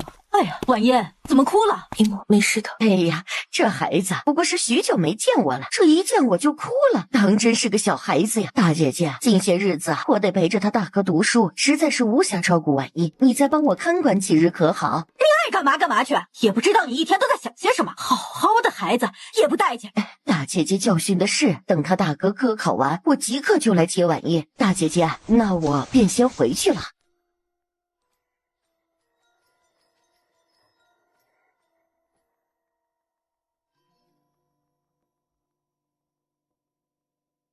昭昭，晚上睡觉记得盖好被子。知道啦。昭昭，前几日我见过那西小将军了。哦，可还合你心意？佳宁盈盈上前，目不斜视。佳宁给父皇母后请安。起来吧。微臣谢景见过公主殿下，公主殿下果然是勤俭，微臣佩服。本宫愿意，用得着你管？佳宁休得无礼，半点都不合心意。你都不知道，他那张嘴比我表哥还毒，父皇倒是满意的不得了。那这位谢小将军长得如何呢？马马虎虎吧。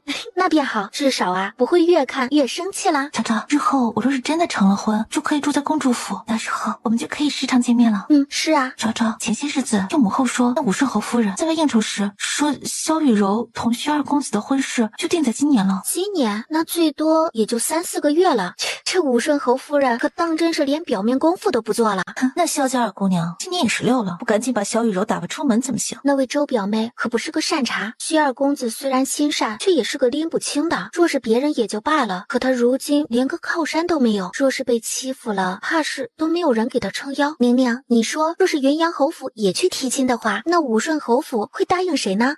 昭昭，先不说那武顺侯府会应承谁，就你家那位二哥可就是个人物，不然也不会到今日还没成亲。再说他们都已经定亲了。定了亲又如何？不是可以退吗？成了亲还能和离呢？这边岁月静好，明日啊一定要早早的将佳宁送回宫才好。嘉浩，好好考，就算是第一次不中也没事啊。母亲放心吧，我向来心大，就算是考不中，家中还有大哥和二哥呢，总不会让我饿死的。你这孩子，别贫嘴了，快进去吧，不要误了时辰。父亲母亲放心，孩儿定到竭尽全力，必不会给护国公府丢人的。去吧。看着他进了皇宫，咱们也快回去吧。如今这玉柔和昭昭都怀着身孕，家中只有大嫂一人，可怎么行？听说前几日佳宁公主来了府上，你就被撵到书房睡了，可真是风水轮流转呀。大哥，你有时间打趣我，不如想想该怎么哄大嫂吧。也不知道是谁差点被夫人休了。人家都是兄友弟恭，他这兄弟啊，这专门用来扎心的。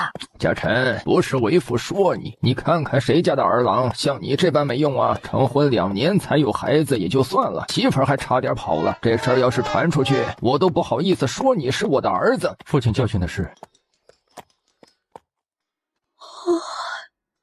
那位郑公子可中榜了？中了，榜眼。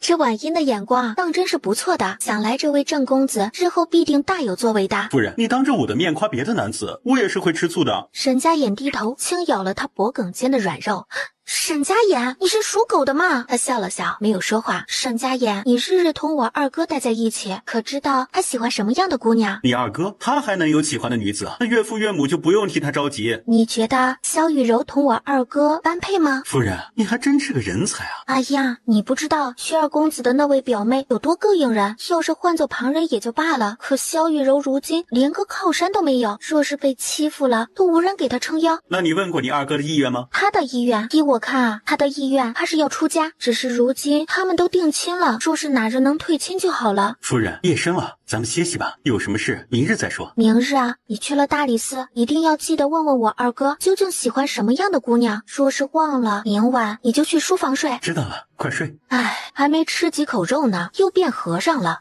太后娘娘，淑妃娘娘求见。让她进来吧。臣妾给太后娘娘请安。起来吧。太后，臣妾来帮您按摩按摩吧。太后，如今四皇子已经封了安王了，浩儿虽为兄长，但才能却远不及安王，是臣妾没有教导好儿子，心中甚是愧疚。淑妃，哀家知道你心疼浩儿，可皇帝自有考量，宫中的规矩也无需我多说，后宫不得干政，这是最重要的。太后娘娘，臣妾万万不敢干政，臣妾只是敬仰皇后娘娘能教出如此出色的孩儿，不但才能出丑，还用情专一。臣妾听闻安王与安王妃感情甚笃，如今更是连旁人的院子都不去了。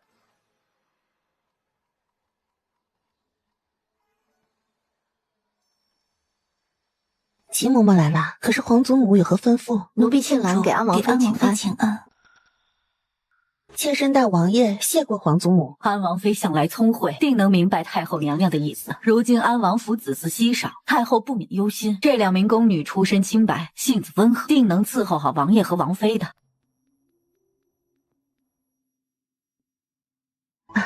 王爷，方才齐嬷嬷送了2名宫女来，是皇祖母的意思。妾身已经将她们安置在偏院，您要是有时间，可以去看看。陆昭瑜前些日子将她往旁人的院子里推，今日问都没问她一句啊，就将人收下了。王爷，您是还有什么不满意的吗？我满意，我当然满意了。我的王妃都快满京城帮我寻美妾了，这天底下还有比你更合格的妻子吗？陆昭瑜自是听得出来他的阴阳怪气，他冷哼一声，转身就要出门，大步上前，一把握住他的手腕。你做什么去？我去大街上再给你寻2个美妾来，争取让王爷更满意些。陆昭瑜，我对你还不够好吗？王爷，妾身实在是不明白，你到底在气些什么？同你成婚4载，妾身扪心自问，略上恭谨，略下宽和，更不曾为难那些妾室，是妾身还不够大度吗？我不要你的大度。那王爷，您究竟想要妾身如何做，您才能满意？我要你心悦于我，让你为我吃醋。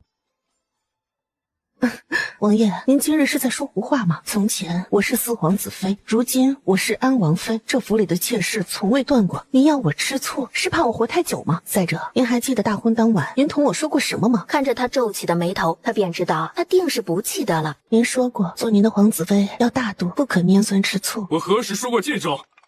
此刻的他更不得能儒雅当初的自己。今时不同往日，反正从今往后不许再往府里收人。那若是哪日父皇赏了人，你还要我抗旨不成？这种事之后不会再发生。新说的那2个宫女安置在哪儿了？我命人将她们送回去。西偏院。看着他的背影，陆昭瑜起身走到床榻边，也不知道在装什么大尾巴狼，府中又不是没有旁的女子。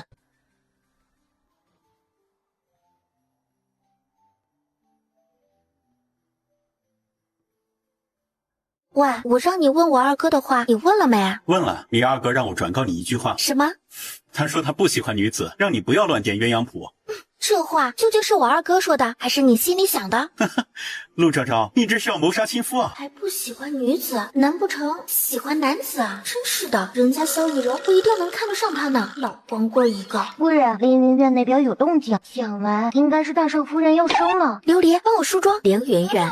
刚一进院子，便听见屋内传来一声凄厉的叫声。沈家眼连忙捂住他的耳朵：“我没事。”哎呦，昭昭，你怎么来了？哎呀，昭昭，你怀着身孕呢，快回去休息吧啊！这儿有我和你婆母呢。母亲、二婶，你们不用管我，我心里有数的，我就待在这儿。夫人，公子，大少夫人胎位有些不正，这要是有个万一，您得给我个准话啊，是保大还是保小啊？保大。是，我明白了。过了半晌，屋内都没有什么动静。你进去干什么？里面有稳婆，你若是进去，只会添乱。母亲，屋内传来婴儿响亮的哭声。恭喜二夫人，恭喜大公子、大少夫人母女平安。好，平安就好，给赏钱。陆昭昭终于坐稳了胎。今日他们二人本就是闲逛，东瞧瞧，西看看。萧雨柔，昭昭，你怎么在这呀？我闲来无事，出来逛逛。你可是在挑选首饰啊？哎，走，正好，你去帮我挑挑哪只珠钗更好看一些。萧大姑娘，你慢些。沈世子，你不会这么小气吧？我不过是拉了你夫人一把，你也要吃醋呀？陆昭昭笑着拉了拉萧雨柔，我有孕了啊！过了良久，潇潇，恭喜你啊！谢谢，咱们快去看看首饰吧。等会儿我请你去醉仙楼吃饭，好好？好呀。就在他们打算去用饭的时候，莫寒匆匆而来，说大理寺有紧急公务。昭昭，我先送你回府吧。我不要，你有公务便去忙吧，有珍珠和琉璃在，不会有事的。好，那我将莫寒留给你，等我处理完就来接你。知道了，你快去吧。世子夫人如今真是有本事呀，竟将这桀骜不驯的沈世子收拾得那服服帖帖的。一般般了，咱们去吃饭吧，我都饿了。好呀，今日我定要宰你一顿的。姨娘，那好像是萧家大姑娘，这可真是冤家路窄啊！咱们便去会会这未来的主母吧。二人点好了菜，便开始闲聊起来。这位便是萧大姑娘吧？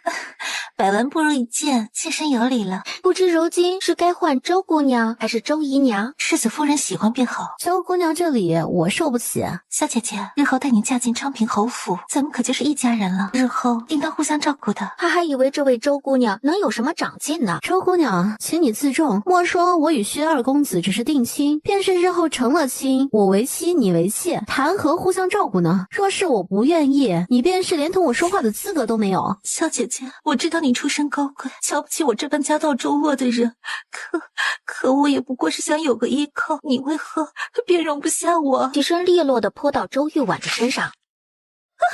周姑娘，这才叫容不下你。我奉劝你一句，日后少把这些上门抬妹的小伎俩用到我面前来。我这个人能动手，便不喜欢动口。莫寒，把他请出去，莫要脏了我的地方。莫寒提起他，便甩了出去。小姑娘，你这般行事，就不怕别人说你煽动吗？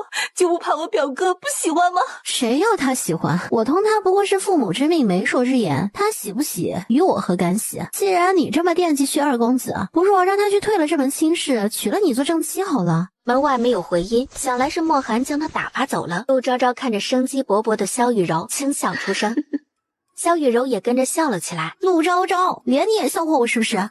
我可没有，我只是觉得你如今这样，倒是有几分从前的风采了。雨柔，那薛二公子是个好人，但他心性软，你若是真的嫁给了他，怕是今日这样的场面便要时时上演了。昭昭，我知你是为了我好，可女子婚事从来便由不得自己。我继母好不容易找到机会把我扫地出门，怎肯轻易松口呢？再者，我也想过了，大不了日后我便与那薛二公子分院别居，也落得清静。左右，他们家想要的不过是个体面的正妻，你不用担心我啊。过年好，你腹中的小人儿才是要紧的事儿。周玉婉狼狈地回了昌平侯府。表哥，你要给玉婉做主啊！怎么了？表哥，今日我不过是凑巧碰见了那薛家大姑娘，想着日后便是一家人，才上前同她打了个招呼。不想，他竟然劈头盖脸地骂了我一顿，还将茶水泼到我身上。表妹，我早就同你说过，做妾于一个女子而言，只有无尽的苦楚。你若是反悔了，我可以给你足够的银钱，你便离府，好好过自己的日子吧。老哥，你这么说，是不愿意管我了吗？他好不容易才留在了这，怎么肯轻易地离开？表妹，萧家大姑娘就是那样的脾气，日后若是分了家，那她便是家里的当家主母，有些委屈你定是要受的。周玉婉闻言有些不敢置信。表哥，这要是换做陆家三姑娘，你还会这么说吗？闭嘴！陆三姑娘已经成婚了，不许拿她来打趣。表哥，是玉婉失言了。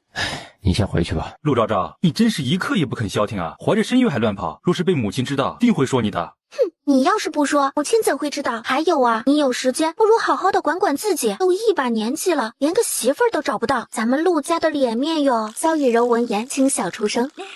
陆锦荣朝着他看了过去，这还真是女大18变啊！萧大姑娘，日后还是在家读书吧，莫要整日同陆昭昭鬼混了。那薛二公子可不喜欢整日闯祸之人。昭昭，天色不早了，我先回去了。路过陆锦荣的时候，陆二公子，昭昭说的对，您啊，管好自己吧。若是再不管好你自己这张嘴，怕真的是要孤独终老了。陆昭昭，你要是再笑，我就回家告诉母亲你出来乱跑。看吧，恼羞成怒了。二哥别生气啊，我要是你啊，就抓紧时间找个媳妇，免得旁人老笑话你。二哥，你看萧雨柔是不是越发好看了？要不你努努力，让她给我当二嫂吧。你这丫头脑子里整日都在想些什么？她都同那薛家小子定亲了。也是，看来啊，我这二嫂又没影了。陆昭昭，二哥，你别说了，人家萧雨柔还不一定能看得上你呢。再说了，就算你如今想要努力啊，也不一定来得及了。你呀，说不定真的孤独终老了。沈家爷，咱们赶紧回家吧，要不然母亲该着急了。陆昭昭，身后传来陆锦荣咬牙切齿的声音。今日，梁侧妃和白侧妃到正院给陆昭瑜请安。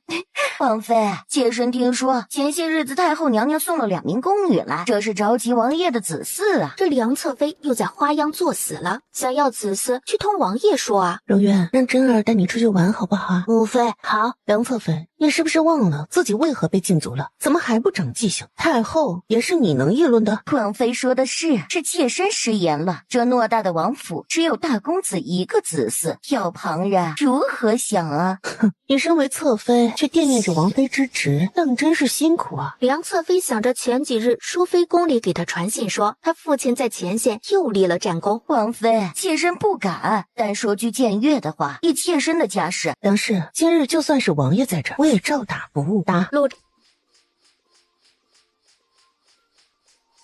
打完20下，梁侧妃，滚回你的院子。若是想找王爷告状，大可以等王爷回来，本妃绝不拦你。哼，王妃，我虽是侧妃，但也是上了皇家玉蝶的，不是那等子贱妾。今日之事，我定要请王爷做主。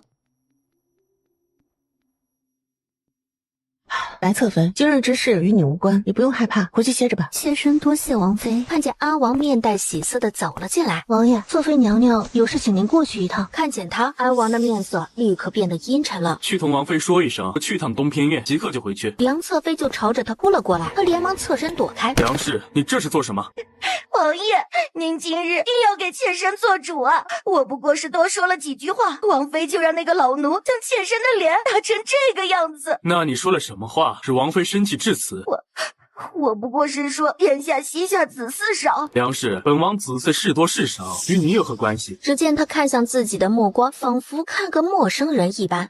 王爷，我是您的侧妃啊，我究竟做错了什么，让您这般厌恶我？2年了，您连我的院子都不愿意踏足。梁氏，你可还记得你刚入府时，本王同你说过什么？梁侧妃抬头怔怔地看着他。梁氏，本殿没有纳侧妃的打算，纳你为侧妃是父皇和皇祖母的意思。你若是愿意，可以留在这府里；若是不愿意，待来日我可以寻个机会放你出府。王爷，妾身究竟哪里比不上王妃，竟让你这般厌恶？梁氏，我同你说过，你是什么样的人，本王不在意，你的心意本王更不在乎。若你还想留在王府，别安分守己些，莫要去惹王妃不快，不然这王府便容不得你了。他转身离去，朝着白侧妃的院子里走去。妾身见过王爷。白氏，你可想离府归家？白侧妃心中一颤。王爷，可是妾身犯了什么错？白侧妃，你若是愿意离府，本王便寻个机会去圣上那里求来放妾书，将你从玉蝶上除名，从此你就自由了，白家也不会因此而受到任何影响。白侧妃盈盈一服，妾身谢王爷大恩。看来啊，这府里还是有明白人的。白氏，此事先不要告诉任何人，你明白吗？妾身明白，妾身恭送王爷。看着他的侧颜，一如他当年入府那般的明媚。他走上前，一把握住陆昭瑜的腰肢。王爷，你这是做什么？阿宇，我今日才知道你脾气竟然这般大。对上他戏谑的目光时啊，他才反应过来。王爷，梁侧妃出言不逊，是活该。您要是心疼的话，大可以去东偏院安抚她，不必到我这里来兴师问罪。我没有错，我也不会认。王爷，您是觉得我可笑是吗？捧起他的脸颊，狠狠地亲了一口。阿宇，我不是觉得你可笑，不是觉得你可爱。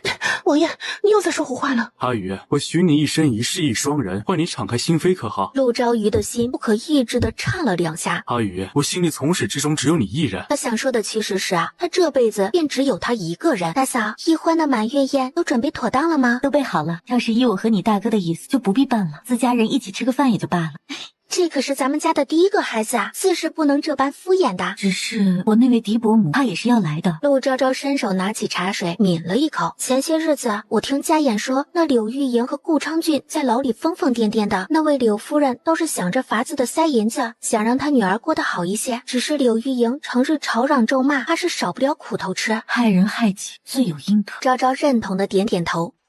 沈家言惦念着陆昭昭，在大理寺心不在焉的陆锦荣一脸鄙夷的将他嘲讽了一顿。二哥说的对，我就是个妻管严，反正你也没媳妇，这大理寺也交给你了，我回家陪我媳妇了。成亲有什么了不起的？我要是想成亲的话，这想嫁给我的姑娘都能从城东排到城西了。沈家言，我脚疼，轻柔的帮他揉捏着小脚，一双小脚似有似无的磨蹭着他的大腿。你都不知道易欢有多可爱，也不知道我肚子里的是男孩还是女孩。男孩女孩都好，只要你平平安安的便好。我不用你给我按了。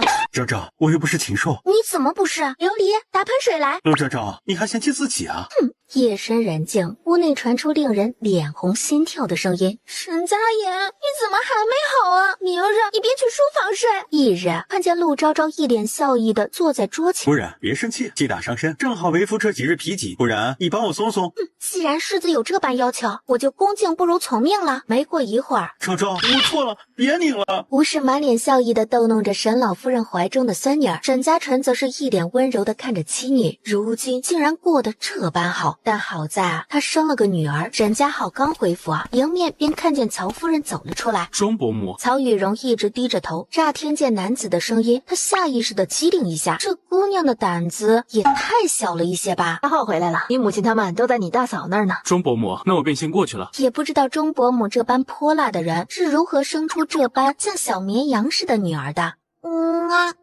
易欢乖，你二婶婶如今可抱不得你。沈易欢窝在他的怀里，巴巴的望着陆昭昭，将里面的小金锁拿出来，轻轻柔柔的套在他的脖子上。易欢，二婶祝你长命百岁，喜乐无忧。快谢谢二婶婶。沈易欢哪里听得懂啊，只是摸着那枚长命锁，乐呵呵的笑着。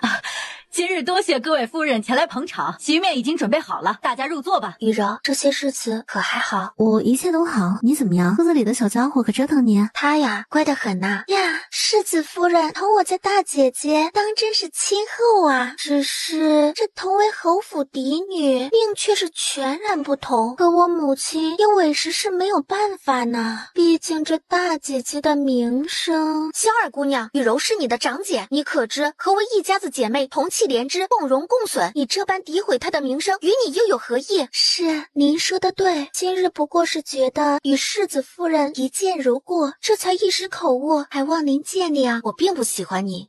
来，昭昭，多用些。萧雨婷这顿饭用的食不知味。母亲，你都不知道刚才那陆昭昭是如何数落我的。大姐姐不仅不帮衬着，反而还笑话我。我的婷儿受委屈了。雨柔，你这做长姐的不护着妹妹也就罢了，怎么还能同旁人一起欺负她呢？当真是有娘生没娘养啊！母亲，您这话说的倒是没错，我的确是有娘生没娘养。但您别忘了，若是我的亲生母亲还活着，你如今还不过是个姨娘呢。你个小贱人！武顺侯夫人抬手便要打他，他伸手拦下。母亲，你可别忘了，昨日我便要成婚了。若是旁人看到我脸上的伤痕，怕是您这装了多年的名声也就毁了。您替二妹妹谋的婚事啊，便更成不了了。好好好，我如今是管不得你这金尊玉贵的萧大姑娘了。但是你别忘了，你的嫁妆可是握在我手里的。你放心，这萧家的东西啊，我一样也不稀罕。但我母亲和祖母留给我的东西，你一样也别想拿走，否则便是到了官府，你也没理。大姐姐，你以为嫁到昌平侯府就有好日子过了吗？我可是听说我那位未来的大姐夫心中啊，可还是惦念着那位世子夫人呢。萧雨婷捂着脸颊，不敢置信地瞪大了眼睛。萧雨柔，你好大的胆子，竟然敢打我的女儿！我要打死你！你应该感谢我救了你的女儿。你们知道什么叫祸从口出吗？昭昭是圣上亲封的诰命夫人，可容得了你们这种安家之人去污蔑？若是被沈世子知道，当心你们的脑袋！萧雨柔带着玉兰连忙躲到一旁的屋檐下避雨。玉兰，谢谢你，这偌大的武顺侯府，只有你是真心待我的，跟着我倒是让你受委屈了。姑娘，您人美心善，奴婢是修了几辈子的福气，才能跟在您身边的。你呀，如今倒是愈发嘴甜了。我还当这是哪家姑娘呢？原来是萧大姑娘啊！玉兰连忙挡在萧雨柔的身前，多谢陆二公子赠伞。玉兰连忙打开，同萧雨柔一起走了出去。你把伞拿走了，我怎么办？陆二公子神通广大，定是能有办法的。方刚才看着他在檐下躲雨，他便想过来逗一逗他，竟被一个小姑娘给打劫了。武顺伯府，武顺侯夫人看着那武顺侯府的牌匾被摘了下来，伯爷，这可如何是好啊？怎么好好的就从侯府变为伯府了呀？行了，都别哭了。母女二人连忙噤声。萧雨柔，家里出了这么大的事儿，你竟然丝毫不在乎。父亲，雷霆雨露皆是天恩，你这般行径是对圣上不满吗？好，你如今是翅膀硬，便是连父亲都敢顶撞。你可还记得你母亲对你的教导？你不配提我母亲，我母亲是多么良善的女子，她满心欢喜嫁于你，为你生儿育女，操持家务，侍奉祖父祖母，从没有过半句怨言。而你呢？她刚刚有孕，你便急不可耐的纳妾，她病逝不过1年，你更是不顾祖父祖母的反对，扶正了妾室，这武顺侯府都快盛满京城的笑柄了。你好得很。武顺伯说完，便直愣愣的倒了下去。伯爷，父亲，快去叫郎中。后武顺伯被郎中诊断为中风。你这个蛇蝎心肠的小贱人，既然气病了你父亲，我这就带你去官府，非让人打你一顿板子不可。伯夫人，你有这闲工夫在这装夫妻情深，不如想想以后的日子该如何过吧。圣上今日可贬父亲为武顺伯，明日就有可能直接剥夺爵位。你少在这里危言耸听吓唬我。放心，如果是伯府真的倒了，你这萧家大姑娘也就当到头了。我不在乎呀，这萧家的姑娘我早就不想当了，与你们这等心事龌龊之人同处一个屋檐下，我都觉得恶心。我知您懂我父亲伉俪情深，想来这照顾他的差事您必定会亲力亲为的。既然如此啊，我便不在这碍事了。母亲，这可如何是好啊？如今咱们家被降了爵位，莫说是护国公府，便是京城中有头有脸的侯府都不会娶我了。婷儿乖，此事交给母亲。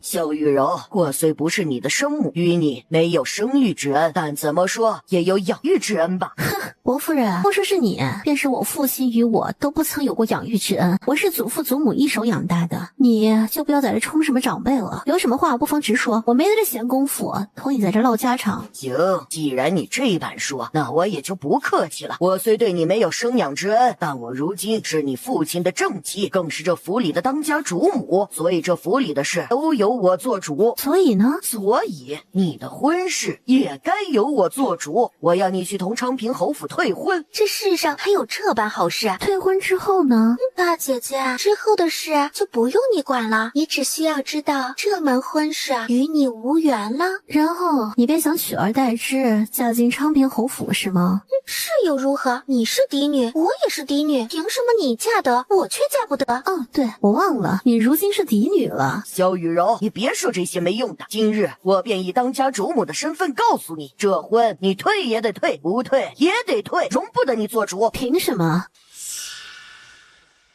什么凭什么？就凭我是。你可闭嘴吧！你要说几遍你是这府里当家主母呀？自古婚事是父母之命媒妁之言，但我的母亲已故，父亲如今躺在床上，我再不济也是伯府嫡长女。你一个田房继母有什么资格做主我的婚事？如今婚事已定，只要我不松嘴，谁也退不了这门亲事。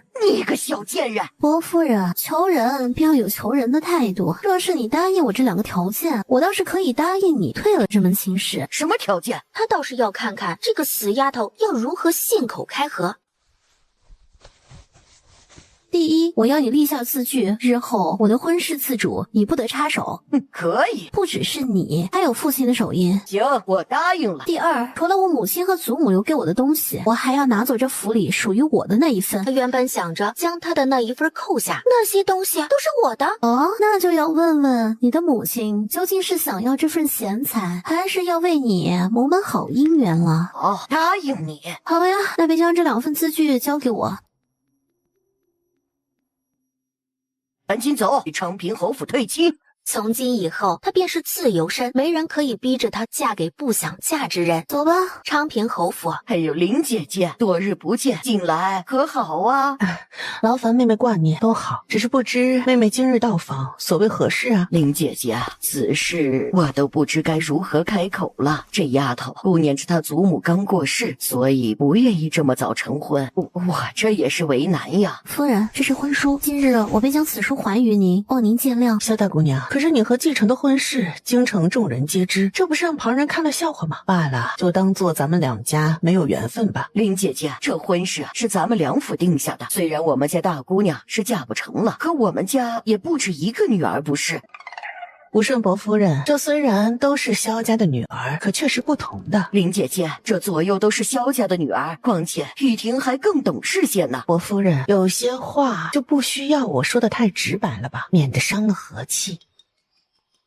林姐姐，是我冒昧了，我爷身子不适，我便不久留了。送客。萧大姑娘，等一下。薛二公子，有何事吗？萧大姑娘，若你不想退婚，我可以去同母亲商量。多谢薛二公子的好意，只是这门婚事我原本就是不愿意的，想来你也不愿意的。既然如此，又何必硬要绑在一起成怨偶呢？萧大姑娘，是我糊涂了，日后愿你能嫁与如意郎君。薛二公子，我也祝你寻得有情人，只是我想提醒你一句，那位周姑娘并不是什么良善之辈。告辞了。昭昭，走路当心些，我晚些时候便来接你。好，我知道了，你快去吧。到了芙蓉院，母亲，我回来了。见他面色红润，眉眼舒展，来，快进屋，外头冷。都这么大的月份了，还不好好养着。母亲，我整日里在府里闲得不行了，哪里也不敢去。哎，母亲，家中也无事啊，为何要邀请这些夫人来府上啊？哎，你二哥今年都20有2了，莫说成婚了，怕是都不会主动同姑娘说几句话。他不上心，只能是我这个当母亲的操心了，真是冤家。母亲，二哥那个性子啊，他若是不喜欢你，就算是将这全京城的小女娘都叫过来，也是无用的。这次我就算是绑，也得将他绑着去相看，若不然我便叫你父亲打断他的腿。母亲，你消消气吧，说不准啊，哪日二哥就有了心仪的姑娘，非他不娶也说不定啊。那我可真是要谢天谢地谢陆家的列宗了。陆昭昭笑着将暖炉子往怀里抱了抱，转眼间便到了除夕，给祖母请安。昭昭来了，快坐下吧，你身子重，这些虚礼就不必行了。祖母无碍的，琉璃扶着她坐到了静柔长公主身侧。昭昭，家言还没回来吗？没有，嫂嫂，这是我给一欢准备的新年礼。那么大点的小人，收什么礼物啊？自是要有的。依然，嫂嫂也给你准备了礼物。沈依然目光一亮，连忙屁颠屁颠的跑了过去。好漂亮，多谢二嫂嫂。母亲，好看吗？哎呀，好看！我的女儿啊，是最好看的。一欢，这是二婶婶送的。咦，她欢快的挥舞着丝嫩白莲藕的小胳膊。给祖母请安。都起来吧，小厨房已经备好饭了。今年呐，咱们好好吃个团圆饭。不是叫你在院子里等我回来的，万一摔了怎么办？我又不是瓷娃娃，怎么可能连路都走不好？今日是除夕，这第一杯酒，我先敬母亲，祝母亲身体康健，福泽百年。若是老护国公泉下有知，看到他们沈家今日的光景，一定会高兴的。白氏，你不是整日里在王妃面前做小伏低，这除夕宫宴怎么不见他带着你去呢？白氏，我同你说话，你是聋了吗？杨侧妃啊，我和你说的好听些是王爷的侧妃，可若是直白些，也不过是这王府里的一个妾室，谁又比谁高贵呢？白氏，我可没有这般自甘下贱，什么妾室，我是上了皇家玉蝶的。那又如何？这王府里的女主人只有王妃一人，你这般厉害，当初王爷为什么不选你为正妃呢？白娇蕊，梁侧妃啊，你不用这般大声，我听得见。不过我提醒你一句，这个时辰王爷和王妃也该回来了，若是看到你这副模样，那后果……他怒极了，抬手便要去打他。侧妃同为侧妃，你怎么能动手呢？我的父亲是3品大将军，征战沙场。梁侧妃，你还不知道吧？我父亲前几日刚升迁为正3品礼部侍郎，若是论起官职，怕是比从3品的梁将军还要高半阶。况且如今大喜国泰民安，哪里需要征战沙场呢？王妃的父亲祖父那才叫征战沙场呢。你若是这般敬重武将，就更该敬重王妃些才是。白侧妃，你欺人太甚！妾身给王爷王妃请安，祝王爷王妃心岁欢喜。起来吧。白侧妃，你也有许久没有回家了吧？等过了年，寻个时候回去看看父母吧。他满脸笑意的俯身谢恩。梁侧妃，你方才的话我听见了，你的父亲是为国戍守边疆不假，可这本就是武将之职，又有什么可值得炫耀的呢？还是说你的父亲有不臣之心？王爷，还请您明鉴呐！我父亲对您忠心耿耿，绝无这种想法。梁氏，注意你的言辞，这大齐的文武百官只能对圣上一人忠心耿耿，你是在诬陷本王结党私吗？王爷，这是知错，妾身知错了。梁氏出言不逊，禁足半年。王爷，我都出去吧。白侧妃，等一下，他可真是阴魂不散呐。梁侧妃，你究竟要做什么？我同你无冤无仇，你总缠着我做什么呀？白侧妃，你也说了我们同为侧妃，既然如此，何该互帮互助才是？如今王妃独霸王爷，不然我们联手了，这有了孩子，才能在府里有一席之地，对不对？梁侧妃，你这番好意是我实在不敢受，我先回院了，你自便吧。哼，还是你别给脸不要脸。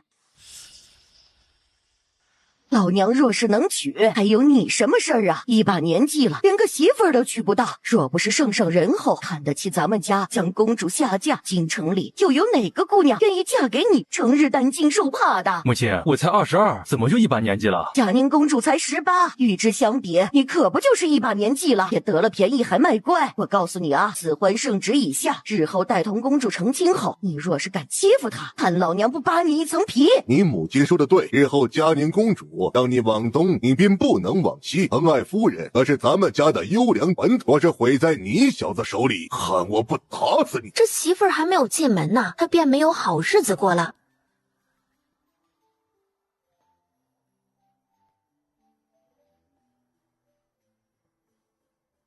昭昭，生完这一个，我们便不生了。这是个女儿呢，也不生了？不生了。我还是很想生个女儿的，不过我总觉得他是个儿子，近2个月他总是来提我，也不知道是不是随了你。我原本还打算给萧雨柔准备出嫁礼的，没想到竟然是宁宁先成婚了。孙将军不日便要回京城了，想来圣上是急着要收回虎符的。如今二皇子已经展露锋芒，怕是圣上心中也明镜一般。傍晚，二人刚用完饭，沈家衍扶着陆昭昭在院子里慢慢的走着。昭昭，要是累了，便回去歇会儿吧。我哪有那么娇气啊！话音刚落，他立即顿住脚步，小腹传来阵阵的疼意。快去叫郎中和稳婆。我去找郎中。珍珠说完，撒腿便跑。你要疼的话，就咬着我，我就在这里陪你。他替代不了他，但他可以陪着他。你出去！门口传来一阵急促的脚步声，静柔长公主和稳婆皆是匆匆而来。家妍，你先出去，这里有我和稳婆在。沈家妍，你给我出去！昭昭，你别怕，我就在门口等你。也不知道是谁更害怕，只是啊，如今实在是有些笑不出来了。昭昭，母亲在呢，别怕啊。母亲，真的好疼。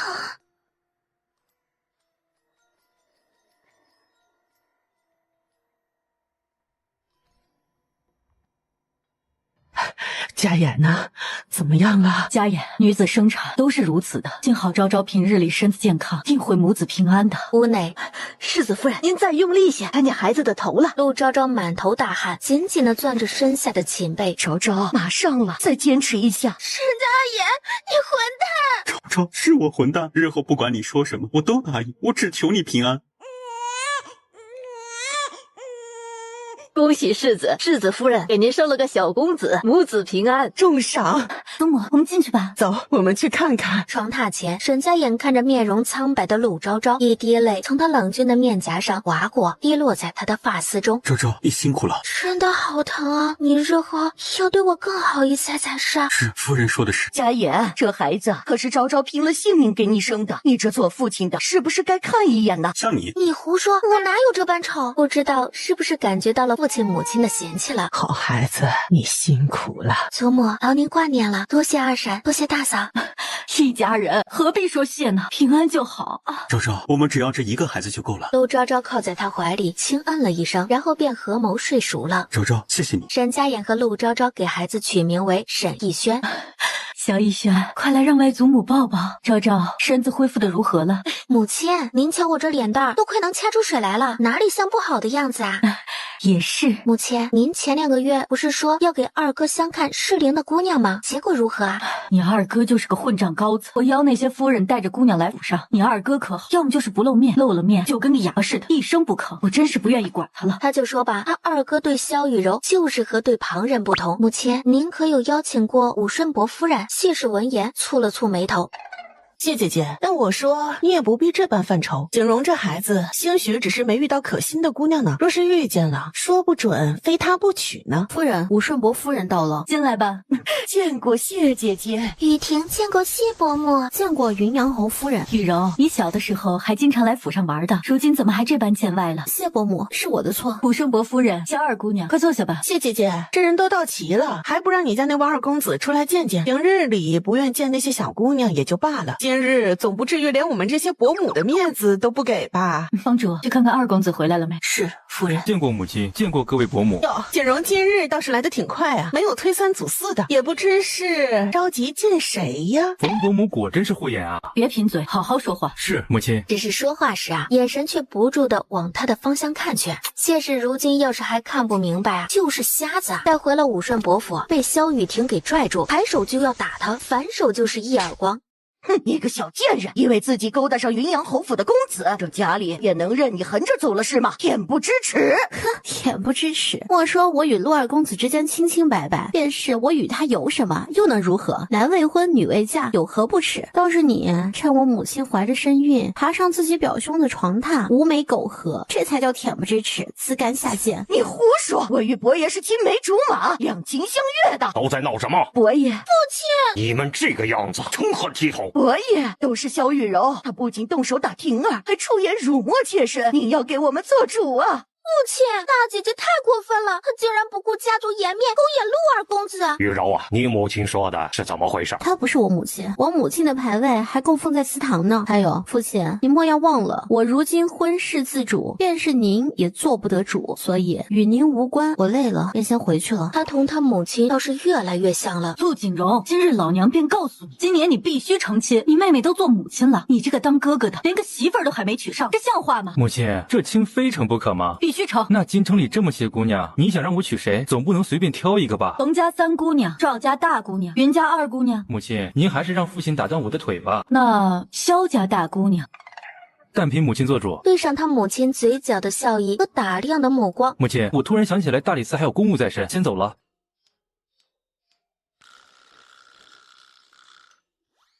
翌日，陆石香聘礼抬了进来。谢姐姐，你这是何意呀？普顺伯夫人，你也知道，我这个人向来快言快语。今日我是带着锦荣来向贵府千金提亲的。谢姐姐，这府上可不止一位姑娘，你说的是哪个呀？一定是我，会是萧雨柔那个。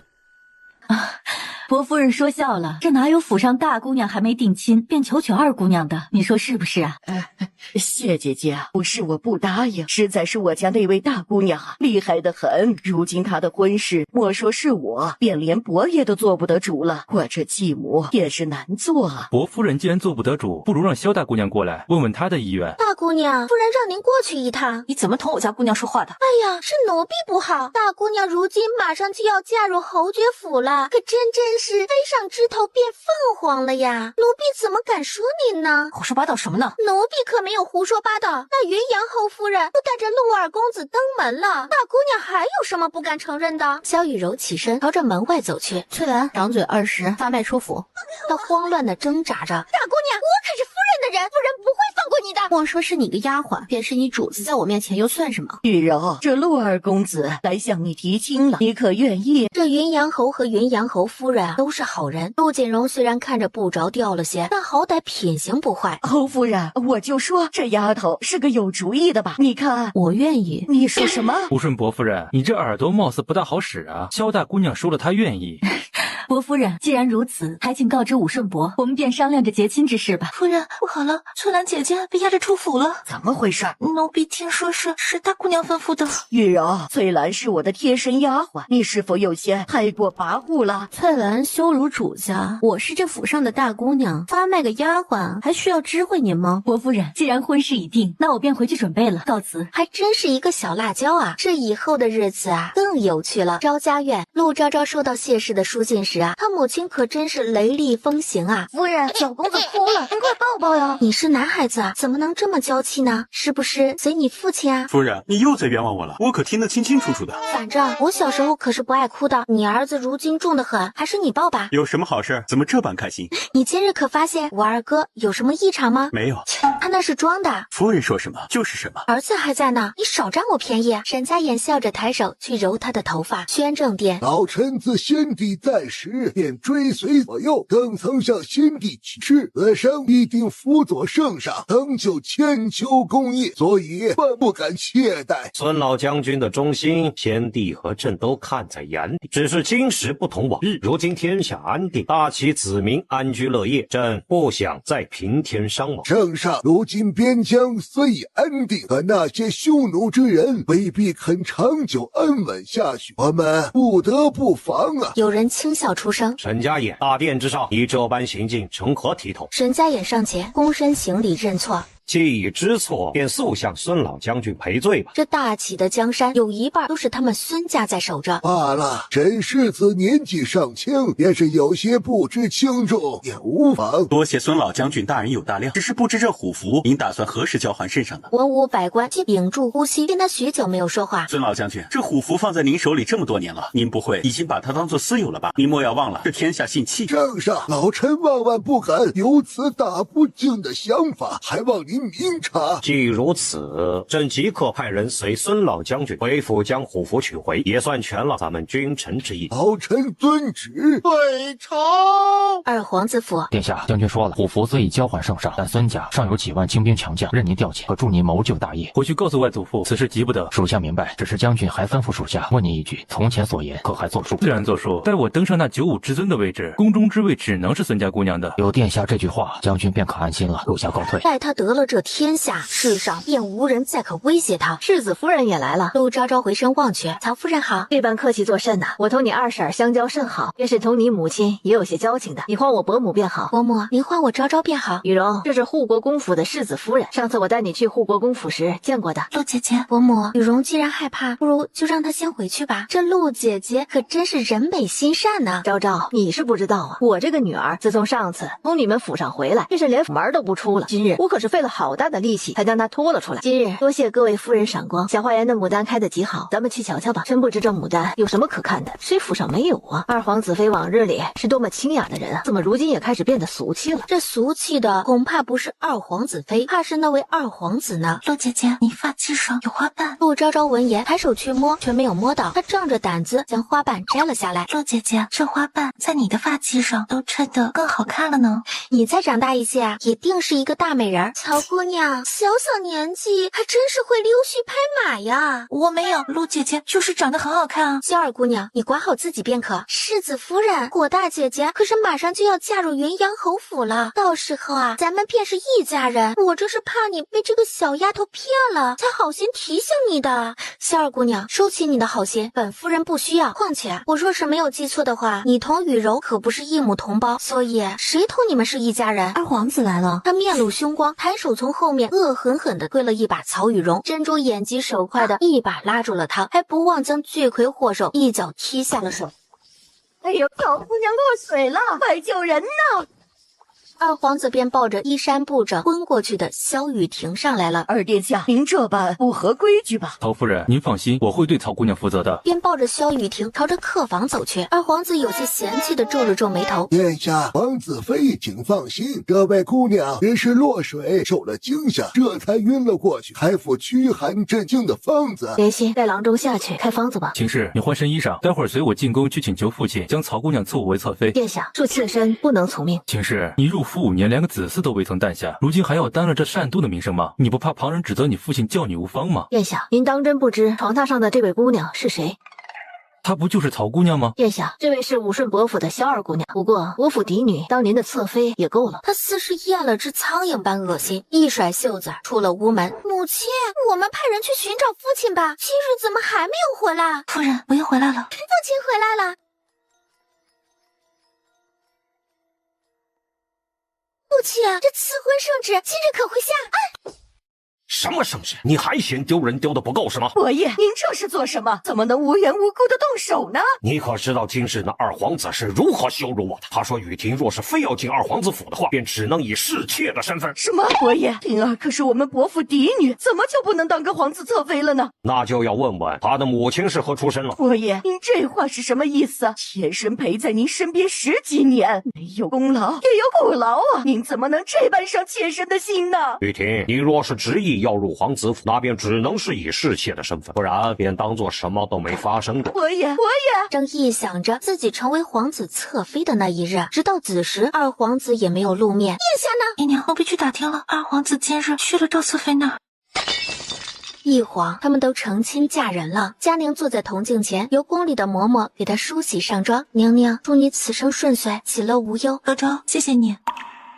儿臣拜别父皇母后，愿父皇万寿无疆，母后千秋安康。温皇后看着下方的女儿，眼眶微湿。谢瑾，朕便将女儿交给你，日后要好好待她。微臣遵旨。父皇母后，佳宁，从今日起，你便不仅是大齐的公主了，更是谢家父，日后要同夫君携手并肩，敬重长辈。儿臣明白。恭请公主殿下出降。六王必四黑，蜀山无万旁处，俯仰三百余里，各立天。谢江，你不许碰我！既然公主不愿意，那微臣便寻他处歇息了。谢江，你跟我回来！公主这是何意？难不成是后悔了？你想得美！今晚我睡床榻上，你睡地上。他这也是为了他着想。若是他就这么出去了，谢夫人一定是要斥责他的。凭什么？我是公主，你是臣子，你必须得听我的。既如此，微臣遵旨。谢江好像也没有那么坏。谢江，你从前有没有喜欢的姑娘？没有。没有便好。若是他当真有心仪的姑娘，那他岂不是成了那个坏人了？谢江，你先别睡，咱们说说话呗。小公主，你这心可真大呀！咱俩这孤男寡女共处一室，你还要拉着我聊天，你就不怕我对你图谋不轨啊？谢江，日后你若是有了心仪的姑娘，可以告诉我，我可以去求父皇，让我们和离的。说是我有了心仪的男子。谢景翻身坐起来。公主欲如何？像前朝公主那般去养面首，你想都不要想。你只是我的驸马，我想如何你都管不着。过新婚之夜要给自己戴绿帽子，这谁能忍？不许喊！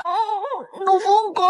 你要是再敢乱动，我现在就办了你。见他终于老实了。小公主，要是我松手了你还喊的话，那后果你是知道的。佳宁立马推开他，坐得离他更远了一些。谢江，你现在从我的床榻上下去，我便大人不计小人过，原谅你了。小公主，我劝你赶紧歇了要和离的意思，圣上是不会同意的，你这辈子都得同我在一起了。他颓废的倒在床榻上。你晚上若是敢手脚不老实，我定饶不了你的。没到一刻，他便睡熟了。昭昭，你快随我来，我今日定要带你去个好地方。什么地方？佳宁靠近他的耳旁。望月楼。他不禁打了个冷战。昭昭，我们快去快回，我表哥不会发现的。再说，就算是被他发现了，又能如何？你顶多受些皮肉之苦。最终，二人一拍即合。莫江心里拔凉拔凉的。今日不仅夫人完了，他也完了。不知两位姑娘是想听曲儿还是看舞？都要。佳宁从怀里掏出了一沓银票。二位楼上请。宁宁，看来这位谢小将军也是管不住你了。那是自然，我是公主，他是驸马，我说一，他便不许说二。公主殿下果然威武。别闹！不知二位姑娘喜欢听什么曲儿，看什么舞？你们随便弹，随便跳，我们不挑的。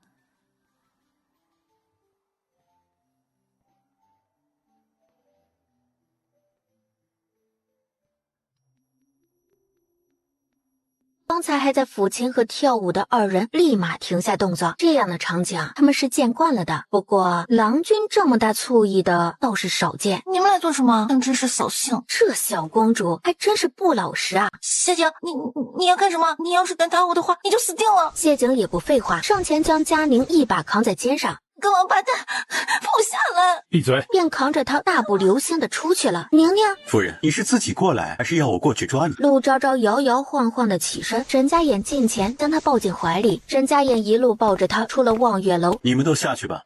沈家衍，咱们有话好好说啊！你这样不利于夫妻和睦的。陆昭昭，你这胆子可真是越来越肥了，什么地方你都敢去。今日我要是不让你3日下不了床，我就跟你姓。陆昭昭便挣扎着要下他，瞧着他跑到了门口，一把拦住他的腰，将他带回床榻上，俯身朝着他带着酒气的红唇吻了下去，另一只手去轻扯他的衣裙。沈家衍，你轻点！你混蛋，你有完没完了？当外夫人这体力还是挺好的，往日里都是骗我的，你知道错了。错了，沈家衍，你是个谢姐，你是不是有病？小公主，你真是不把我说的话当回事啊！我答应你那么多条件，你竟然连一个小小的条件都不肯遵守。既如此，你的条件我也就不必遵守了。佳宁哪里见过这样的气势啊？她下意识的抬手打在了他的下巴上。谢姐，我不是故意的，要不是你吓唬我，我也不会打你的。俯身朝着那喋喋不休的红唇吻了下去。过了许久，他终于退开了些许。谢姐，你放肆，我是公主，你敢以下犯上，我即刻就进宫，让父皇打你100大板，然后便同你和离。要杀要剐，悉听尊便，但和离你休想。这小姑娘当真是一点儿也不乖，不过也好，日后她便有理由可以名正言顺的欺负她了。蓉儿，你便挑一挑好不好？咱们家又不求高门显赫，只要家风端正，品性好就行。曹雨蓉脑海里闪过了一个人。母亲，我有喜欢的人了，我喜欢沈三公子。你这丫头，有了喜欢的人怎么不？你说你喜欢谁？这谎是不是撒得太大了一些？是想让他母亲知难而退？蓉儿，你是认真的，没同母亲开玩笑。母亲，女儿所言句句属实，和女儿也知道护国公府门第过高，所以此事便做爸爸。等我日后再有了旁的心仪之人，再同您说，好不好？过了良久，蓉儿，母亲这就去同你吴伯母说说，总要问问她的意见的。母亲，你等等，我不是。3日后，二婶、大嫂，昭昭来了，快坐快坐。听到陆昭昭来了，她才抬起眼看了过去，眼睛亮亮的。咱们家昭昭啊，还真是讨人喜欢，便是连雨蓉这般不爱说话的小姑娘都喜欢你。大嫂，你莫要打趣我了，我是脸皮厚些，不怕的，可就怕雨蓉脸皮薄。咱们呢，便去外面逛一逛。我今日定要等到你家三公子回来，我倒是要看看这般前途无量的儿郎究竟是何模样。那咱们便出去瞧一瞧吧。二夫人，三公子回来了，快让他滚！走进来。他刚进来，便看见满院子的莺莺燕燕，两眼一抹黑，险些晕过去。不过路过曹雨蓉的时候，这不是那只胆小的小绵羊吗？故意凶巴巴的看他一眼，曹雨蓉眼眶瞬间便吓红了。你这臭小子，干嘛呢？不知道雨蓉胆子小啊？你瞪他做什么？母亲，我错了，您赶紧松开，别一会儿把我耳朵拽掉了，这媳妇更找不到了。各位夫人见笑了，我这个儿子就是嘴偏，心眼不坏的。那是自然的，谁不知道这护国公府的儿郎个个都是品行端正的。却对上曹雨蓉幸灾乐祸的笑容，被他发现后连忙收了回去。看来这胆子也没那么小。说吧，觉得哪位姑娘合心意？母亲，这题若是非成不可的话，那便那位曹家姑娘吧。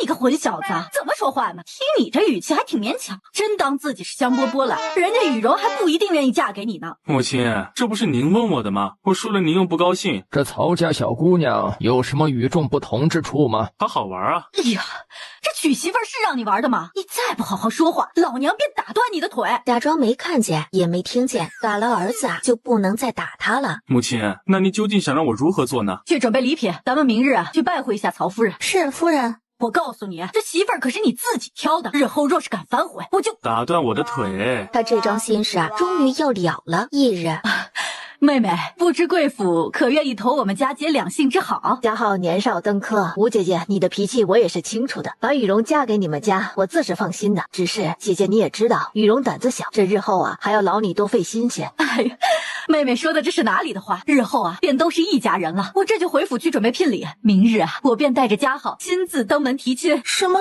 曹雨蓉听他母亲说完，两眼一黑，直挺挺的晕了过去。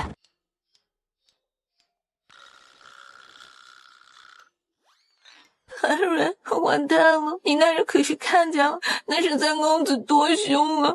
我若是嫁给他，岂不是要被吓死？姑娘，你想想，这是你嫁进护国公府，我就能常常见到世子夫人和大少夫人了，这也倒算是个不可多得的好处了。沈兄，娶了这曹三姑娘，怕是日后连同我们喝酒的机会都没有了。这嫂夫人一哭，你怕是就要投降了。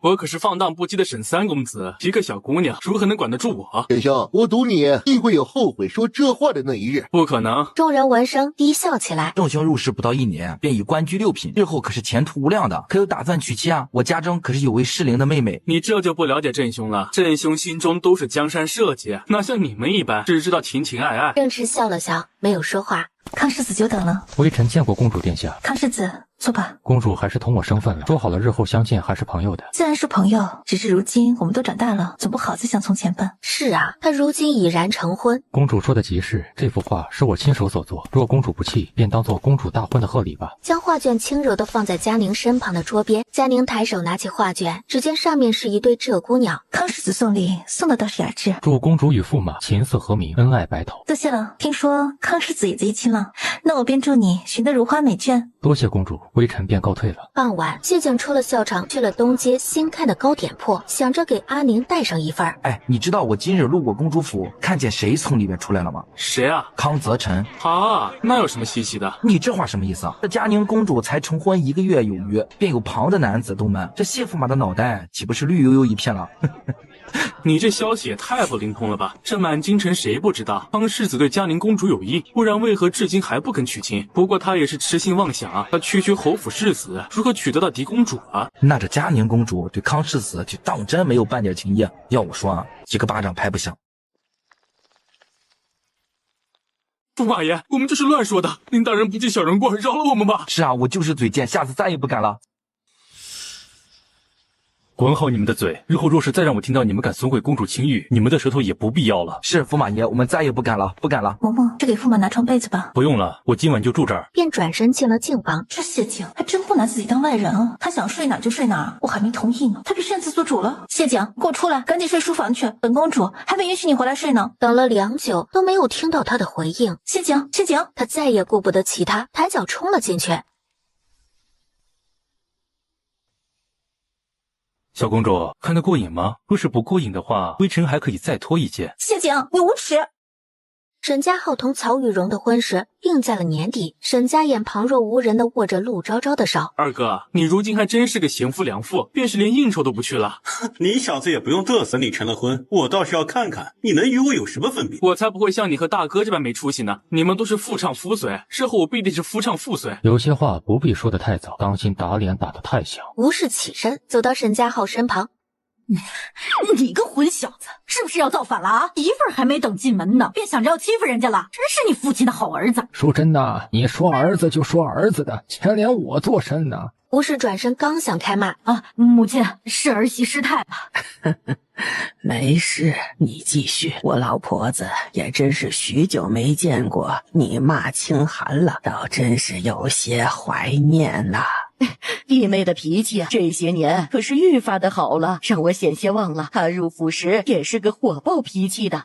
大嫂，怎么连你也打趣我？喂，二婶年轻的时候真的会骂二叔吗？二叔何止会挨骂，想当年二叔可是被二婶拿着棍子追得满府乱窜的，要不是看在祖母的面子上啊，如今二叔这腿怕都不保了。沈家浩则是下意识的打了个激灵。沈家浩，你这个臭小子，下次再惹你母亲生气，老子便打断你的腿。父亲说的对，您的确应该好好管管三哥了，不然等三嫂入府，非得被他吓哭了不可。沈依然，你不说话，没人把你当哑巴。过几日啊，我要出去找宁宁，立马起身上前，低头狠狠的咬了一口。陆昭昭，你要是再敢去望月楼，信不信我打断你的腿？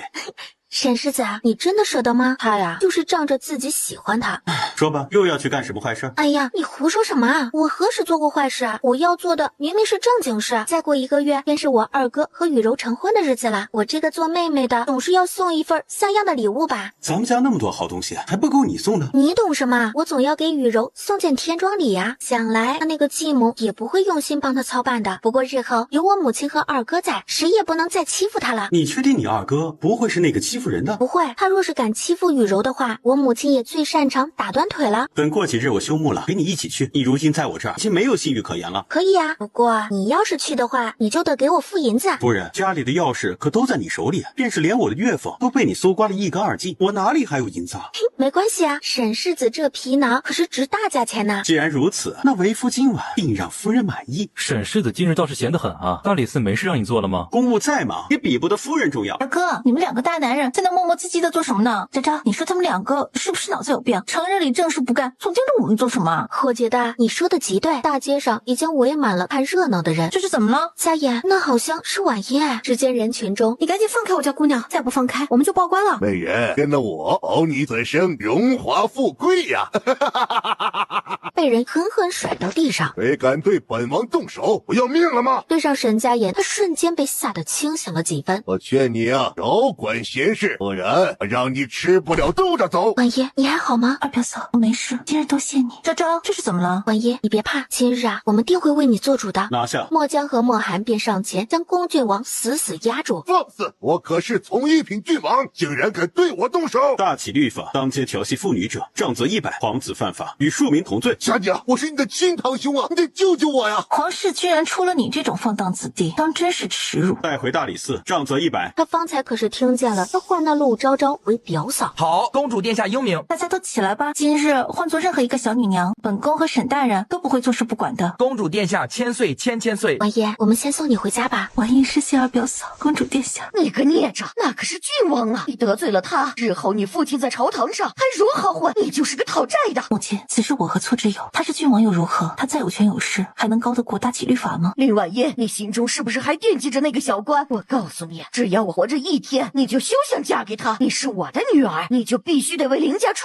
力。母亲，你究竟是让我为林家出力，还是为兄长铺路？小吴氏抬手将茶盏扔到了他身上。林婉音，我告诉你，你明日便去恭郡王府请罪，无论恭郡王说什么，你都给我应下，否则你便给我滚出林家。今日我便告诉你，我林婉音此生绝不为人妾室。你可以不让我嫁给我心仪之人，但你休想逼我嫁给我不愿意嫁之人。嫣儿，我们回去。宣正殿，父皇，儿臣要告沈佳言目中无人，藐视皇权。二殿下，不知此话从何说起？从何说起？沈佳言，你前几日是不是当街将恭郡王带走，甚至都不曾问过父王的意见便行刑？你这不是藐视皇权是什么？皇子犯法与庶民同罪，况且这是我大理寺分内之事。二殿下这顶帽子扣得太重了，臣承受不起。什么分内之事？我看你就是公报私仇，恭郡王之事连原委都尚气不清，你便擅自定罪，简直是辱没皇家体统。圣上，微臣有本启奏。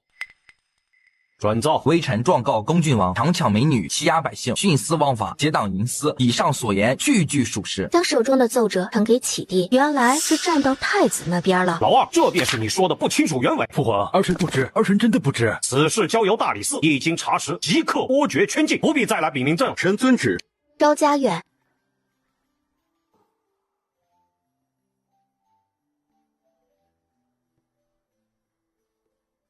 快，赶紧把你儿子抱走！他老打扰我看花本子啊！别憋嘴，别要哭。你要是再哭的话，咱们爷俩都得被撵出去。别憋嘴啊！眼泪汪汪的看着陆昭昭，你儿子啊，肯定是随了你，这么小就是个机灵鬼。那是自然，这可是亲生的。昭昭，我同你说件有意思的事。什么事啊？你亲我一口，我便告诉你。琉璃无声的退了下去，还顺便把逸轩也抱了出去。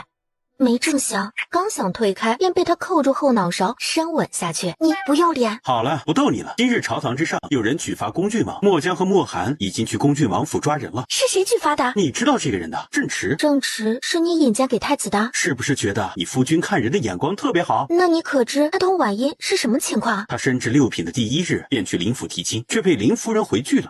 这林夫人还真是一如既往的见识浅薄。那小郑大人日后定是前途无量的，这般女婿他竟然还看不上，也真是难为婉音了。傣猪出好笋，夫人，你还没这般赞赏过我呢。沈世子啊，你莫要忘了，你如今都是有儿子的人了，况且那老天爷都给你开天窗了，你还要我如何赞赏你啊？我不管，你既然夸了别人，就也得夸我。沈世子貌美如花。陆昭昭，你就是觊觎我的美色。恭郡王府倒台后，原本站在二皇子这边的人也有了倒戈之意。这群小人不得好死！夏莫生气，不过是几个有眼无珠之人罢了。如今秋烈在即，可是最适合我们动手的机会。记得做的隐蔽些，切勿让人抓到把柄。东院里，萧雨柔一身正红色喜服，凤冠霞帔。今日她终于要逃离这个虎狼窝了。大姑娘，这不是你自己应允的婚事吗？如今在这装样子给谁看呢？王夫人，你难道不知道有个词儿叫做喜极而泣吗？日后不用再看你这张令人作呕的脸，当然是人生一大喜事了。文姨娘扑哧一声笑了出来。文姨娘，这种场合是你一个妾室能露面的吗？还不赶紧回去！夫人见谅，实在不是妾身要来的，是侯爷非要让妾妾身来盯着的。啊，想来是侯爷怕有人克扣了大姑娘的嫁妆，丢了咱们家的脸面吧？你这个小贱人，怎么同我母亲说话呢？玉婷，你怎么回来了？今日啊，可是大姐姐出嫁，我这个做妹妹的，就算是有了身孕，也定是要来送大姐姐一场的。玉婷，你有身孕了？温姨娘，我才是这个府里的当家主母，你以什么身份，竟敢同我这么说话？夫人，还请您说话小声些，莫吓到了我们家姨娘肚子里的小主子。你说什么？夫人，妾身的确已经有了3个月的身孕了，不是妾身故意瞒着夫人的，实在是侯爷不让妾身说。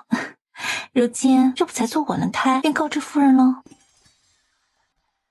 大姑娘，今日是你成婚的日子，是妾身不好惊扰了你。文姨娘言重了，父亲身边能有个知心人，我这个做女儿的也就放心了。丫鬟在武顺伯夫人耳边轻声说了2句：“快请进来吧。”孔门没来晚吧？见过公主殿下。你今日可是新娘子，便不要行礼啦。多谢公主。昭昭，你怎么来了？我是来给你送天章的。虽说从明日开始啊，我便要换你二嫂了，但我可是站在你这边的。日后我二哥若是敢欺负你，我会帮你的。不过想来也用不着我母亲就会帮你出气啦。公主殿下，还请您上座。不必了，我今日是来送萧大姑娘出嫁的，否则这武顺伯府，我连踩上一脚都嫌脏的。公主，我再怎么说也是二皇子的人，出身武顺伯府，说到底咱们还是一家人呢。碧瑶，张嘴，抬手便是2巴掌。长记性了吗？我是嫡公主，你不过是二皇府上的一个侍妾，便是皇家玉蝶上都没有你的名字，你有什么资格说同本宫是一家人？是嫌命太长了吗？武顺伯夫人，管好你的女儿，不然本宫不介意帮你管教一下。臣妇记下了，是臣妇的错。大姑娘，时辰到了，愿大姑娘夫妻恩爱，白首不离，无灾无难，此生顺遂。碧柔，实在是不巧，你弟弟昨晚感染了风寒，现下已经起不来了。左右这也没几步，不然你便自己走出去吧。伯夫人，令郎这病的可真是时候啊。世子夫人，这我也是实在没办法了，现在去请旁人来，怕是会耽误了吉时呀。珍珠，去将我二哥请进来。是夫人。世子夫人，这不合规矩吧？伯夫人，是您不守规矩在先的，既然如此，那云阳侯府必有自己的规矩了。伯夫人，萧玉茹日后便是我的夫人了，是我们云阳侯府的人，谁也不能欺辱她，否则便是同我们陆家过不去。幻想贾琏搁置一旁，好凄凉。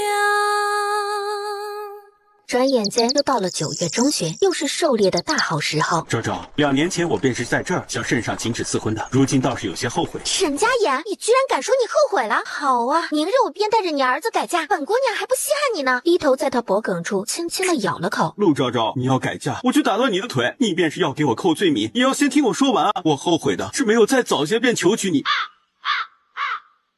谁让你说话说半截的？再者，你是属狗的嘛，怎么还咬人呢？我方才也没用力，旁人看不出来的。你没骗我，见你是小狗。他抬手在他腰间毫不留情地掐了一把。夫人，你这是谋杀亲夫啊！你若是表现得不好，便是前夫。沈家言，你不要脸！家言，不要再同我比试比试，今年我定不会输给你的。没空，我要陪我夫人骑马。今年拔得头筹者，朕重重有赏。出发吧，皇兄，咱们可不能输给这些少年郎们。那是自然。皇兄，我的骑士虽比不得家眼那小子，可是与你倒是不相上下。要不你让让我，我也想拔回头筹。行啊，这已经是你提过的最容易达到的要求了。这马儿好像受了什么刺激般，拼命地朝着一个方向跑去。二人纵身一跳，滚到草丛里。皇兄，你没事吧？没事，咱们赶紧离开这儿。便听见草丛里传来一声，只见里面缓缓走出了2只足足有1人高的猛虎，纷纷朝着太子和安王飞扑过来。安王眯了眯眼睛，手起刀落，便应声倒地。他拿起弓箭，精准地射在他的一只眼睛上。他痛苦地嘶吼着扑过来，皇兄纵身挡在太子身前，2支箭从不同的方向射向他的脖子。借将终身上弦，将那只猛虎一刀抹了脖子。皇兄，你受伤了？没事，小伤而已。殿下，今日之事绝不是意外。家眼，你说的对，此事绝不是意外，但此时不是声张的时候。皇兄，他这是想要我们的命啊！四弟，这件事交给我，咱们先回去，让太医给你看看伤，莫要落下病根才是。皇兄，这可是咱们的战利品，把他们带回去，让他好好瞧瞧。太子点点头。圣上，太子和老四还没回来，让人去寻寻吧。皇后娘娘，嘉宁公主和驸马还有沈世子夫妇也尚未回来。什么？莫急，朕这就派人去寻他们。太子殿下和安王殿下回来了。二皇兄，你见到我和皇兄怎么是这般表情？是我们不应该出现在这儿吗？可传太医，母儿这是怎么弄的？太子、老四，你们这是怎么了？禀父皇，儿臣与四弟狩猎之时遇到了2只猛虎，幸而家眼和谢景来得及时，才无性命之忧。猛虎？这钟灵山怎么会有猛虎？圣上，太子和安王如今又没什么大事，您就不要担心了，当心伤了身子。淑妃孙氏言行无状，即日起降为昭仪。他不过说了一句话就被降位了。老四，让太医给你好好瞧瞧，今日之事朕定会彻查的。儿臣多谢父皇。四弟，今日多谢了。皇兄，你什么时候变得这般矫情了？你我可是亲兄弟，从小到大都是你护着我，今日我也算出息了，有机会能护皇兄一回。你切记，回去莫要沾水，太医给你开的药也得按时服用。放心吧，我这就回复，到时候自然有人给我换药了。别闹什么？如今天色都快暗了，你手臂上还有伤，起码回京城，少说也得1个多时辰，你身子如何能吃得消？皇兄，阿宇有身孕了，她自己在府里，我不放心。今晚我若是不回去，到时候彻夜难眠了。皇兄，我走了啊！父皇若是要责罚我的话，你可得替我求情啊！王妃，王爷回来了。阿宇，这是你最喜欢的那家铺子，我早上特意让他们留出来的，你快尝尝。王爷、王妃，妾身告退了。却闻到一股淡淡的血腥味。你是受伤了吗？伤哪儿了？他媳妇儿果然是最心疼他的。阿宇，你别担心，只是手臂受了些小伤而已。你把衣裳脱了，让我瞧瞧。阿宇，平日里你要是也这般主动该多好。季墨，你在胡闹什么？阿宇，我错了，你别生气了。只见原本包扎好的伤口隐隐有些崩裂，隐隐渗出了些许的血迹。季墨，你都伤成这样了，你同我说是小伤。阿宇，你别哭啊，这伤只是看着严重些，其实一点都不疼的。闭嘴！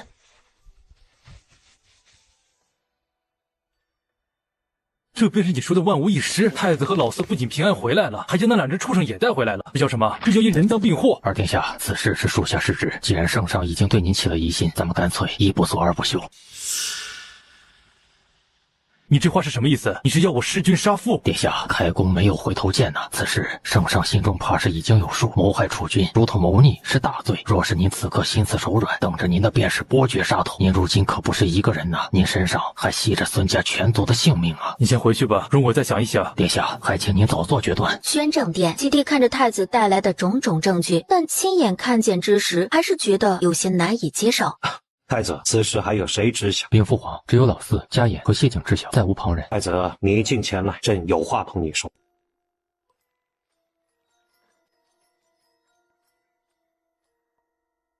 还不等二皇子动手，宫里便有消息传出，圣上病重了。诸位皇子和皇子妃皆入宫侍疾。皇嫂，皇兄如何了？太医说，圣上是操劳过重，损了心脉，如今已经不省人事了。静柔长公主心中尚有疑虑，皇嫂，母后那里还是让人瞒着些吧。她上了年纪，就不要让她忧心了。圣上龙体抱恙之事，谁也不许乱传。若是让本宫知道，绝不轻饶。是，儿臣明白了。行了，这有本宫和长公主在，你们都先回去吧。静柔长公主神色如常般出宫，回了护国公府。无人知道她袖中藏着一个匣子。殿下，眼下圣上病重，是我们最好的机会。将军府所有亲卫皆已聚集，只要您能拿到虎符，数十万大军便任凭您调遣。届时您便是这大齐的新帝。张副将，回去转告外祖父，明日我会让皇子妃去宫中打探。若父皇是真的病重了，那我们即刻便动手。是，属下领命。长秋宫，坐下吧。二皇子妃微微提起裙摆，俯身跪了下去。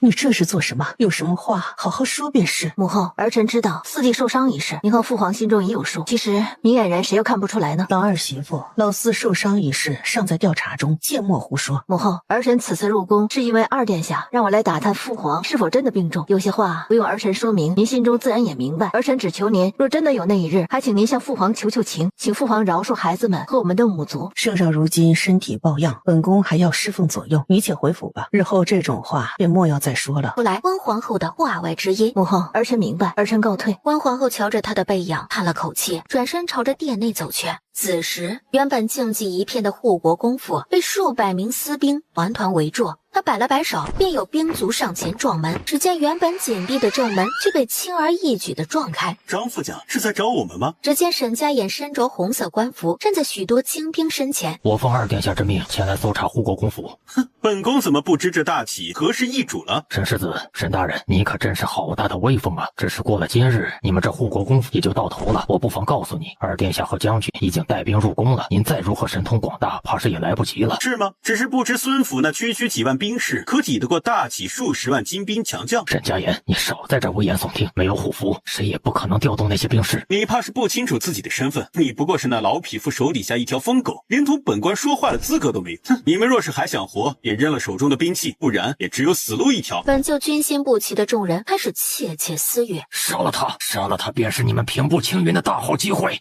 一个兵士将自己手中的佩剑扔到地上。沈大人，小人是受人蒙蔽，绝无造反之心，还请您明察。既然有人打了头阵，陆陆续续的便有人扔了佩剑。张副将气得浑身发抖，提剑便朝着沈家言刺去，轻而易举的将张副将的佩剑打落在地，抬手将自己的剑架在他的脖子上。想死的话可以死远点，不要脏了我护国公府的地方。将这些人全部带走关押，其余人随我入宫。皇兄，四弟，如今这皇城内的御林军已尽数被我拿下，你们可是手无缚鸡之力。若是你们识趣些，我可以看在我们是亲兄弟的份上，饶你们一命。殿下，动手！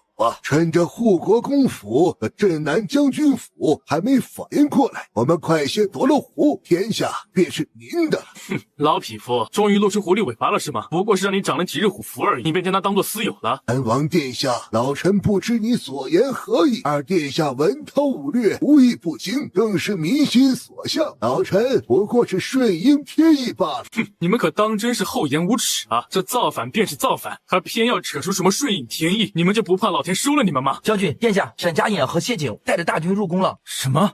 这怎么可能？启帝面容带着一丝病气，由温皇后扶着，缓缓从殿内走了出来。老王，你带着他们入宫，是要弑君杀父，想造反吗？是你们故意给我下套是不是？不是他们，是朕。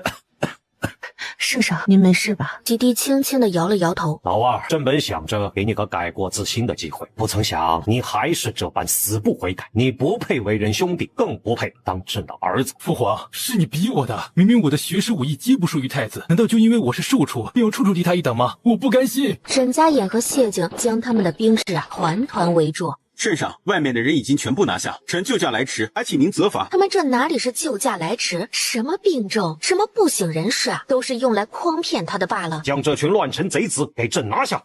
圣上还真是好计谋啊！不费一兵一卒，便可去除我这个心腹大患，日后便可稳坐皇位了。孙彦江，你是父皇身边的老臣，便是朕也曾敬重过你，而你生了僭越祸国之心，那就是罪不容诛。圣上，您可真是伪善至极，口口声声说敬重我，还不是受了虎符？您就是怕我功高震主罢了。将他们带下去，押入大牢，听候发落。宣政殿，启帝屏退了所有宫人，殿内只剩下了他与太子等人。圣上，臣将虎符交还给陛下。你小子如今倒是谨慎，小的时候可是连朕的玉玺都敢摔的。臣那是尚且年幼。太子，今日之事换作是你，会如何决断？儿臣不敢。你是储君，是日后的皇帝，朕要你说。谋逆者杀无赦。过了半晌，大笑出声，他可以放心的把皇位交于太子了。圣上口谕，二皇子残害手足，一头谋反，即日起自玉牒除名，终身圈禁。父皇这是逼我去死啊！好啊，那我便当这一回忠臣孝子。砰！当场便没了气息。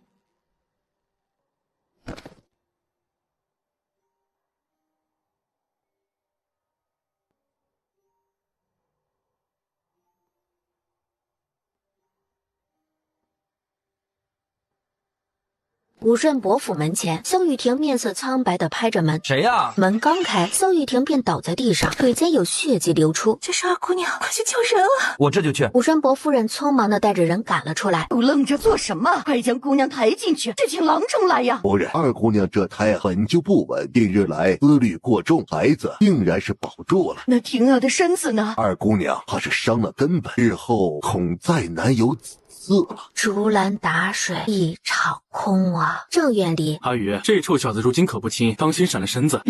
哪里就这般娇气了？父皇，你坏！他抬手轻轻弹了弹他的额头。你这个臭小子，小小年纪就编排起你老子来了。戚荣渊瘪了瘪嘴，把脑袋扭到一边。哎呀，母亲给揉揉，疼不疼啊？阿珍站在门口，有些犹豫。阿珍，你站在门口做什么？有事进来说。王妃，方才梁侧妃院里的丫鬟来报说梁侧妃病了，生病了就去请郎中，同王妃说有什么用？梁侧妃说她病中思念家人，想让家中三妹妹来府里小住几日。哼，他当本王这王府是他当家做主了不成？他想让谁来便让谁来。阿珍，去同他说，我同意了。他连忙识趣的俯身接过小公子退出去。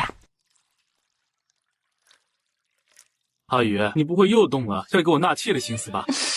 你想得美！那你让他那个妹妹进府做什么？王爷，你没听过穷寇莫追和狗急跳墙这2个词吗？那梁家摆明着冲你来的，若是让梁家姑娘进府，顶多是对你图谋不轨；若是不让她进府，那梁侧妃怕是要对我图谋不轨了。你这不还是把我给使出去了？他拿起茶盏递到他嘴边，我信你。行，我认输了。阿姨说什么都对。翌日啊，大姐姐啊，妹妹可想你了。这王府瞧着真是富贵无极啊。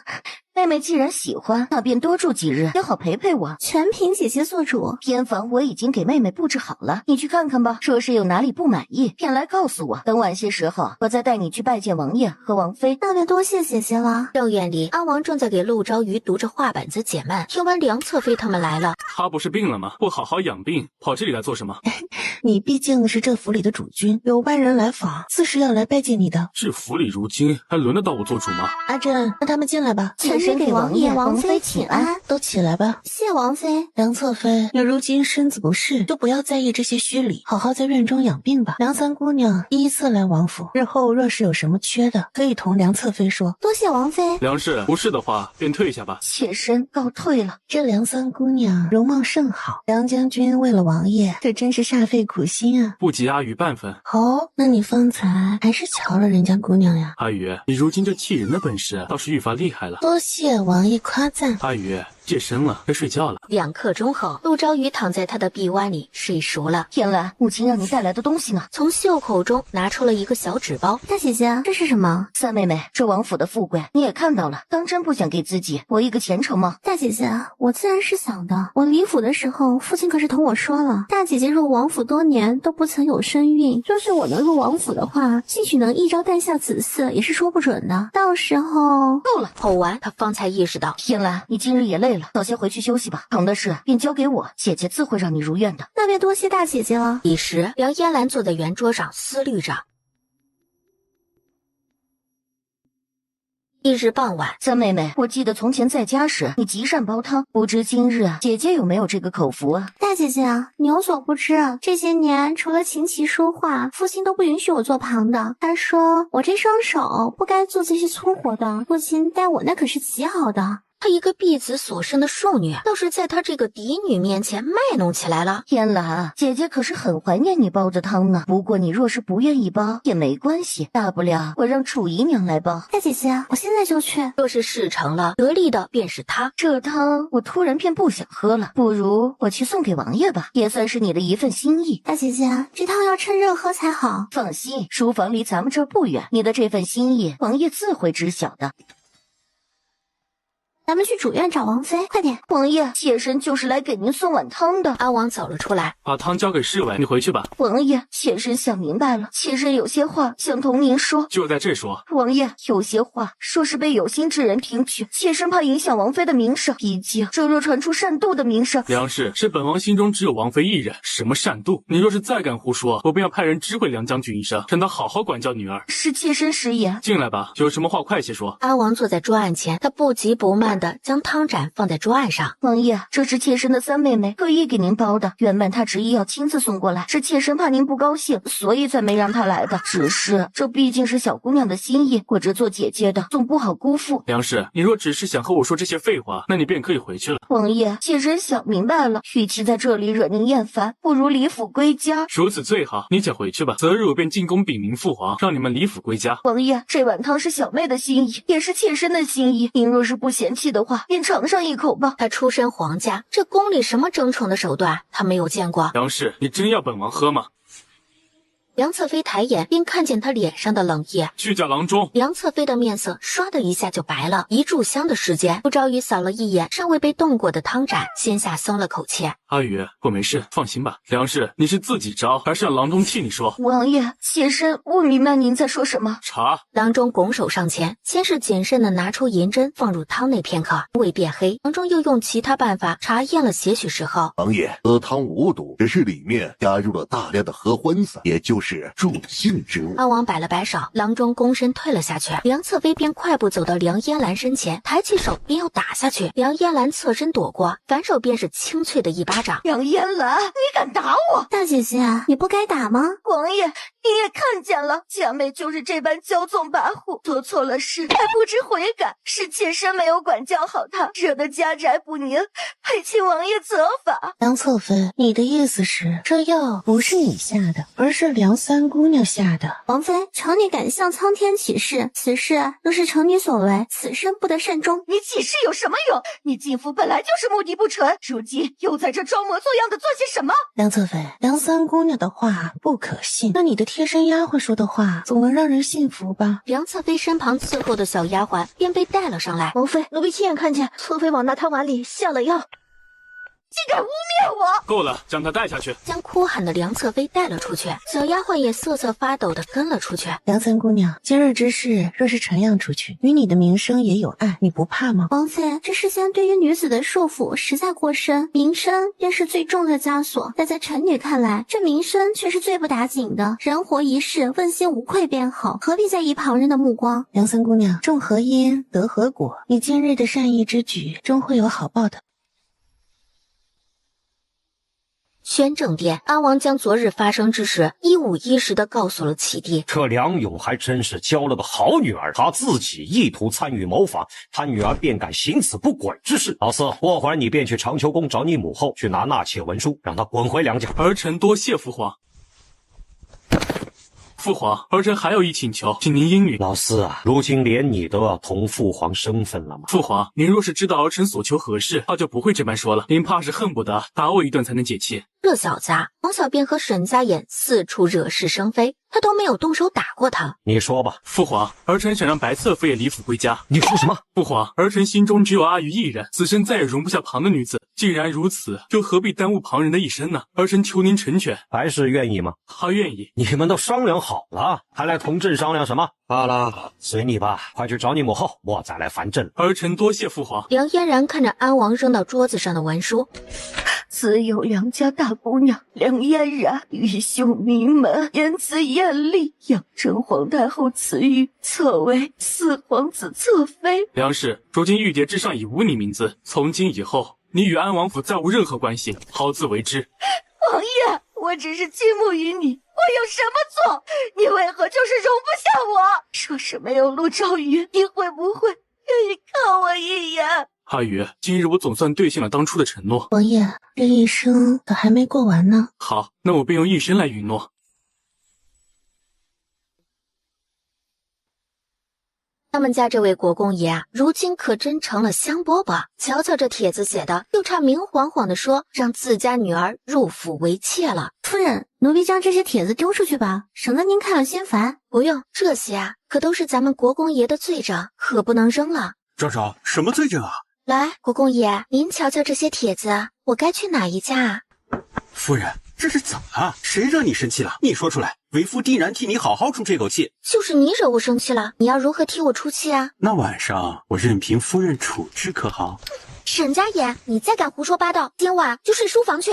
老老实实的拿起一封帖子仔细看了起来，片刻后随手又拿起另外一封，便抬手将它们扔到一旁。夫人，莫生气了，你要是对我不放心的话，日后我去哪儿便带你去哪儿，好不好？谁要理你啊？你可知这京城里如今都在传，当年是我死皮赖脸追着你不放，你是迫于无奈才娶的我。夫人，他们是胡说八道，明明是我非你不娶的。再说你怎么能不理我呢？你不理我的话，我可是会难过的。这样，你若是实在生气的话，打我一顿好不好？你现在子的脸皮啊，真是愈发厚了。他轻笑着吻向她，过了许久才退开些许。昭昭，太子下令京城里可以开夜市了，过几日我便带你出去玩，好不好？既然国公爷求我了，我便答应你吧。好，是我求夫人的，感谢夫人赏脸，小的荣幸之极。他还是先哄睡了陆昭昭，才轻手轻脚的出了房门，去查查这些人都做过什么不干不净之事。另外，查清楚都是谁在这京城里传的谣言。国公爷啊，为什么每次都是我？因为你能干，你可是这府中最好的侍卫。属下这就去，肯定将此事办得漂漂亮亮的。几日后，任谁也不敢再去轻易招惹，毕竟这攀附不成，反被下狱，可真是得不偿失啊！宫宴结束后，宁宁，你没事吧？昭昭，我没事啊，我还能喝，还能喝。姑母，我带着安宁回去了。好，赶紧回府吧，到时候给佳宁喂些醒酒汤，省得她明日起来头疼。知道了，姑母。公主府。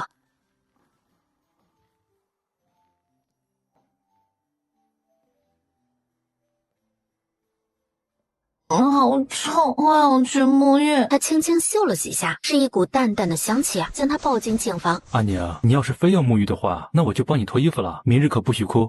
我不哭。雪色肉色天姿国色，你与心热，我欲烧作一盆火，一团火。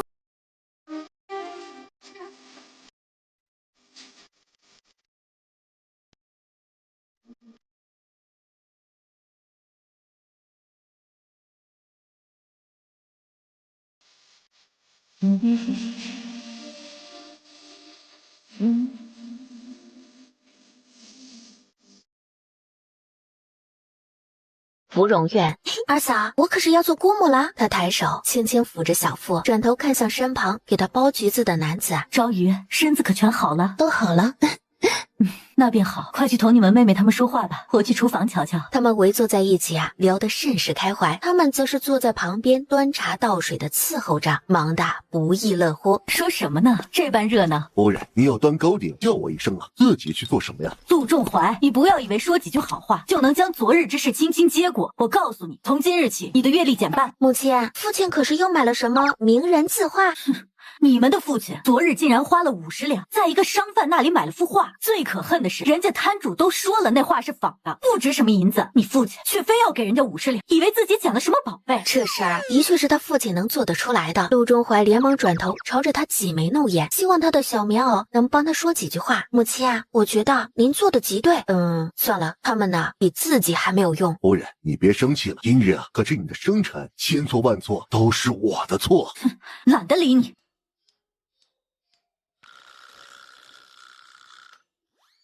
众人围坐在一桌用膳，酒过3巡。你这小子是我这几个妹夫中最腹黑的，若不是昭昭心悦于你，我说什么也不会同意这门婚事的。二哥，你胡说什么啊？我何时心悦过他？明明是他心悦于我的。那的确，这小子自你及笄后，便日日派人在咱们家门口候着，生怕被哪家抢了先。他到底还有多少事儿瞒着他？昭昭，你别听二哥胡说，我那是怕你有危险，想着让人暗中保护你的。三妹夫，你这事做的可不对啊！沈佳言，你等回家的。二哥，看来你什么都知道啊。我是后来才知道的，不过那时候你们都议清了，我这做兄长的也不能挑事儿，对不对？二嫂，你可是听见了？二哥他今日能骗我，若不好好管教一下，他日后啊就敢骗你。我觉得你说的对，明日啊，我便对母亲说，给你二哥的月例也减半。他这张嘴啊，怎么就这么欠儿呢？没事乱说什么话？他是无辜的呀。昭家院，昭昭，我给你弄。行，你弄吧，弄完拿着被子啊去找你儿子睡。昭昭，能不能换一个惩罚啊？沈国公，你不要同我讨价还价，还有不要想着半夜从窗户进来，我会关严的。你给我好好反思一下自己的错处。沈家眼低眉顺眼的应下，父亲，你又被母亲赶出来了吗？哼，你个臭小子懂什么？你母亲才舍不得赶我出来呢，我是嫌屋子里热才出来透透气的。一阵寒风刮过，父子二人不约而同的耸了耸肩膀。父亲，母亲说过，说谎不是好孩子，您这般母亲是不会喜欢的。一把将他抱到身前。你个臭小子，少胡说八道！你母亲最喜欢的就是我，她若是不喜欢我，就没你了。房门倏的一声从屋内打开。沈家言，你说什么混账话？你若是教坏了逸轩，就日日给我去睡书房！连忙将怀里的沈逸轩扔到了地上。夫人别生气，外面天冷，咱们有话进屋说。陆昭昭一把推开他，砰的一声重新关上了房门。父亲，要不我收留你一晚？我用你留？哼，你赶紧回去睡觉，别耽误我进屋找你母亲。可是房门都关上了，您要怎么进去啊？那就不用你管了，赶紧走。沈家眼探了探头，确保那个臭小子看不见之后，才熟练的走到窗下，利落的翻身一跃。沈逸轩从拐角处探出一个小脑袋，原来翻窗户就是他父亲说的办法。夜班